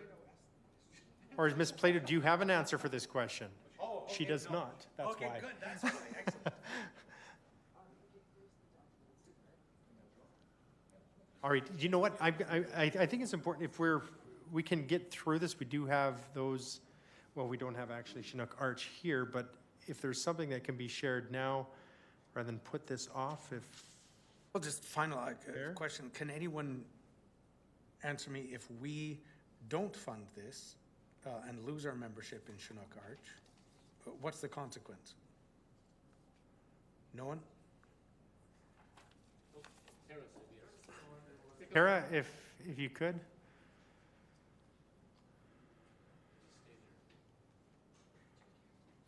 I can answer that question. I can't answer questions around the level of funding that they're asking for. So the way the agreement works with Chinook Arch is if council does not pass this, then basically they would come back to you with a revised budget. In order for Lethbridge to withdraw from the system, Lethbridge needs to give a year's notice to Chinook Arch. So not passing this budget that they're presenting means they would be coming back to you with a revised budget. All right, thank you. Oh, it's Councillor Middleton Hope. And does the public library fund this out of existing funds, or are they coming forward requesting specific funding to pay for the fees? Chinook Arch's membership fees are rolled into our budget. So what this initiative is their increase from 2022. So from what we're paying today in 2022 for membership in Chinook Arch, this is what they're asking as an increase to the existing budget. Thank you. I'm thinking more in terms of with the downtown library, right? Are they, in terms of the fees, is it one fee for the two libraries, or is it two fees? No, there's two fees, but the fees are not specific to the two branches. There is a municipal membership fee, and then there is a library membership fee. So you're paying two fees, but both branches are rolled into each fee. It's not separated by location because they're all part of the Lethbridge Public Library system, the Crossings branch and the main branch and the Bookmobile. Okay, thank you. All right. I know we're not going to get the explanation here. I think we've been digging deep here, and I don't know if Acting Mayor or Councillor Carlson have any update as far as the, okay, so maybe we should indeed, as was mentioned, put this off till, I'm hesitant to say Friday, but we could say till tomorrow morning. We'll do this after the police initiative here tomorrow morning at 9:35. 9:30 for police, 9:35 for the, all right, so I put this, that is fine to pass that till tomorrow. We're just going to postpone this until tomorrow morning. Do I need a resolution for that, Madam City Clerk, or is there any? Unless everybody agrees with that. Agrees with So it'll be that? after N33. After N33, so as it goes in line, N33, N34? Great, that purpose is to ask Chinook Arch to be here for that, or just for us to now know exactly where to look? I thought it was to look at a business case. We're going 29,000 to 106,000 over the 4 years. Just why? I guess because I was going to propose a happy medium, approve only year 2023, and direct Chinook Arch to come back with a new budget in 24, 25, 26. Oh, this is to the, I don't. Did I understand correctly that what happens is Chinook Arch, that the Lethbridge Public Library pays for the membership of Chinook Arch membership, and this is included because Chinook Arch is now charging more? Or did I misunderstand that? So the membership fee to Chinook Arch is City Council, or the membership in Chinook Arch is City Council's decision. The agreement is signed between the city and Chinook Arch. However, in order to fund that, my understanding, and perhaps Mr. Matthews can help explain, is that Chinook Arch's budget has been rolled into the library budget. And so it shows up in our budget line, but the money goes directly to Chinook Arch. It doesn't come through LPL. That is correct. So basically the amount that when they have membership increases, it increases the budget within our financials for the library, and the library then, as they come in, or the fees get paid, we pay it out right directly to there.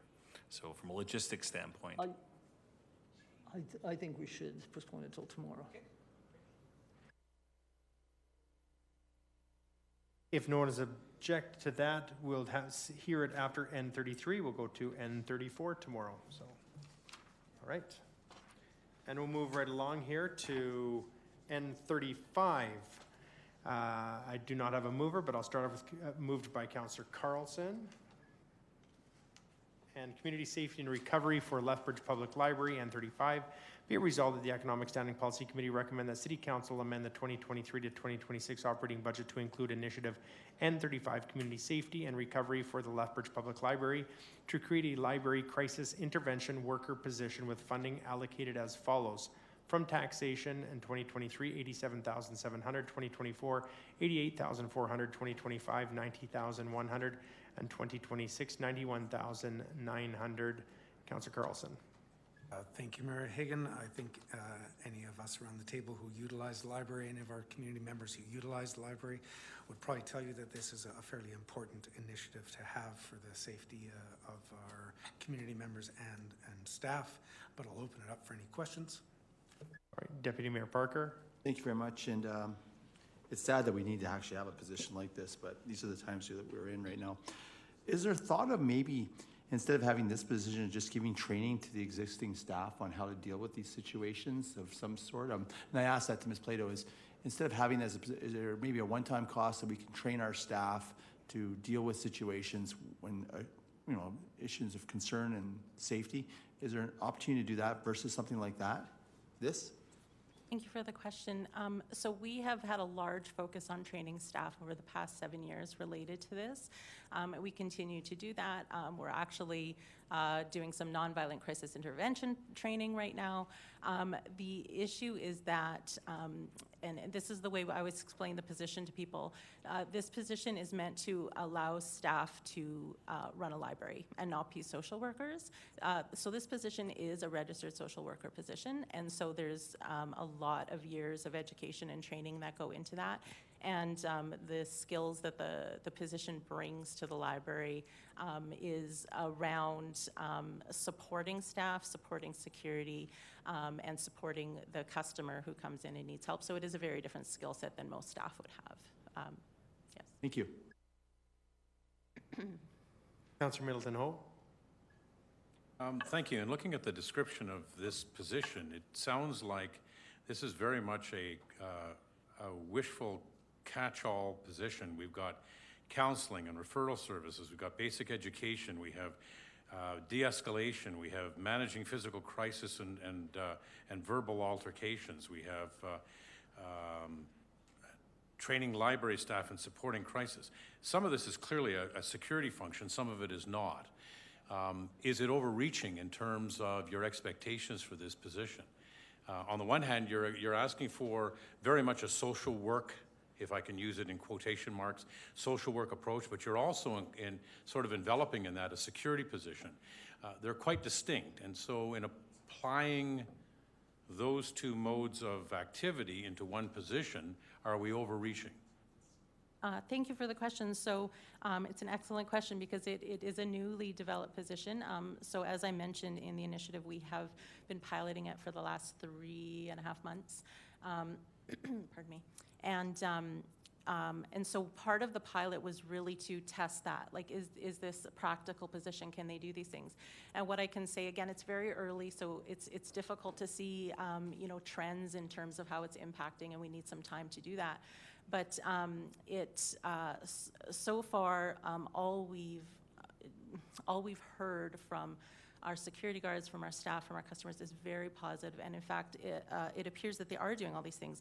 I have, dozens of referrals being made to recovery, to housing situations, addictions. They're helping people connect where they need to. They're also supporting customers who aren't safe or don't feel safe at the library. Security is calling them in to support them because they do have a very different skill set than security. We need security because, as you said, it's a different position. It's more of an enforcement, whereas this person's skills are really around soft skills. They're getting compliance without punitive punishment. Yes, exactly. Voluntary compliance. Yes, thank you. Okay. Yeah, that's helpful. Thank you. Acting Mayor Schmidt-Rempel. Thank you very much, and thank you very much, Ms. Plato, for coming in to answer our questions. You indicated in the follow-up surveys that we got that you have applied for the Alberta Crime Prevention Grant in support of this worker for a 2-year period. When do you expect to hear back on that grant? Thank you for the question, Councillor Schmidt-Rempel. Unfortunately, we have not heard from the province what their timelines are around that. So we applied for the grant in expectation that we should and may need to look for other funding, but unfortunately they haven't given us timelines around that. Is there any way to get those timelines? Because I would certainly, and just to let my colleagues know, I would certainly look at, if we knew that that grant was coming through, have that grant fund for 23-24, and then we review and look at the funding for 25-26, just like we did with the Galt Museum. Is there any way to find out those timelines and bring those back? I can certainly inquire and see if I can get an answer back from them. Councillor Campbell. Thank you, Your Worship. Just wondering, the person that is in this position, how long are they at the library in a given day, and how many days are they? It's currently, the pilot position is a full-time position. Of course, it's the funding for that runs out at the end of this year. It's a 6-month pilot, really just to see, again, does it work? So it's full-time. We really scheduled their hours around hours of what we see to be as greatest need, when there's more activity happening. So they do work some evening hours, some weekend hours, and some daytime hours. And weekends as well? Yes. So yeah, again, it's a single position, a single person, and so they cannot be there every day of the week. We are open every day of the week, but we try to have coverage kind of throughout the weekend and evening as well. And I imagine there's a lot of relationship building that goes on with clientele and this person as well. Are you finding that? Yeah, it's incredibly focused on relationship building, and that's really the strength of this position. A comment we heard today from a staff member was that this person knows every person. They're walking around, they're saying hi, they're on first name basis with a huge amount of the people in the library, which again really helps with that voluntary compliance piece. Good, thank you. Councillor Crowson. Thank you, Mayor Harrigan. Thank you very much for bringing this initiative forward. I know we're focusing right now on N35, but you have 2 initiatives, N35 and N36. If you had to choose, which one is more important to the library? Thank you for the question, Councillor Crowson. N35, 100% is our priority. Thank you very much. Thank you, Mayor Higgin. That's my only question. Yeah, Deputy Mayor Parker. Thank you very much, and I just want to make sure I got this right. So when I look in here, this position will focus on building relationships, providing informal counseling and referral services. And before that, it said the main goals of this initiative are to ensure that the library patrons are able to access the library services in safe, meaningful, and respectful ways. You say you have security there, am I correct? Correct. And you also have the ability to call on the police service, am I correct? And you also have the ability to call on the watch, am I correct? So what exactly is this person going, like, I don't want to sound cold, but if someone's a negative person, can't you just say, leave? Or you can't come in?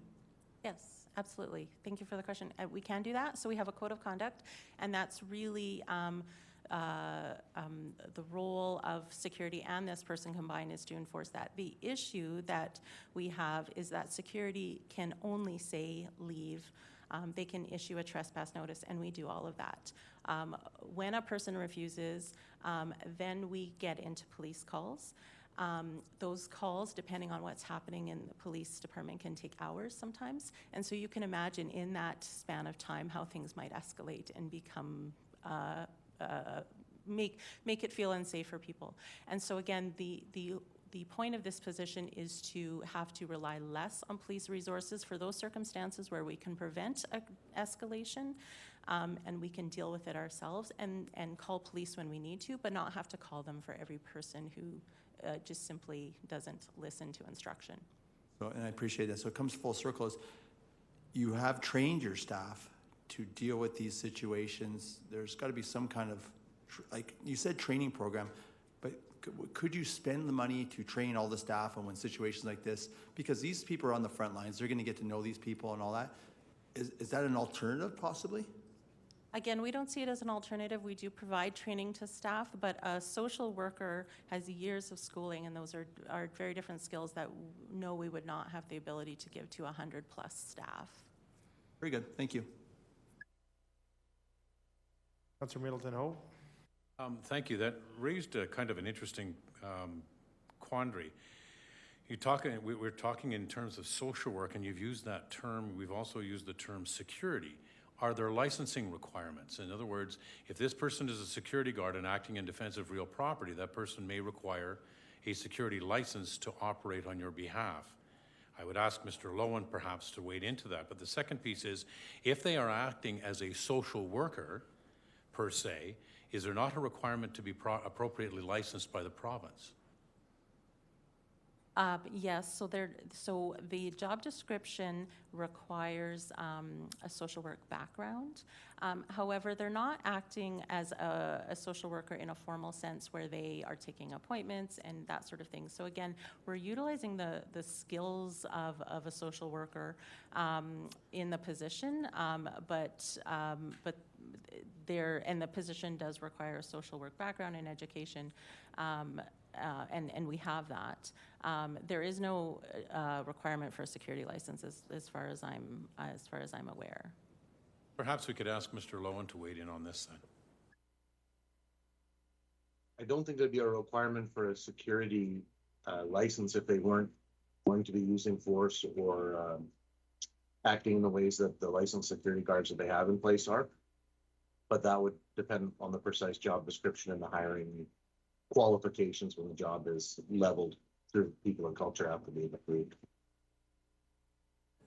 Thank you. And insofar as the social work is concerned, I guess it would depend on how the job description is articulated, with perhaps less of an emphasis on social work per se, and social working might be somewhere that you might want to travel, because I can see that there's that potential conflict there simply in language, and that would confuse certainly the situation.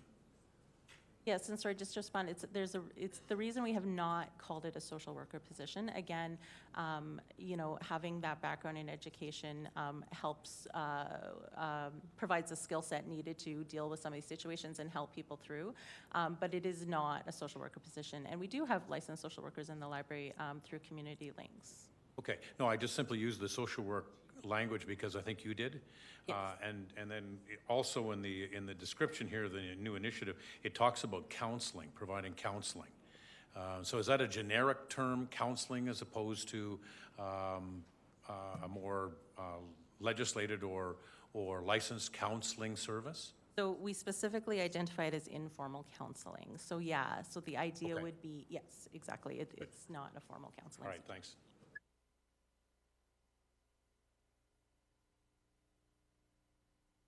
I have no further questions. I do have one. This particular person, I think we'd heard already, is not a BSW. Then it's not have a bachelor's of social work. Have a bachelor of social work. They do. Yes. They do. And you're piloting this currently, so this role would just continue forward. Exactly. Yes. So, and I guess the last question I would have is: are there any BAUs unexpended at the library currently? Yep. So we provided that to council. 108. We do have a number of BAUs with 118,000 committed in our, it's already included in our budget. 193,000 BAUs and 118,000 is what is included? Yes, So you've got about 80,000 left over, is that correct to say? Correct. Okay, so you still have 80,000. Would that cover the 1 year, I suppose? Okay, thank you for that. And with no further questions, we'll go to debate. Councillor Carlson? Sorry. Sorry, I do have... I didn't remember if I'd moved this or not. It's been so long. But I will. Thank you. It's just, I think Councillor Parker, sorry, Deputy Mayor Parker said it perfectly for me.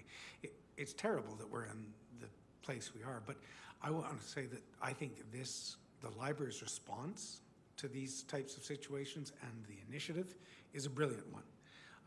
We talk a lot around this table about trying to connect with people, and we're always saying, you know, we need to find a way to get people connected back to community, connected to recovery, connected to growth. And I love that the library is saying, well, they're coming to the library. We, rather than trying to fund all these positions to go out in community and find them, they're coming to us. And so let's be what we are as a community organization, an integral part of our community. And so while the folks are there, these connections are being made. It's improving the library experience for other users as well, but also some of the folks that need to be connected to. So I think it's an excellent position. It's an excellent initiative. It's working well currently, I've heard, and I'm pleased to support it going forward because I think it's the right way to do things. So I hope my colleagues support it. Deputy Mayor Parker. Thank you very much, and thanks, Ms. Plato, and thank you for both of you for being here and helping answer the questions. I will not be supporting it. And first of all, social workers, hiring social workers is really not the mandate of City Council. We're in the business of police, fire, transit, parks, ice rinks, libraries. But at the same time, I do believe that we fund, and hopefully, if budgets are passed tomorrow, we'll be increasing funding for security in our community, offering more police services, new programs and all that. And I believe that the library has done an amazing job to date in having hired security, which is sad that we need to have security at this rate. But I think there's other ways of doing it. I think increased training of the staff. Of course, I don't want to get into the micromanagement of this, but also I just don't believe that we should be hiring this position just for that reason. And so I know that there's other ways we can handle this, and I will not be supporting it. Acting Mayor Schmidt-Rempel. Thank you very much. I would actually like to move that we table this until we can find out whether there will be grant funding in place or not, and if we can find that out within the next 24 to 48 hours. Is that likely? I think we could make a few phone calls to the province to find out where they're at least with the process.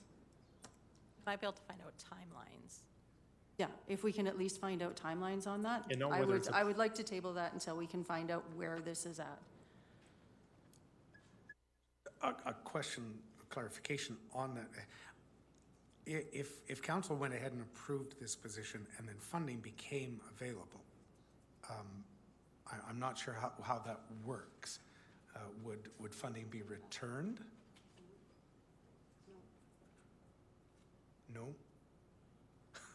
I guess city manager or designate, if council approves something and funding doesn't materialize, what happens? Or funding materializes and we've already funded the position. To Mr. Mayor, to Councillor Carlson, so in that example, it would be similar to sometimes when we receive grants, like the MOST or so forth, where it was unexpected or unbudgeted, it creates a surplus. That surplus then, I guess from that point of view, when it comes in, could be either, in this case, it's a little bit different because it's in the library kind of component. So I guess from that point of view, could be considered over that term for the library. Okay, thank you. So I think we're at now, do you want to make a motion or you want to wait for the rest of the debate or? No, I'll make that motion now. I'd like to move that we table this for at least the next 24 to 48 hours to see if we can get timelines on where the province might be at on that grant proposal. Okay, so would we say put this in line with, again, tomorrow morning beyond, or sorry, not tomorrow morning, Friday? I think you're looking at Friday morning? A better suggestion is table to the call of the chair, so that if we get the information sooner, we can deal with it. Able to the call of the chair, sure. All right. With that, is there any concern with that? Councillor Middleton Hope, I see that you're in the queue. Is that for debate on previous, or is that? Well, it was for debate, but it was also part of a question back to the staff, but I guess we can wait till tomorrow or the next day. Call the chair. Is there anyone that has an issue with that? If not, I don't think if it's unanimous, we're fine. Don't have to make a resolution. Okay, if we do have against tabling, then we'll have to do a vote. So I think, acting mayor, that we put it off till Still the call of the chair. All in favor? Any opposed? All right. Thank you.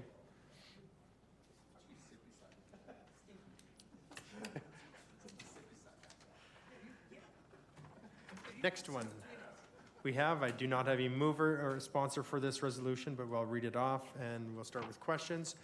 Business, continuing education, employment outreach for the Lethbridge Public Library, N36.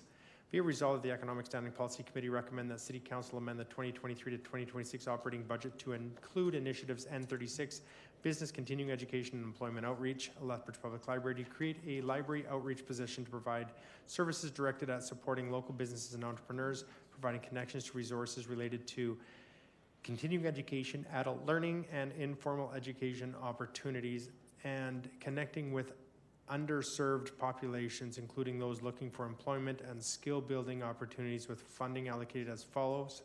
From taxation 2023, $0. 2024 is $99,600. 2025 is $101,600. And 2026, $103,500. Councillor Campbell, are you prepared to move this? Sure, I'll do that, but I just had a question first. Question? Go ahead. Just since Ms. Plato is here, just kind of give us the reasoning and sort of how you foresee the implementation moving forward with this. So the reason it's been included as an initiative is that it has been identified in the board's strategic plan over the next 4 years to implement an outreach position. The reason for that, as I've outlined in the initiative, is that it's very difficult for staff to get outside the library at this point. They're very tied to desks and service points. It takes a lot of staff to keep the library open. Many libraries have a similar position where the key focus of the role is to really be out in the community, doing needs assessment with different organizations, groups in the community around what their needs are, and then either connecting them with the library, which they might not be, or developing services. But it really requires somebody to be out in the community, and we just don't have the capacity. Staff are very, our staffing is very tight. And so this is really to move forward the board's strategic direction in that area, is to be more out in the community, make library services more accessible, make sure that more people are using this municipally funded service. Are we looking at going to schools, going to businesses, all the above? This person would never be in the library, just would be out, talking about the library. Yeah, they would be in the library less often than other staff. The idea would be to, again, be connecting out in the community where people aren't already connecting with the library, and again, based on best practices at other libraries. Thank you. I see no further questions. Acting Mayor Schmidt-Rempel. Thank you very much. We heard from Chinook Arch back on September 28th that they do offer outreach. Has this been something that's been considered with Chinook Arch, particularly when I look at how much the city of Lethbridge does fund Chinook Arch, and with their increases, we're probably going to be looking at close to $800,000 for 2022. I'm just wondering if that's not something we can be working with Chinook Arch. Chinook Arch, this is, to my knowledge, a new service that Chinook Arch has proposed to be offering. So we haven't fully explored that yet. What I will say is that Chinook Arch has 34 member libraries and not 34 staff. It's a fairly small staff group, and so I really don't see their capacity being there to be able to implement the position in the way we see it. I think what they have proposed is that their staff might be able to attend community outreach events in their 30 some member communities. So the capacity to be able to serve LPL's needs to me is just not there in the form of outreach. It may be there for smaller libraries, but we're just too big of a community, I think, for that capacity to be there. That being said, of course, we'll explore with Chinook Arch what they're able to provide for us. Yeah, okay, so to this point, we haven't chatted with them about this initiative? No. Okay, thank you. There's no further questions, so open debate.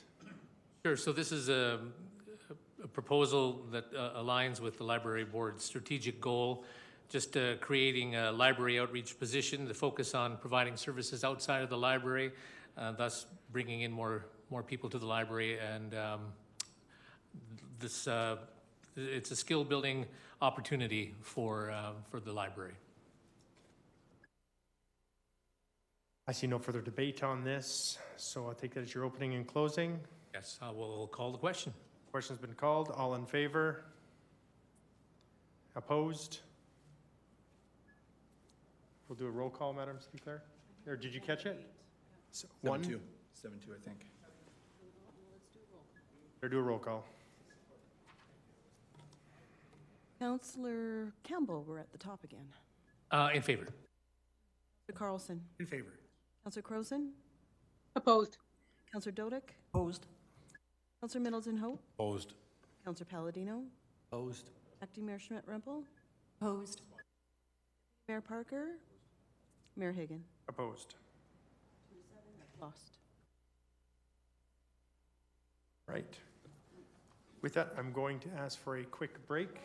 Mayor Hagan, just before that, administration has provided the information for N34. So if, with your permission, can we distribute? Distribute it? Absolutely. Thank you, and we'll update the agenda after this meeting because we're streaming right now.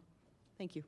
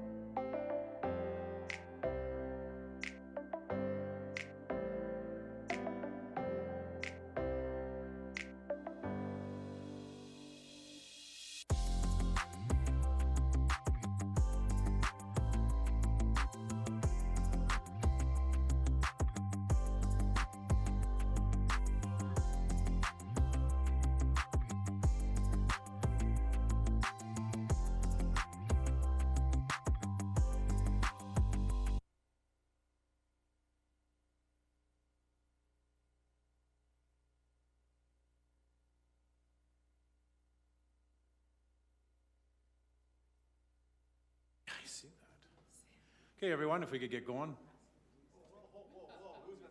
Giddy up.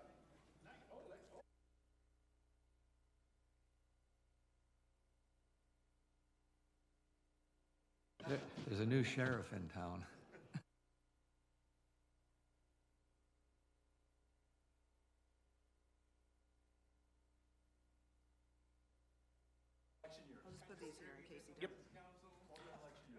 And thank you. And the mayor offers his regrets. He's been taken away to a very important meeting.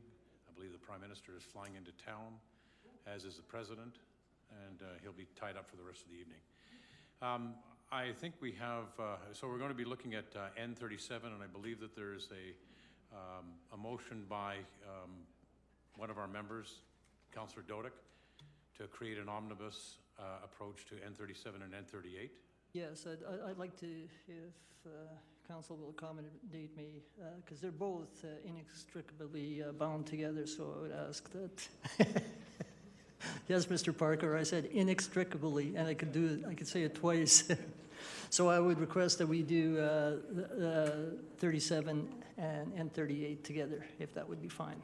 I'm going to assume, unless someone starts screaming, that it is fine. Could we see a show of hands in terms of are we in favor of the omnibus resolution for these two? I see two hands here. All in favor? Councillor Palladino? Okay. And is anyone opposed? Seeing none? Proceed. Okay, I apologize for my voice in advance. I'm starting to lose it a little bit. Now, I'm going to take a few minutes by way of a preamble, and the reason for that is because I am sponsoring actually 13 new initiatives from 8 community groups as we go on. I believe we'll be doing the 37 and 38 today, and then tomorrow we'll be doing the balance of the community groups. So as I indicated, the preamble actually impacts on most of the new initiatives, so that's why I'm doing it one rather than repeating myself each time. So initiatives involving community groups that provide a service normally provided as a municipal function that has been contracted by the City of Lethbridge to a community group due to their specialized knowledge, but also, and I emphasize, cost benefits. So that's what these initiatives are about. These are services contracted to these groups which normally would be provided by the city or as one of their functions. But if a cost benefit no longer exists, or if a service provider cannot be retained, it would become a city department. So if a lot of these groups, if we weren't to fund them appropriately and they decided not to perform the services, they would become a city department, and which means public service wages plus benefits. So I really want to emphasize that the fee-for-service groups provide services that, but for their existence and willingness to provide a service that is considered a municipal function, and in reality, they do so at a financial cost significantly lower than at the service or provided through a city department. Now, on September 26, 2022, we heard from many of our community groups, and much of the initial requests or initiative requests made involved asks for funds that would address the disparity between the salaries and wages that they can offer their folks, and that disparity is huge. Over the years, they have fallen significantly behind their public sector counterparts to the point that they are not able to pay their staff. Now they are able to pay their staff somewhere in the order of 55 to 65%, maybe slightly higher than that, of what the average public sector employee receives, and further, they have no comparable benefits. They don't have public sector unions to advocate for them, nor do they have the ability to arbitrate wage increases, and as a result, they keep falling further behind. Now, they're not asking for parity either in terms of wages or benefits, but rather they're asking for funds that would afford them a better opportunity to attract new workers and retain their existing staff. They are asking for increases that would allow them to pay their staff approximately 75% of their mean public service employee wages. Personally, I think it should be closer to parity, but that's not what was sought.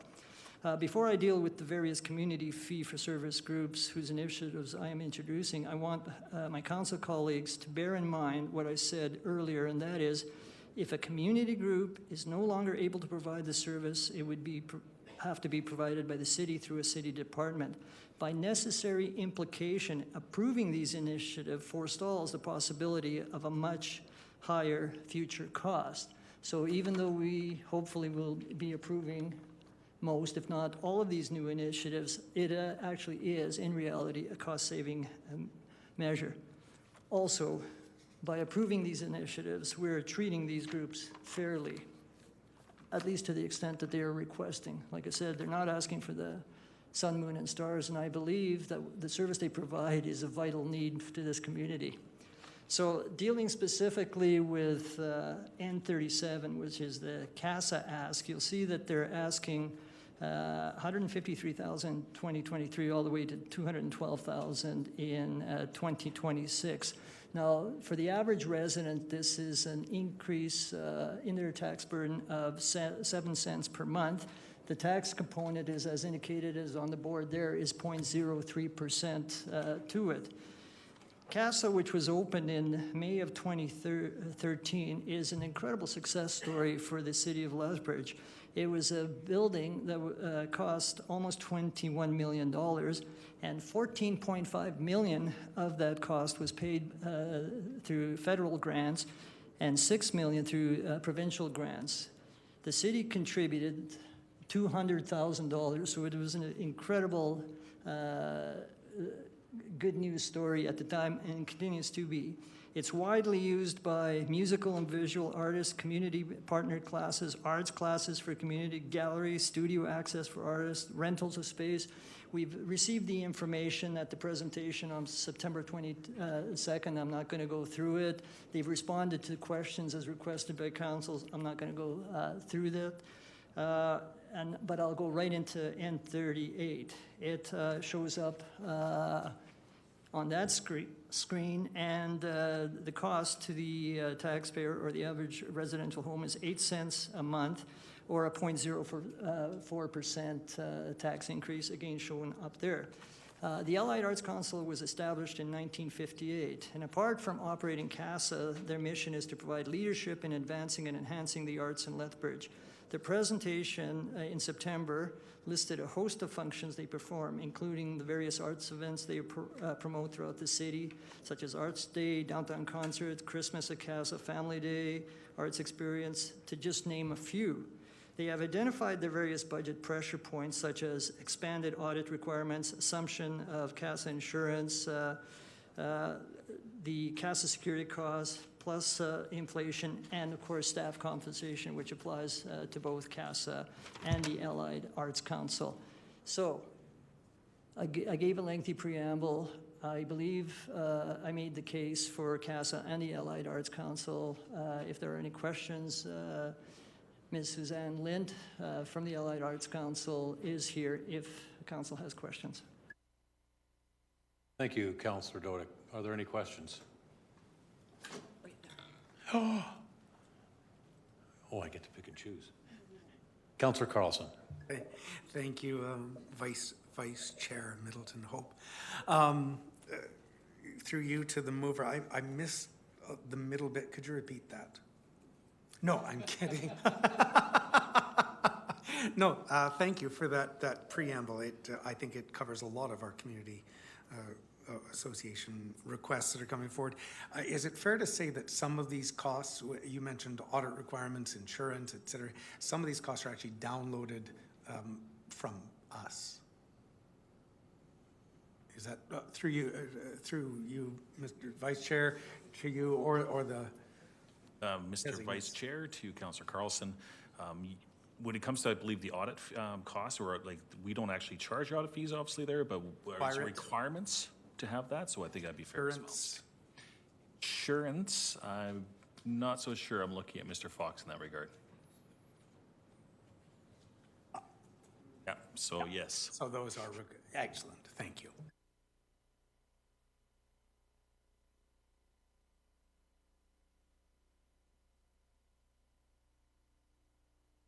Here, hang on just a minute. Councillor Palladino.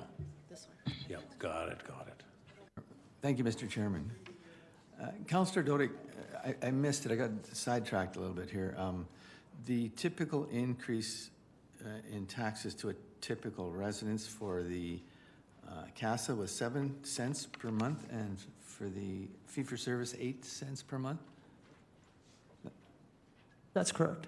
Wow, it's impressive. And the contribution by the city to that construction back in the day was $200K. 200,000 of a almost $21 million structure, yes. Thanks.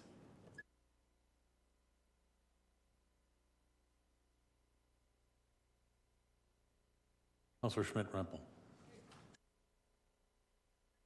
Thank you very much, Mr. Vice Chair. Through you to your designate, I'm just wondering why the city doesn't cover the insurance for the fee-for-service groups when the city owns the building, and the group is just running the, not just, but the city, the group is running the facility.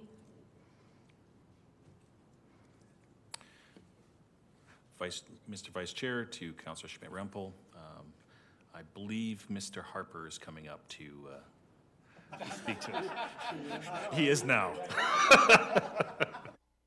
I see how this is working. Thank you. Through the chair to Councillor Schmidt-Rempel, the city does pay for the insurance on the structure, on the building. The insurance that we require the organization to have in place is for their activities and their programming and their staff. Thank you. Yeah, thank you very much for that clarification. Could I call Ms. Lint forward to answer a few questions, please? Nope. Can I have that, please? Can I have my notes? Ms. Lint. Okay. Thank you very, yeah, have a seat. Thank you very much, Ms. Lint. Can you outline for me some of the fundraising strategies that the Allied Arts Council has in place to cover costs of operating CASA as well as Allied Arts Council operations?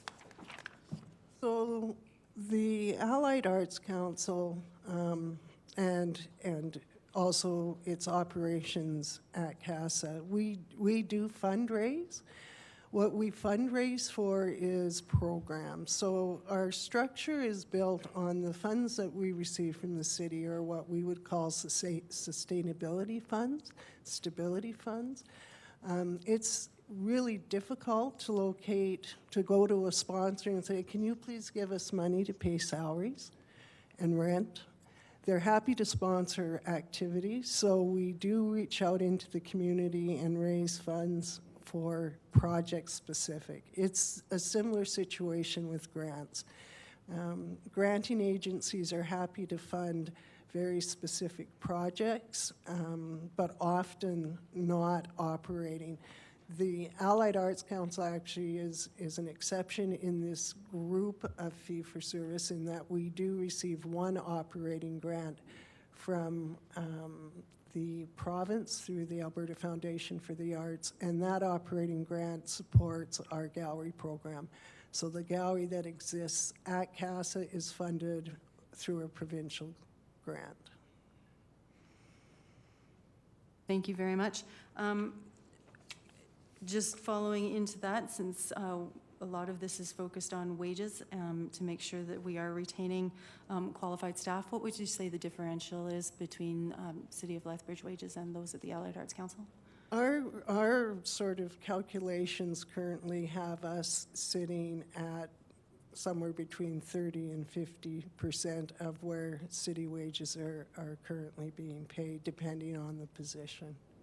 Again, our organization over the last, through the last budget cycle, the board made some decisions to start to move staff salaries up slightly, so we're in better position, I think, than some of the other fee-for-service organization, but we do have staff members who are up to 50% below current city staffing.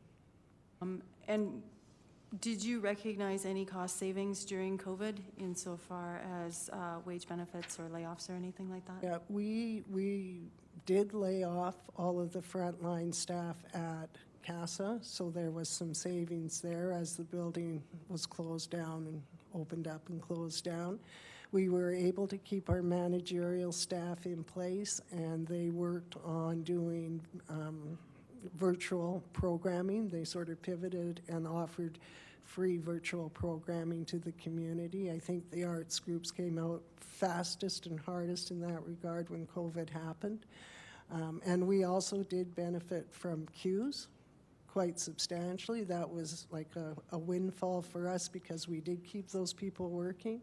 The monies that were sort of came in through CEWS have all been put into reserves that will be used specifically for programming going forward. So the board realizes that that is one time. It's not sustainable funding. It's gone now, and have allocated that to projects that are sort of one-off projects where we can control the budgets for as long as those reserves are available. Okay, and I see in the supplemental information that you supplied, in 2018, you employed 11 full-time, 7 part-time, and 17 contract education instructors. Is that still where you're more or less at now? It's where we're more or less at. I think there's been some adjustment. We at CASA, we've sort of shifted to 2 full-time positions of people who are delivering educational program, which has reduced some of our contracted workers in that area. There's some efficiency there because those folks are in the building and can do other work for us when they aren't actually teaching classes. So we try and we are attempting always to be responsive to the demands of the programming and be as efficient, as cost efficient as possible. But overall, we're sitting at about 20 full-time equivalents across CASA and the 7th Street office. CASA is open 7 days a week.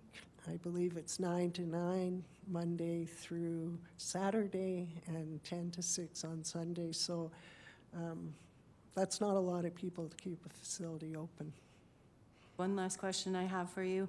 What kind of numbers do we see coming through CASA insofar as programs and participants within our community? I don't have that number off the top of my head. But something in my mind is oh, God, I wish I had an annual report in front of me because you're going to nail me to the wall if I'm wrong. But I do think that visitors were probably 80,000 pre-COVID. But I can certainly get you the exact number.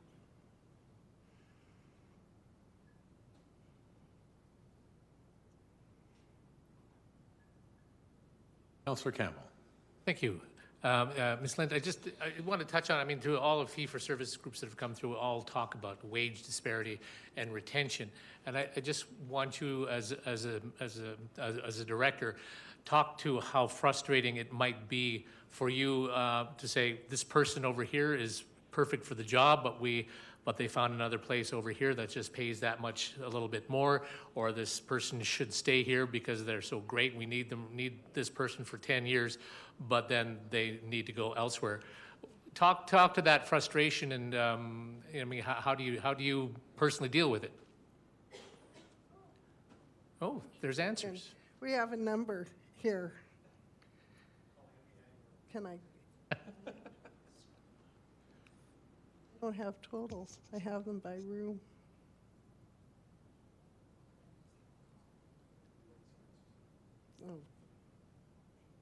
Oh, there we go. Here we go. Let's get to the totals here. Okay, in 20... Oh, it's lower. I apologize, see? These are bookings. So for actual bookings, so this isn't people that maybe just are wandering through, but in terms of bookings, there were 39,000 people who attended the building in specific bookings. So that would include visits to studios and taking educational programs, booking the community room and the meeting room. That isn't people who come through the door who visit the gallery. Those numbers aren't captured in this rental statistic chart. This is the rentals. Is there a place? Where is it? Yeah, the door counts. Oh, there they are. Okay, here we go. This is more like it. 2018, there were 166,230 visitors through the door at CASA. 2019 was another good year. We were at 168,82. 2020, we dropped to 40,000. 2021 also was at 40,000. And slowly but surely, hopefully, our number's going to come back up. Thank you, Jillian. Thank you, Jillian. Where were we? Oh, hiring people. Hi. Hiring people. Yeah, I've actually had a staff member move down one chair within the building at CASA to take employment with the university. It's extremely frustrating to train somebody and then see them move on to a different position. We have had places and opportunities where we've posted and a candidate who's perfect for the job has turned us down because of salary and better opportunities. We've lost numerous people to the university over the years that I've been doing my job. And that's frustrating and it's difficult. And we always applaud when we see those folks go off to jobs where they now have pensions and benefit plans and dental and all that stuff. Like, we celebrate with them.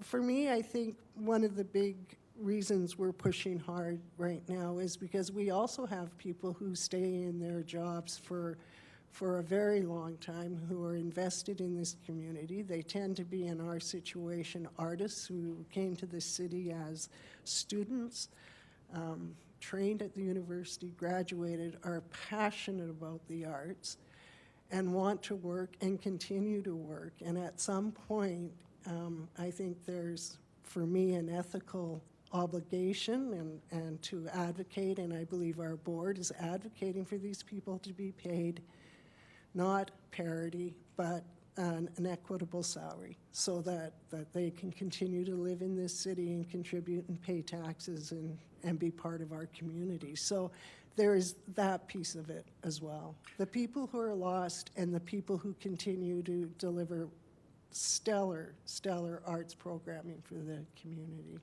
I'm just curious of the people that you have, or people that are coming new to the Allied Arts Council. Do you find that they're coming from within Lethbridge, or do you find coming from out of town, or out of cities, from away?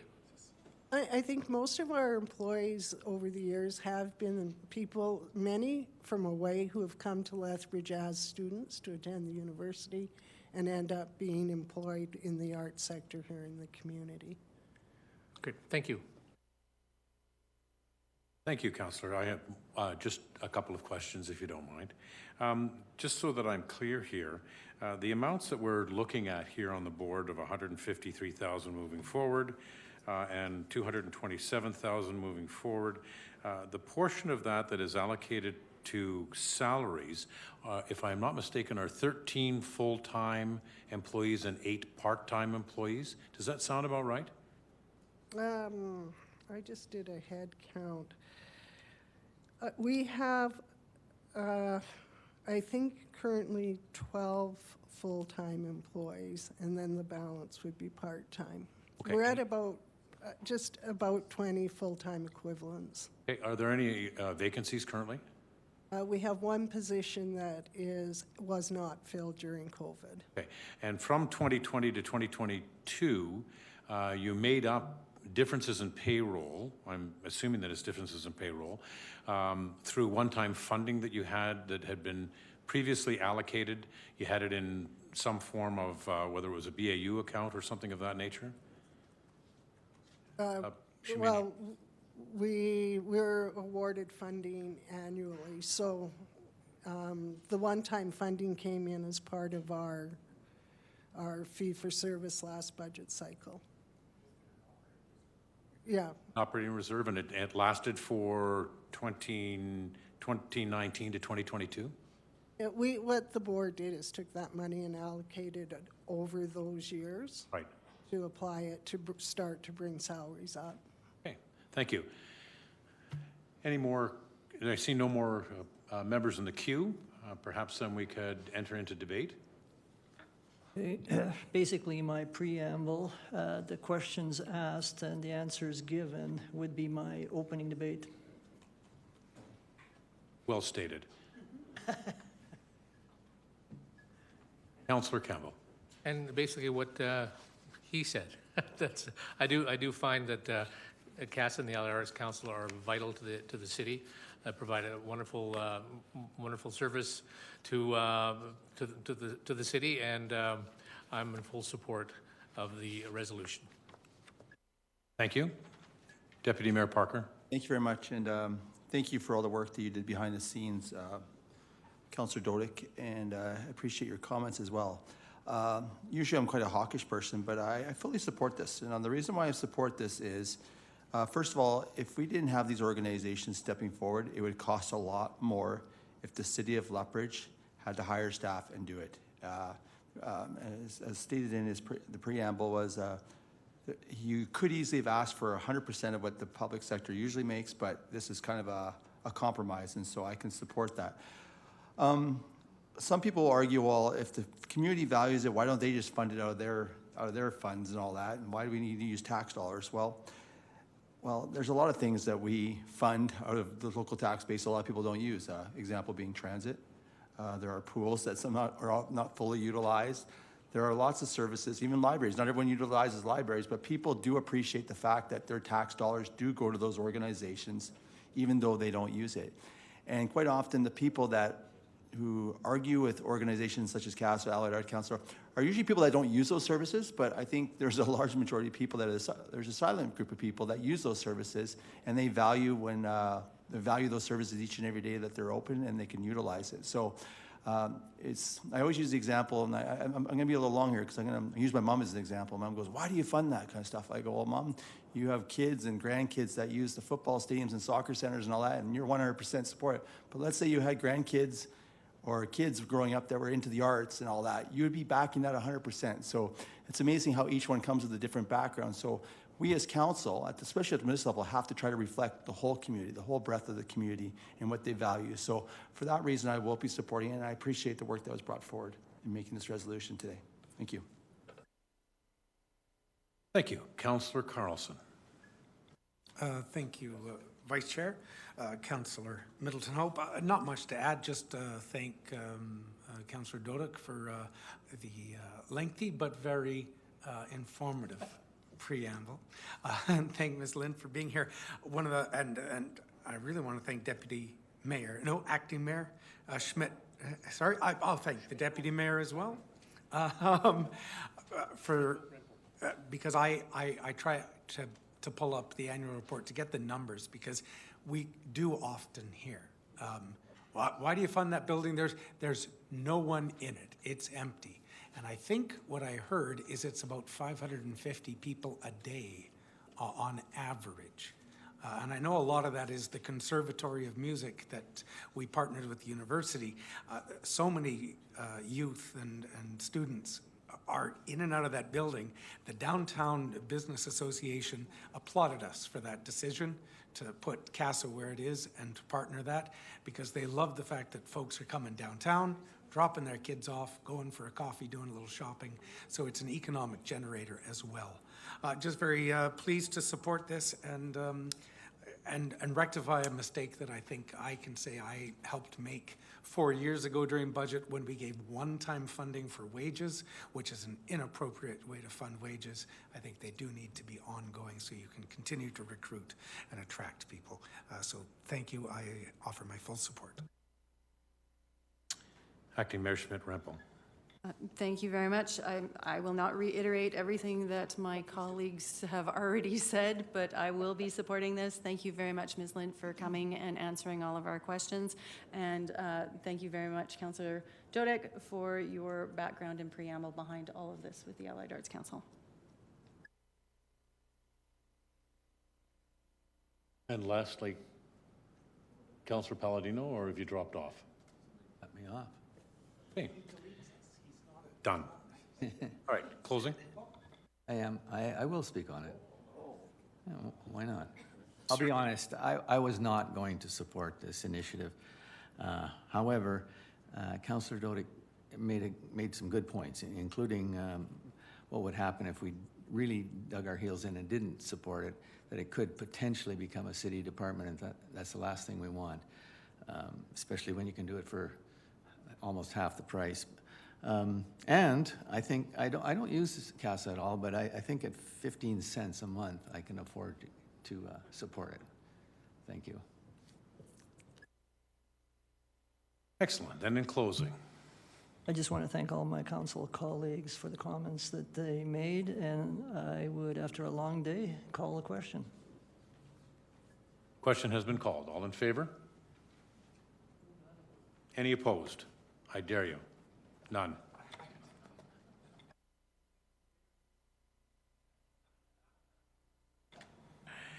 To end business of the day, hang on. Now is a good time to ask the city treasurer to review the spreadsheet. All right, hold on just a minute. Now is a good time to ask the city treasurer to review the spreadsheet. City treasurer?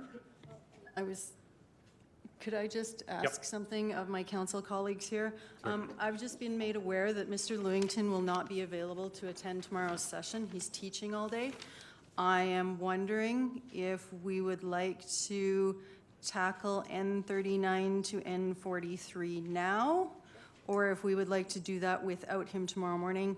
I'm bringing those forward. My preference would be that he is here. He is available now. He's just down the street at the EDL office and would be more than happy to make his way over if council would be willing to indulge that this afternoon. Consensus around the table? But I will ask, yeah. We can kill some time as well. We've got Nikki Yuko, I believe, is present, as well as we got the information for N30 something. That's the one I'm trying to, yeah. So we do have that. I just, for some reason, I don't have it. Oh, here it is. I don't know. So while you're on open mic, so is there a general consensus that we'd like to push through with this? I see Councillor Crowson online. Just the question, is he available on Friday? So that if we can't do it tomorrow, is Friday an option? Let me just check.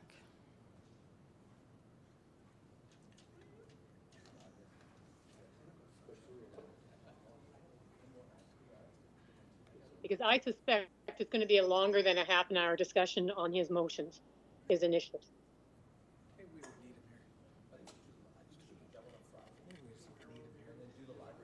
Think how much quicker we go if we don't have anyone to answer questions. The mayor wants to be here as well for economic development, Lethbridge. Well, then let's do it now. Okay, well, Mr. Lewington says that yes, he would be available on Friday. I'm suggesting then that we push that to Friday. I see that there's a general interest in moving this and concluding the day. So let's ask Mr. Lewington to come in first thing on Friday morning. Okay, Friday morning at 9:30 then? Correct. So those items would then be moved to Friday morning? As long as everybody agrees. As long as everyone agrees? Can we do the library one that we tabled, now that we got the information? No. And in the meantime, Mr. Matthews, please roll out the dog and pony show and give us an idea where we're at. Thank you, Vice Chair. So, just getting a bit on the screen right now, what you're seeing at the very top right corner, the average annual change in municipal property tax as we stand right now is 4.23% based on the ones that are approved. That would have an average annual change for single family residents of $106.20 per year. What you're seeing is on here as well, these are all the approved taxation-related initiatives that are on the screen before you. Obviously, there's some that are being still coming forward, but this is at the stage we're at right now. And maybe we'll go, if we go over and take a look on this, now this one-time allocations out of the starting point for the week, there was $4,460,000. So far, City Council or Economic SBC has allocated 1.9 million of that amount. That's leaving 2.5 million still available for one-time allocations.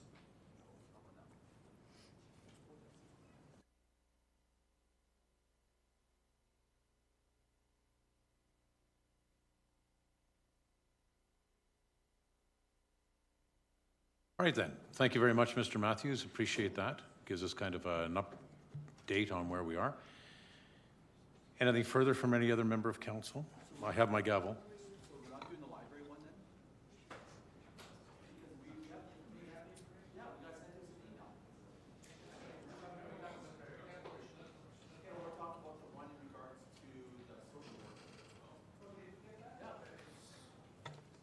Hang on just a minute. Is this N34? Yes, it's N35. N35.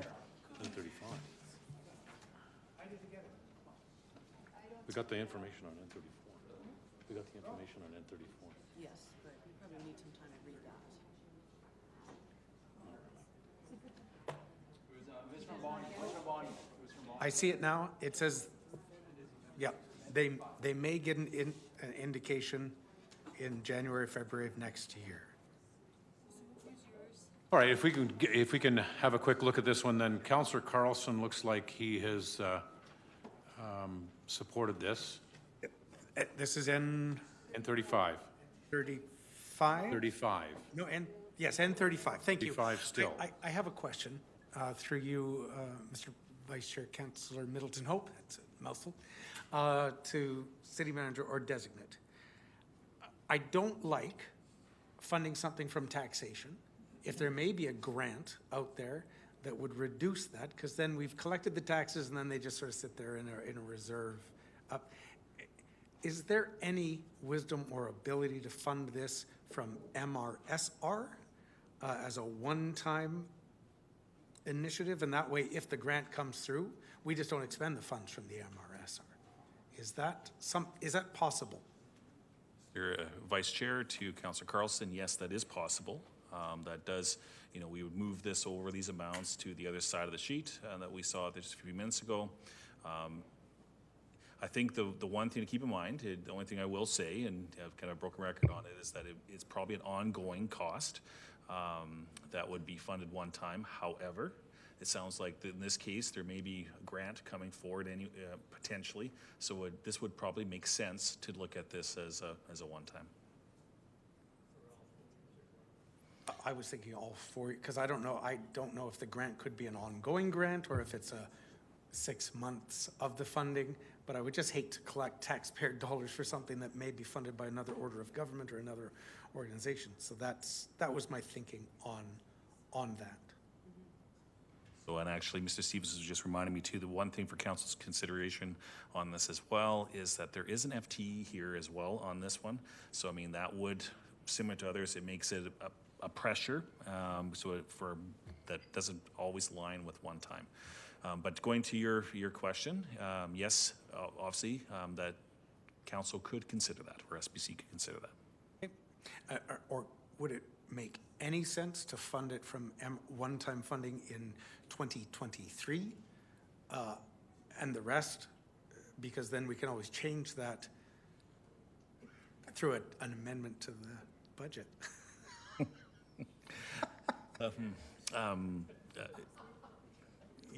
Yes, through Mr. Vice Chair, Carlson, you could fund it as one time too, the first year, and then either decide after that it's either one time or ongoing. It could change. Thank you, Councillor Carlson. Deputy Mayor Parker. Thank you, Vice Chair. My question is to Mr. Matthews, and I don't know if you can answer this question, but when you're trying to advocate and get provincial funds for projects like this, and then the city comes and kind of acts as the bridge funder, is there a risk that we're sending a message to the province that we will be the backstop? Mr. Vice Chair, over to Councillor Parker, yes, that there's always a risk from the other levels of government that if they have multiple, if it's competitive in nature and they understand that it's funded, that they may choose not to give a grant. Thank you very much. Just to follow up to that, Mr. Matthews, is that a reality or is that speculation? Mr. Vice Chair, I don't know. I guess in some ways it's a bit of speculation in the sense. I don't know if I have a pure example of that, but I think it, right off the top of my head. So if I had a better example, then I could say it wasn't full speculation. It's a little bit of an assumption, I guess I would say on that. Thank you. Acting Mayor Schmidt-Rempel. Thank you very much. And it was my understanding that the grant funding would possibly be for 2 years. So if we were to look at MRSR funding, I would suggest that we look at MRSR for 2 years, not just one. Well, and that's, if we want to do that as an amendment, look at 2 years of MRSR funding for 2023 and 2024. Until we find out whether they've got the grant or not. And that would be a friendly amendment to my friend to the left. Yes. And Councillor Carlson, you're amenable? Yes. All right. I wonder if we could get that amendment in there then. So MRSR funding for the first 2 years.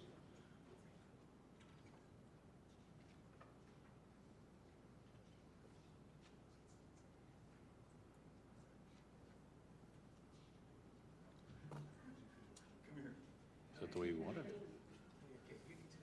Is that what the way it looks?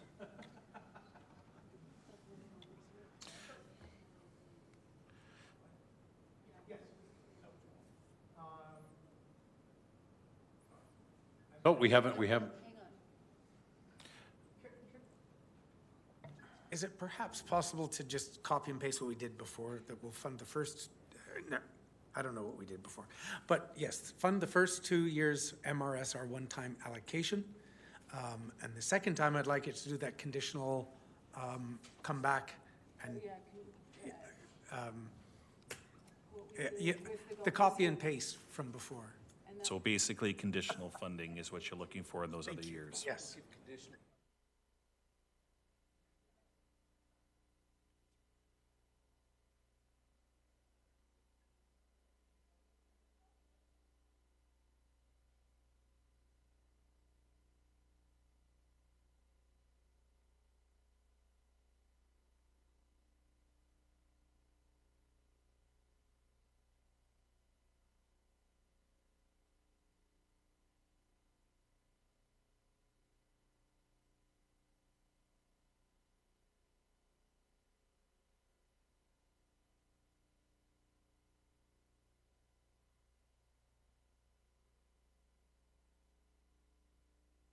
How are we looking, Mr. Westerson?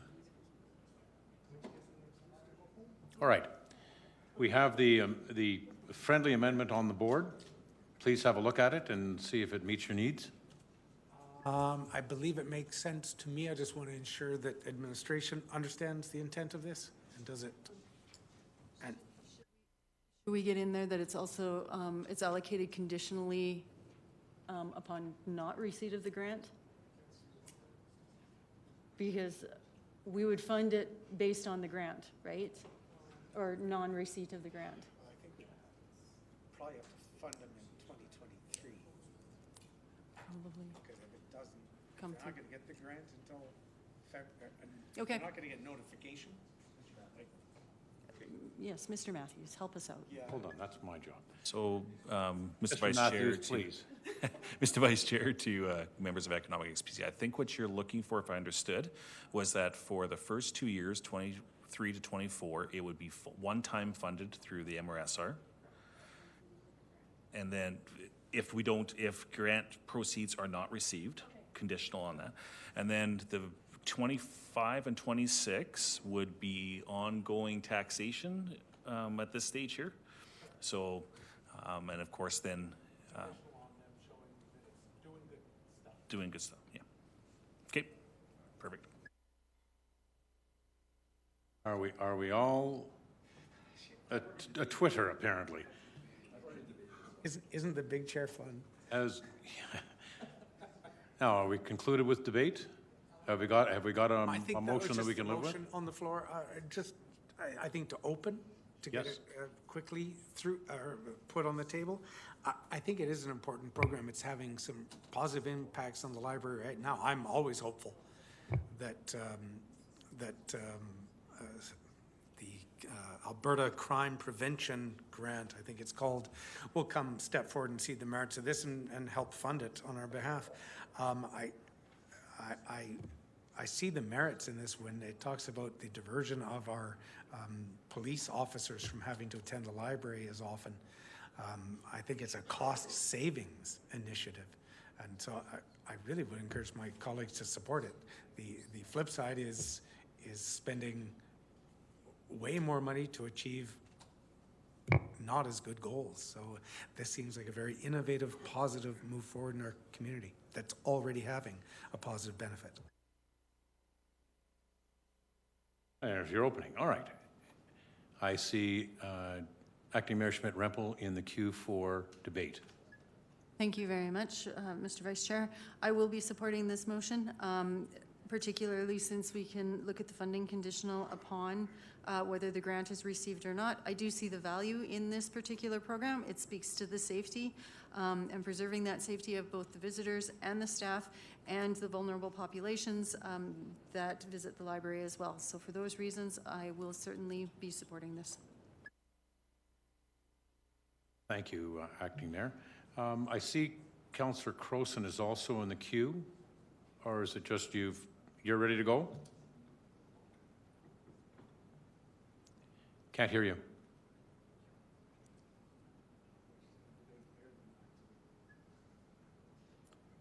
Still no. Say she's on mute. You must be on mute, or the cat's on it. Both. I will be supporting this. As we know, under the Municipal Government Act, one of our responsibilities is to maintain safe and viable communities, and there are various ways of doing that. This is an innovative idea.